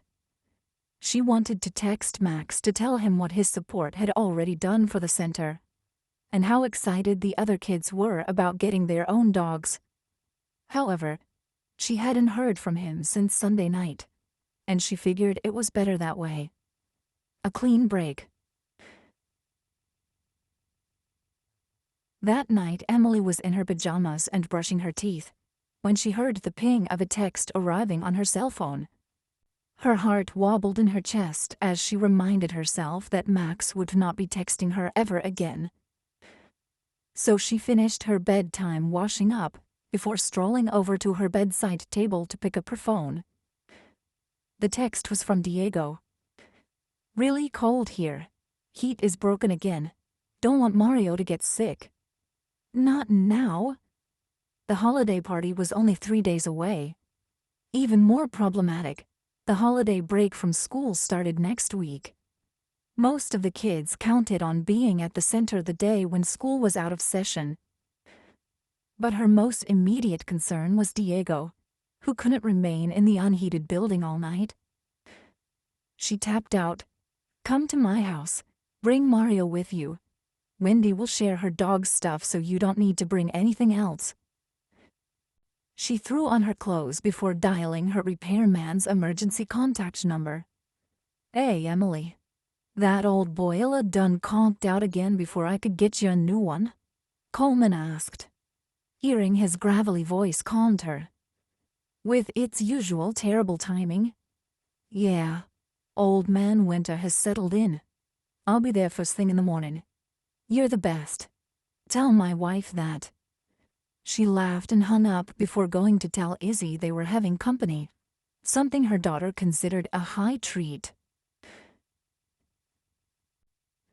The next morning in the furnace room, Coleman stood in his usual stance of hands on hips while he shook his head. "It's well and truly dead this time." His voice came out in puffs of frozen vapor. Emily shoved her gloved hands in her coat pockets and fought off panic as she stared at the exposed innards of the dead furnace. "So what do we do now?" "I'll put heat wraps on your pipes and hope to keep 'em from freezing." "But what about a new boiler?" "I told you, I can't get nothing this big in before the holidays." The panic was rising in her throat. "Doesn't someone rent emergency replacement boilers? This must happen to other buildings." He shook his head. "Other buildings replace the boilers before they reach this point. This is what you call a catastrophic failure. I'm really sorry." He looked at her. "I'll make some phone calls, but I don't want to get your hopes up. You should probably be finding another place for the big party." That's when she knew what she had to do. There was only one person who could solve this problem. The man with an executive assistant who could get anything done on short notice. She squeezed her eyes closed as a tangle of emotions tightened in her chest. She'd already burst into his office to beg for his help once. How much worse was it to ask again after breaking up with him? At least this time she could pay for her favor, using his foundation's money. She grimaced at the irony. Does that estimate you sent me have all the information on it that I'd need to order a new boiler? She asked Coleman.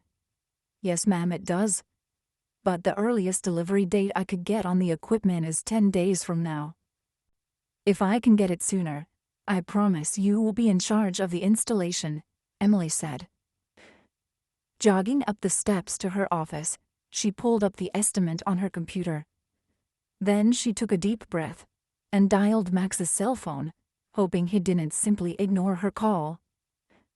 It went to voicemail, and she dropped her head onto her desk in frustration as the recording told her to leave a message. Max, it's Emily. This is not personal. I need your help with an emergency at the center. But we can pay for it, thanks to you. Please call me as soon as you can. She disconnected and stared down at her phone's screen. Would he delete the message without listening to it? Should she call his office number as a backup? No. She would send an email with Coleman's specifications attached. If he didn't respond to that either, she would know he wanted nothing more to do with her. In the meantime, she needed to borrow every space heater she could get her hands on. 3 hours later, when she was praying the circuit breaker didn't blow as she plugged in the 15th space heater, her cell phone rang. The caller ID said VChem Industries, so she hurried into an empty study room and closed the door before she answered. But it wasn't Max.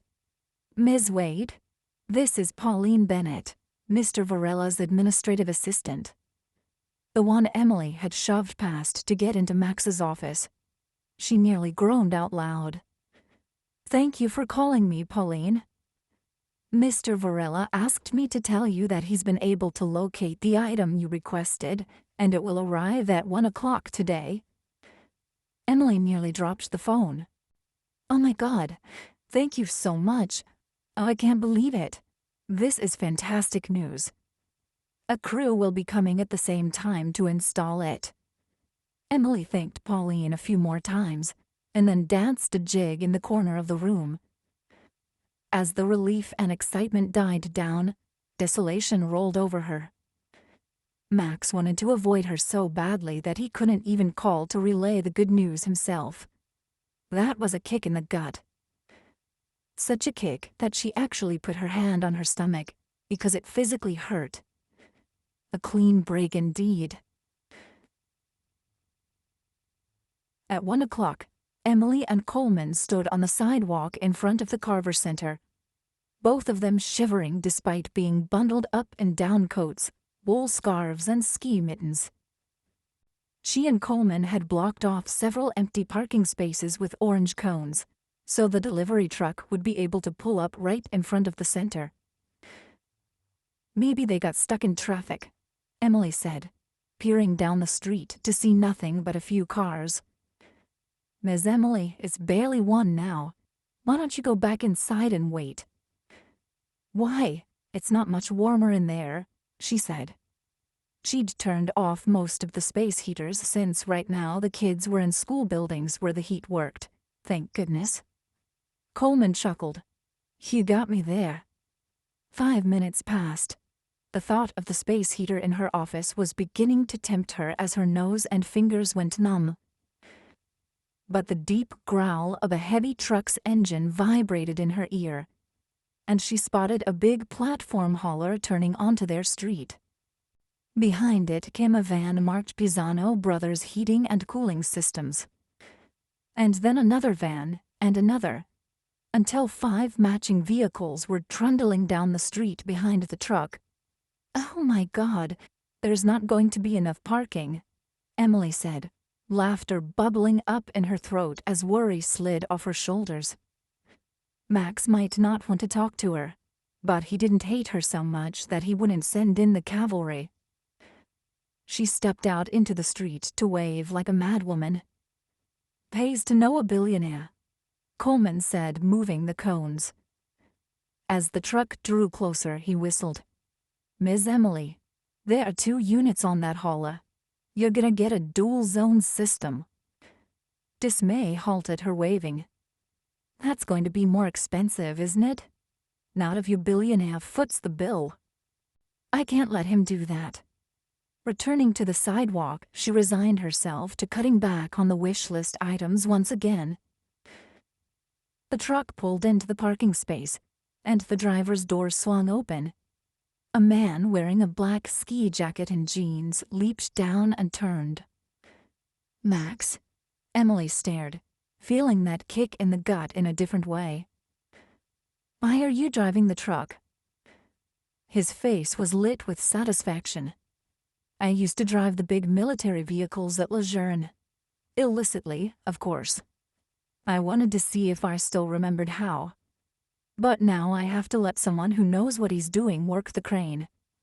I don't understand. Your assistant called me, not you. He grimaced. I was still working out some details.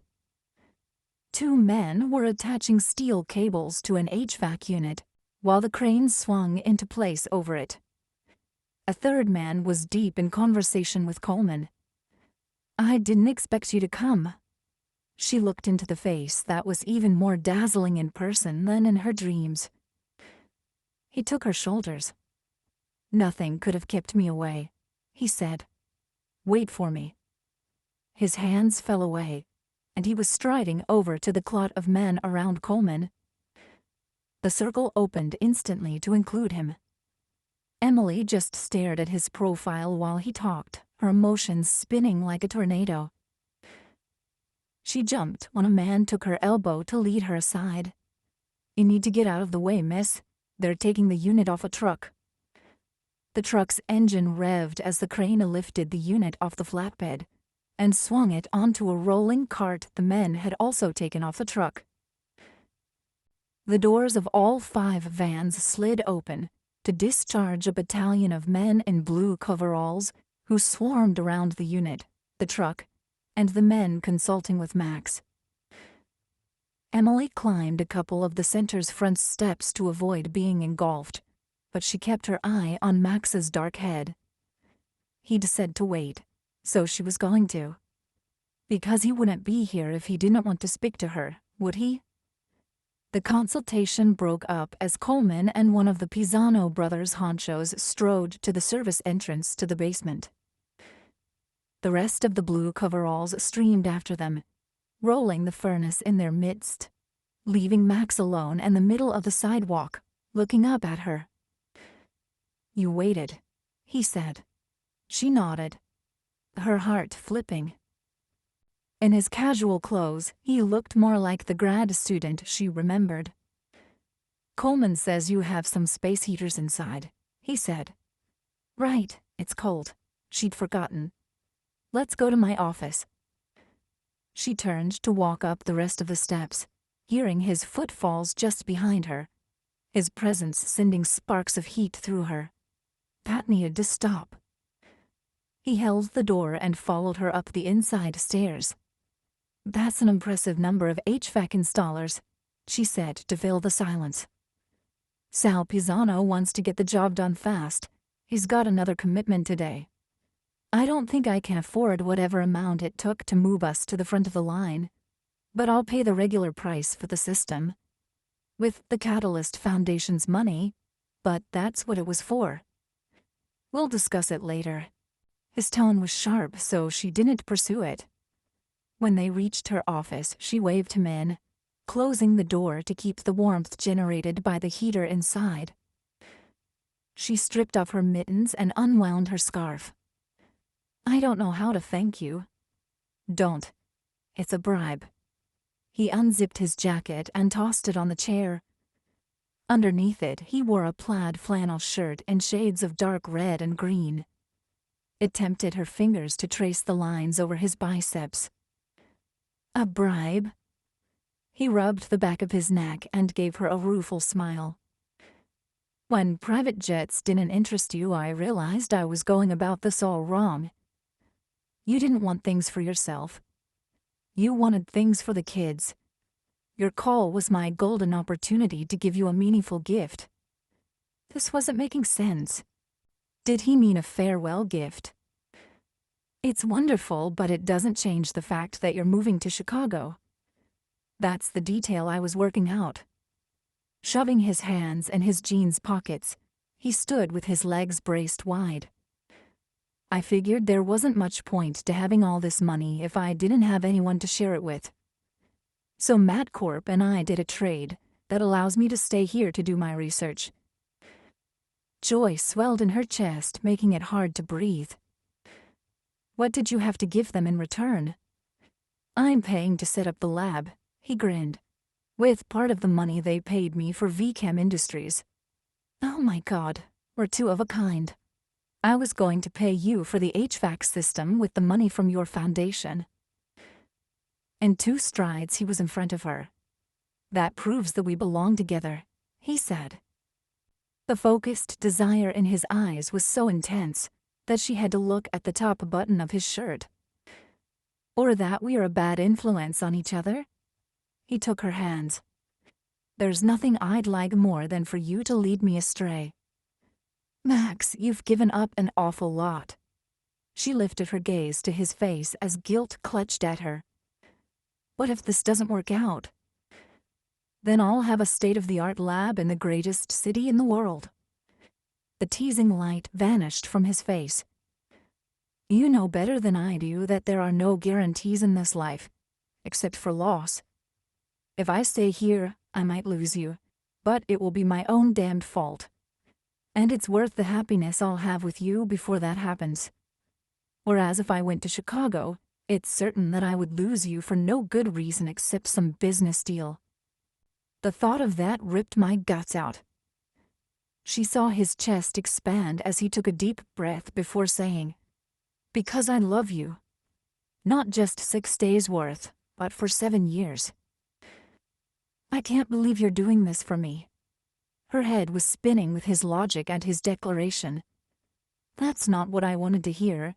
He actually looked worried. Oh, Max. She shook her hands loose from his and raised them to frame his gorgeous face. If we break up tomorrow, this moment, this joy would make it worthwhile.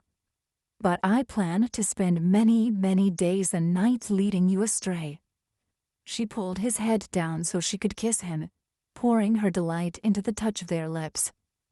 I love you so much, she murmured against his mouth. His arms swept around her, crushing her against him while he kissed her hair, her forehead, her eyebrows, her cheeks, before returning to her mouth. I might do some leading astray as well. As long as we both end up in the same place, that works for me. Right now, the place I want to end up is inside you, he said, his low voice rumbling beside her ear. Her toes curled in her boots as his words spiraled downward to her belly, leaving a trail of fire behind them. My office door locks. She felt his body go tense and smiled. However, I'm wearing long underwear. He was already striding to her door, where he punched in the lock and lowered the shade on the glass window.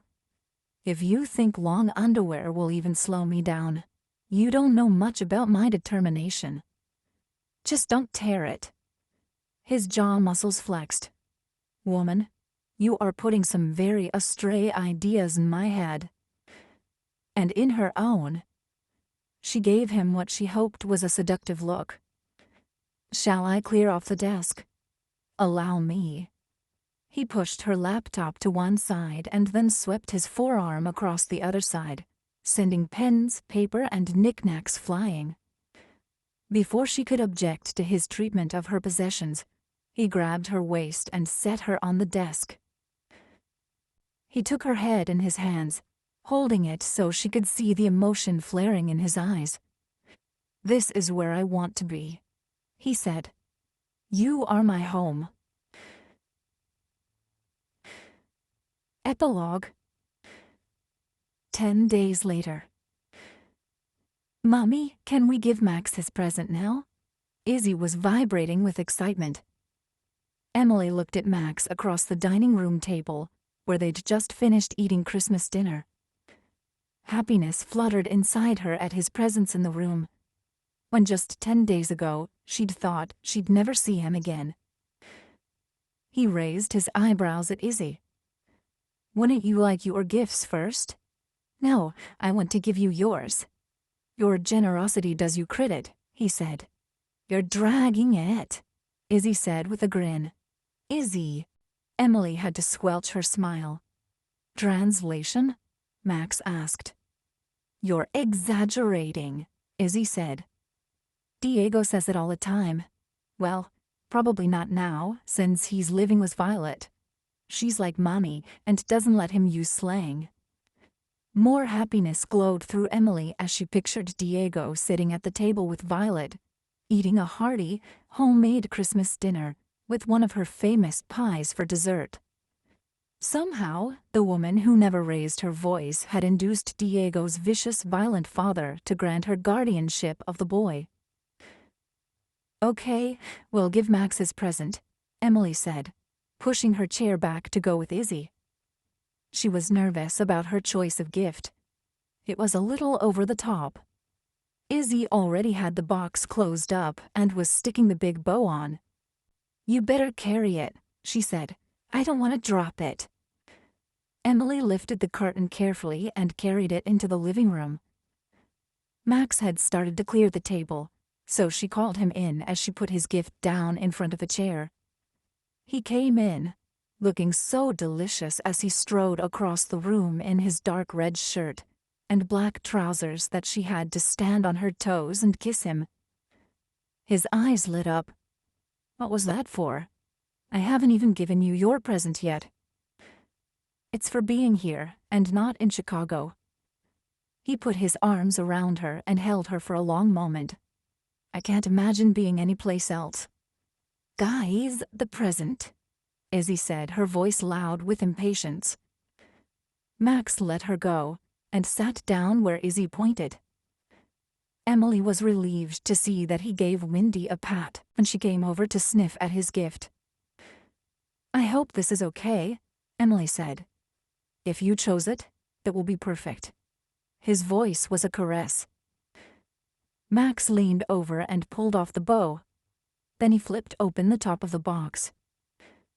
Up popped a small, furry brown and white head, with one ear standing up and the other flopped over. A puppy? Max's face was a study in astonishment. The little dog licked Max's hand where he still held the box. You got me a puppy. He reached for the dog, bringing the small creature up to cradle it against his chest. The puppy licked his chin. If you don't want to take care of him, he can be a canine angel at the center, but... Max just shook his head while he stroked the puppy, who was now chewing on the red bow tied around his neck. When Max finally looked up at Emily, his gaze was filled with amazed wonder. You've given me a gift that I would have never given myself. She smiled. Now you're part of the K9 Angels project too. He laughed, but his attention had returned to the puppy.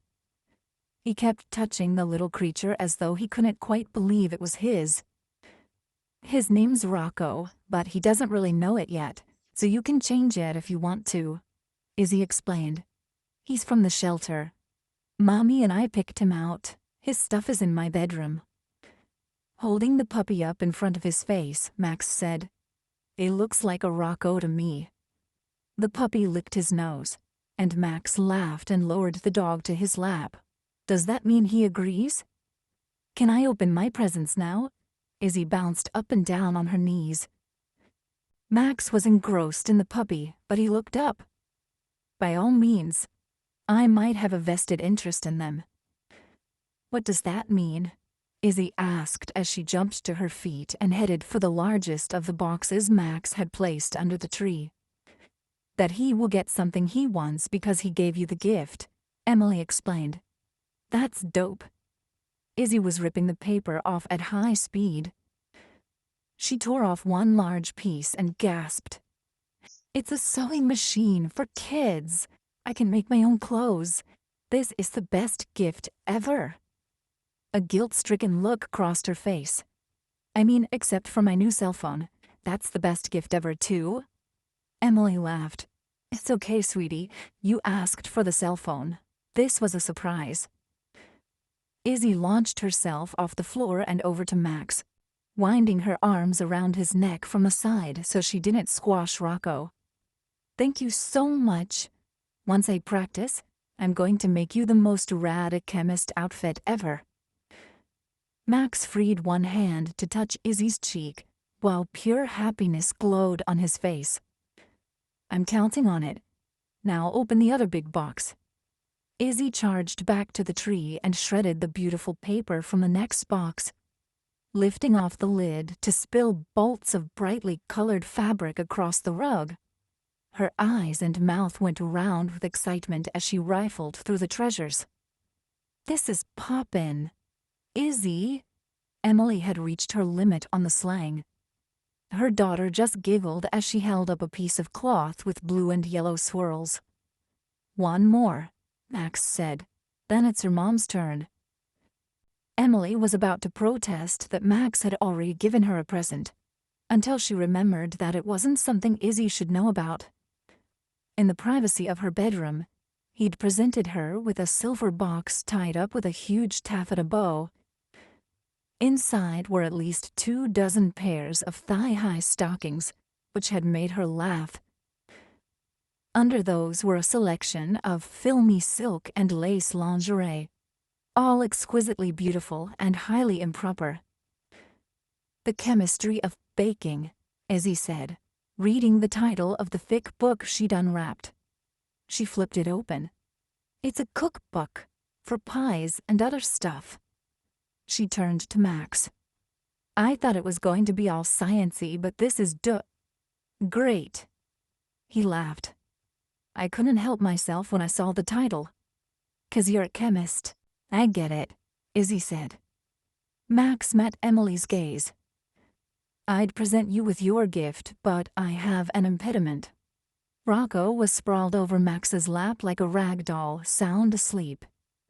"I'll get it," Izzy said, snatching up the flat package and bringing it to where Emily sat. Emily looked at Max, who gave her a smile that held a nervous tightness. She untied the burgundy silk bow and peeled away the velvet-flocked paper. Flipping open the top, she folded back a layer of gold tissue paper. It was a photograph of Max standing in front of a sleek, white private jet, and holding a hand-lettered sign in one hand while gesturing to the jet with the other. "What does the sign say?" Izzy asked, leaning over her mother's shoulder. Emily lifted out the photo to read it. "Wherever you and Izzy want to go, except Chicago." "Why can't we go to Chicago?" Izzy asked. "Because I've developed a strong dislike of the city," Max said, his tone dry. However, his eyes were locked on Emily. She hugged the photo to her chest, beaming at him. "This is the best gift ever. Adventures together." She held the picture out to examine it again. "And you look really handsome in front of a jet." "I'm very glad that you like the gift, because the jet is all fueled up and ready to leave." He gently shook Rocco awake. The puppy yawned widely and jumped off Max's lap. "Now?" Emily stared at him. "But Wendy and Rocco and the center." Max held up his phone. "The house sitter/dog sitter is awaiting my call. And your second in command at the center has already met and approved 2 temporary helpers to take up the slack in your absence." "You mean we're going somewhere right this second?" Izzy asked. "Like right now?" "Well, I can allow you time to pack," Max said. Izzy began capering around the room. "We're going on vacation." She stopped. "Wait, do we pack winter or summer clothes?" "That's up to your mother," Max said, "although I have a couple of suggestions." Emily's mind was still spinning in frantic circles. "Can we really just leave?" she murmured. "Why not?" Max stood and walked over to bring her to her feet. Framing her face with his hands, he smiled down at her. "It's very hard to find a gift for a woman who already has everything." "Me? I'm not the rich one." She leaned into the solid, sexy warmth of him. "You have everything that's important," he said. "A smart, beautiful daughter. The admiration and respect of those you work with. A job that makes the world a better place. A home that warmly embraces all visitors." "That list is missing one very important element," Emily said, her heart aching at the truth of his words. Max looked surprised. "What did I forget?" "You." After Max kissed Emily thoroughly for saying exactly what he wanted to hear, he sent her and Izzy off to pack for a beach vacation on a private Caribbean island. As he waited by the crackling fire, he pulled a small velvet pouch out of his pocket. Untying the bag's silk cords, he shook a ring onto the palm of his hand. He held up the large oval diamond surrounded by smaller diamonds and set in a graceful antique platinum band, turning it so the stones sparkled in the firelight. Rocco ambled over and plunked down on top of Max's shoe. Max knelt down to show the ring to the puppy. "Do you think she'll like it, little fellow?" Rocco sniffed the ring before he gave the diamond an enthusiastic slurp. "I think you're right. Although I'll have to get it cleaned again now," Max said, returning the ring to its pouch. "My plan is to take Emily and Izzy for a walk on the beach right before sunset. There's a place where a tidal pool reflects all the colors in the sky. I'll tell them how important they are to me and how much I want to spend the rest of my life with them." He rubbed his fingers over the shape of the ring in the pouch. "I know without a doubt that Emily is the only woman for me. But is it too soon to expect her to feel the same way?" Rocco shook not only his head but his entire body, nearly falling over. "Okay, buddy. I'm going to trust you on this," Max said, picking up the puppy and holding him in front of his face. "But if she says no, you're going to be in the doghouse."